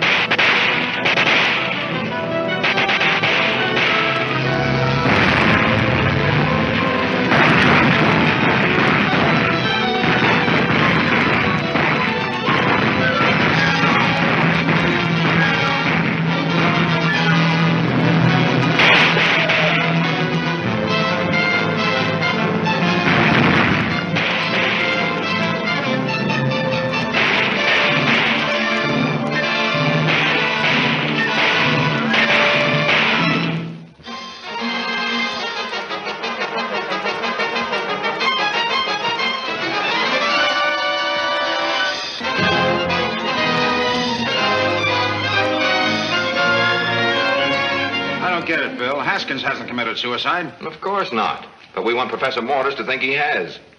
All right, I'll bite. Why do you want Professor Mortis to think Haskins committed suicide? He'll go after the body so we can bring it back to life, and I'll be the body. I got it. And we trail the wagon straight to the gang's headquarters. Right. And if they manage to give you the slip, at least I'll know where they're hiding.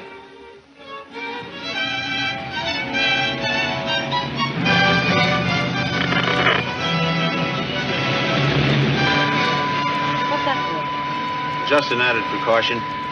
Bill's got a portable set with him. I still don't get it. Oh, in case we lose the wagon, we pick up his beam and follow him that way. You know, like an airplane coming in the fog.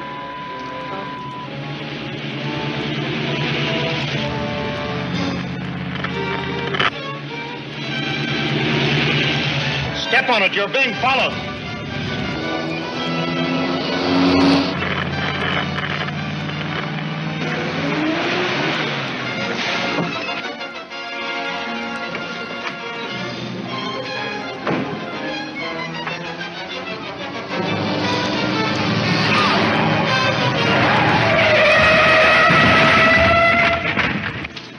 I can handle it. Take this wagon up the road and ditch it.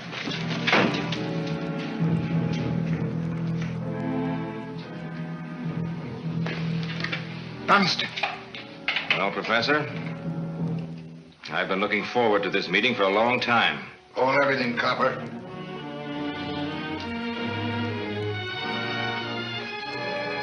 Your coming here enables me to do something I've been wanting to do for a long time, Mr. Bannister. Come on, Copper, lie down. You asked for it.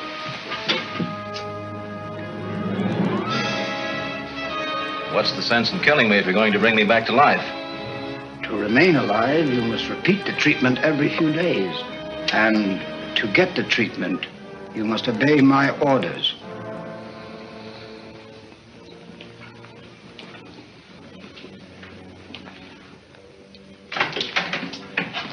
Police are headed this way. We ran one car into the ditch, but there's more coming. Calm yourselves. I never look for him here. That's what you think. Oh, I see. Let him up. Professor.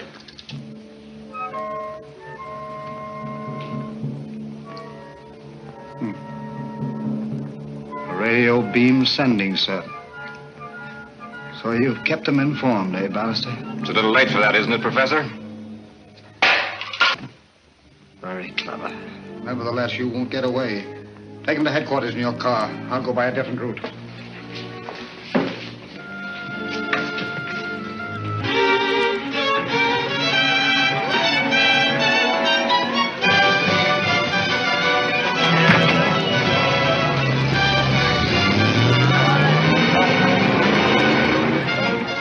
Nolan, calling car 18. Nolan, calling car 18. Jolt, we got to put this radio out of commission. Look, Tim, the car we were chasing. Driver, turn around, follow that car.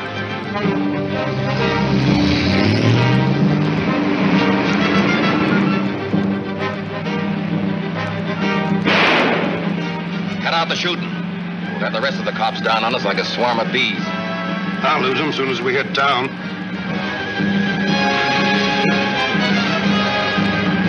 You'll have to do better than this or we won't lose them. Shut up.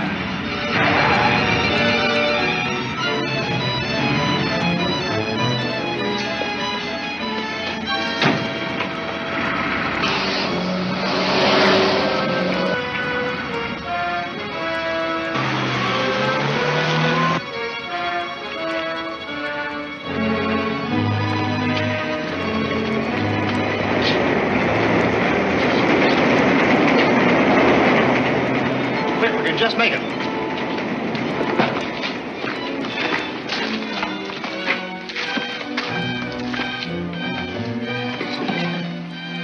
Come on, Copper, get down there quick.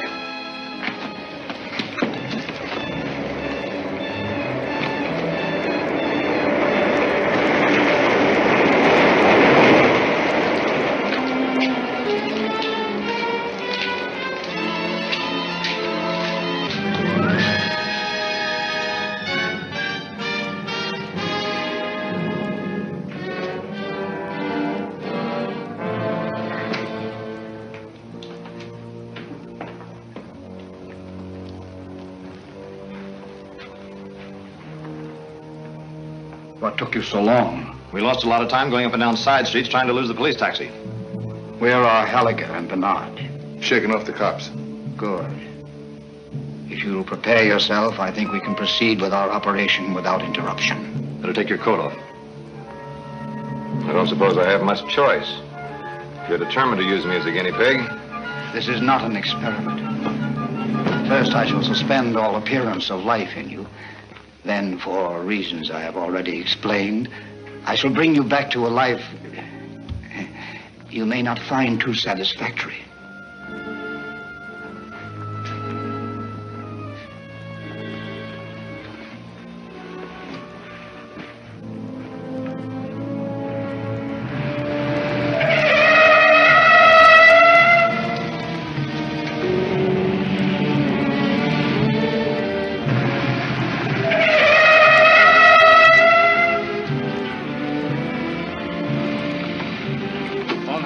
for a squad. There's 100 places around here they could hide out.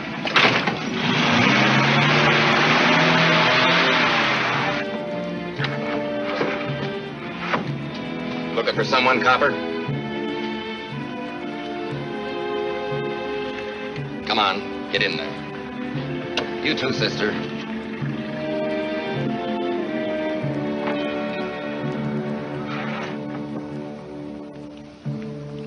Enough time has elapsed for me to bring him back. The electrodes.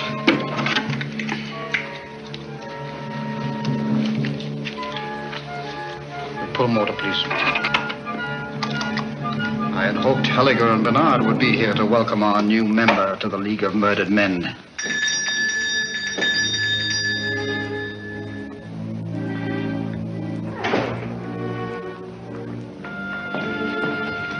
Little surprise for you, Doc.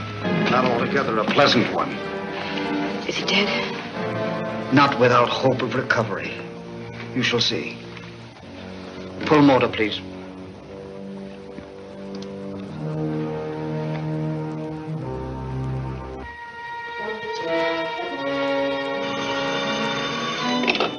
Chief O'Brien speaking. No sign of Bannister yet, eh? What's that? Vicky, Logan, and Tim have disappeared, too. Well, then find them. You'll have to tear down every shack in that district. What kind of a police department have I got, anyway?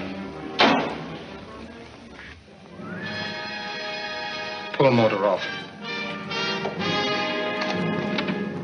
Remove the electrodes.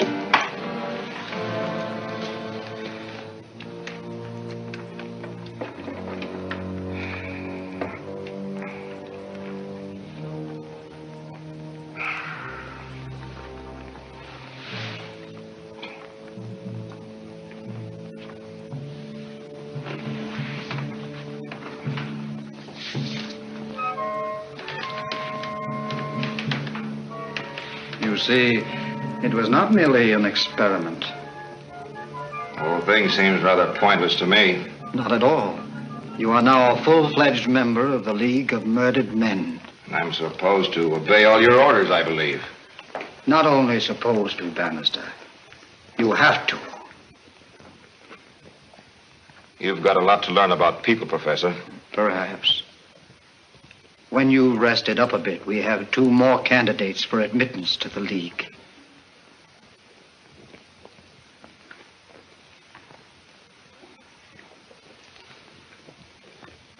How did you get here? Walked straight into a trap. And now that they know about this, of course, they must join the League. You don't mean that? Why not? I don't mind dying and coming back to life if that's all there is to it. That's not quite all there is to it. To remain alive, you must take one of my capsules every few days. And you can get them only from me. Is that on the level? If it wasn't, do you think we'd be taking orders from him like a lot of sheep? Shall we say, ladies first? I've got a suggestion I think will appeal to you, Professor. Really? I've no doubt that you've gathered enough money to last you and your men for the rest of your lives. He's got enough stash somewhere out in the back to last a dozen guys like us. Money is not my real objective. I know. It's revenge. Revenge against 2 men in particular. Yes. Police Chief O'Brien and Mayor Hanson. If I get rid of those 2 for you, will you let my friends loose? You'd turn on men you've served so long? Why not? What do I owe them after the way they kicked me off the force? To get rid of them both, it might be worth disbanding and leaving the country. I think it's a swell idea. I'll settle for 5 G's and a prescription for them stay-alive tablets. Bring me proof you've done it, and I'll free your friends unharmed. Wait, Bill. You can't do a thing like that.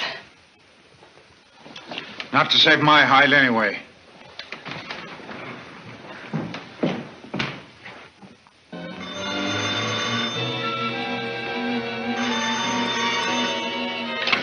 Police lab, Randall speaking.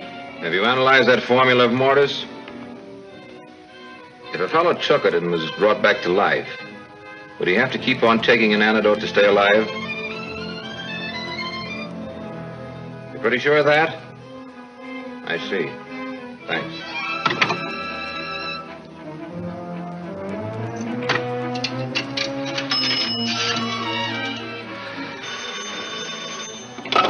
O'Brien speaking. Who? Bannister? What happened to you? I'll tell you later. Will you get the mayor over to your office right away? It's a matter of life or death. And have some reporters there, too. I'll tell you when I see you. Bye. For the 40th time, I don't know what's on Bannister's mind. You'll have to wait till... What's up, Bannister? Any more dope in the League of Murdered Men? What about that guy Mortis? Now hold everything. You'll know all about it after I've had a talk with the chief.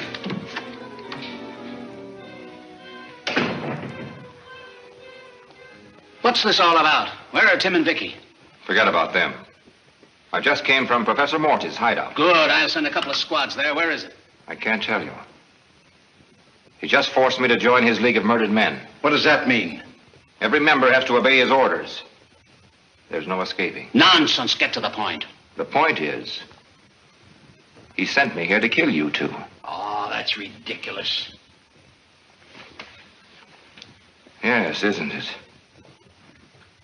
Get back. You'll find out what they want you to know when they want you to know it. I don't like this sort of fooling, Bannister. Neither do I. Put that gun away. I'm sorry, but there's no other way out.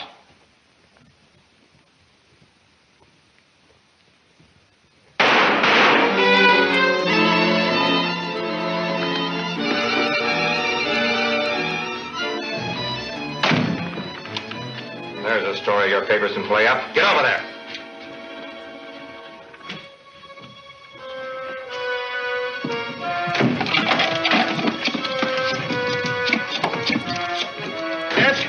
Get out an extra. Bill Bannister just went crazy and killed the mayor and chief of police. So because the candy off the floors.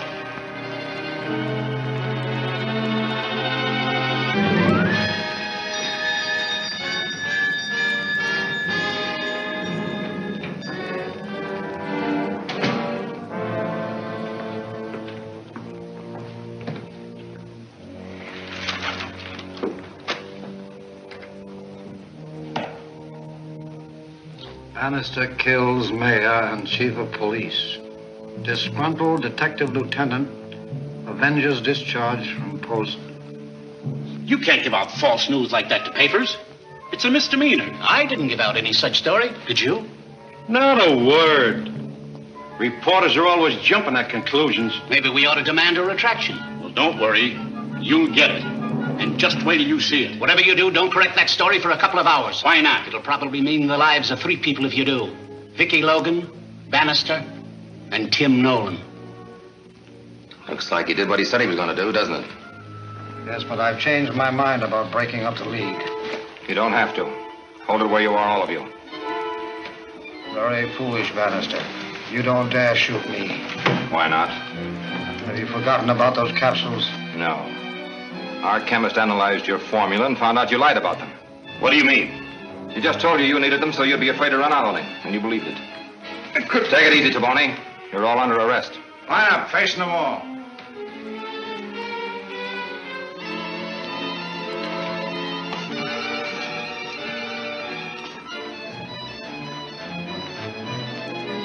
Tim, see if the squad cars have arrived yet.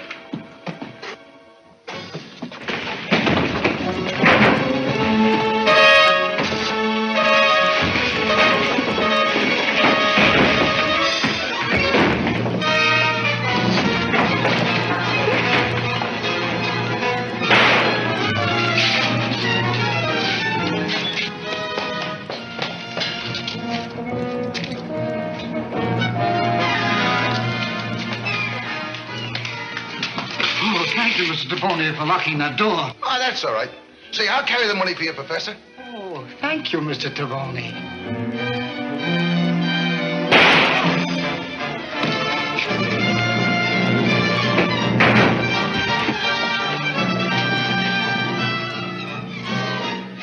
No use, Professor. I want my share of that dough.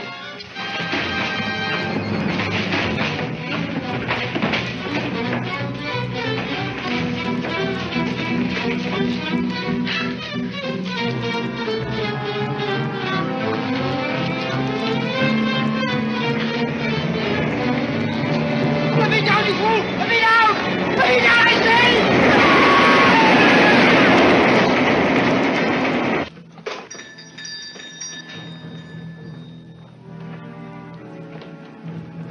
headquarters must have gone out that way.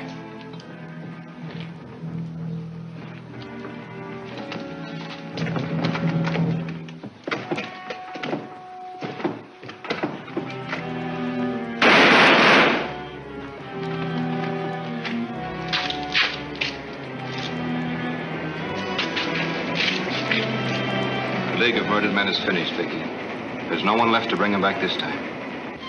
Since I was the one who had O'Brien kick you off the force, I'm asking him to give you back your badge. Will you take it, Bill? Thank you, sir. Detective Captain. Should read gangbuster number 1.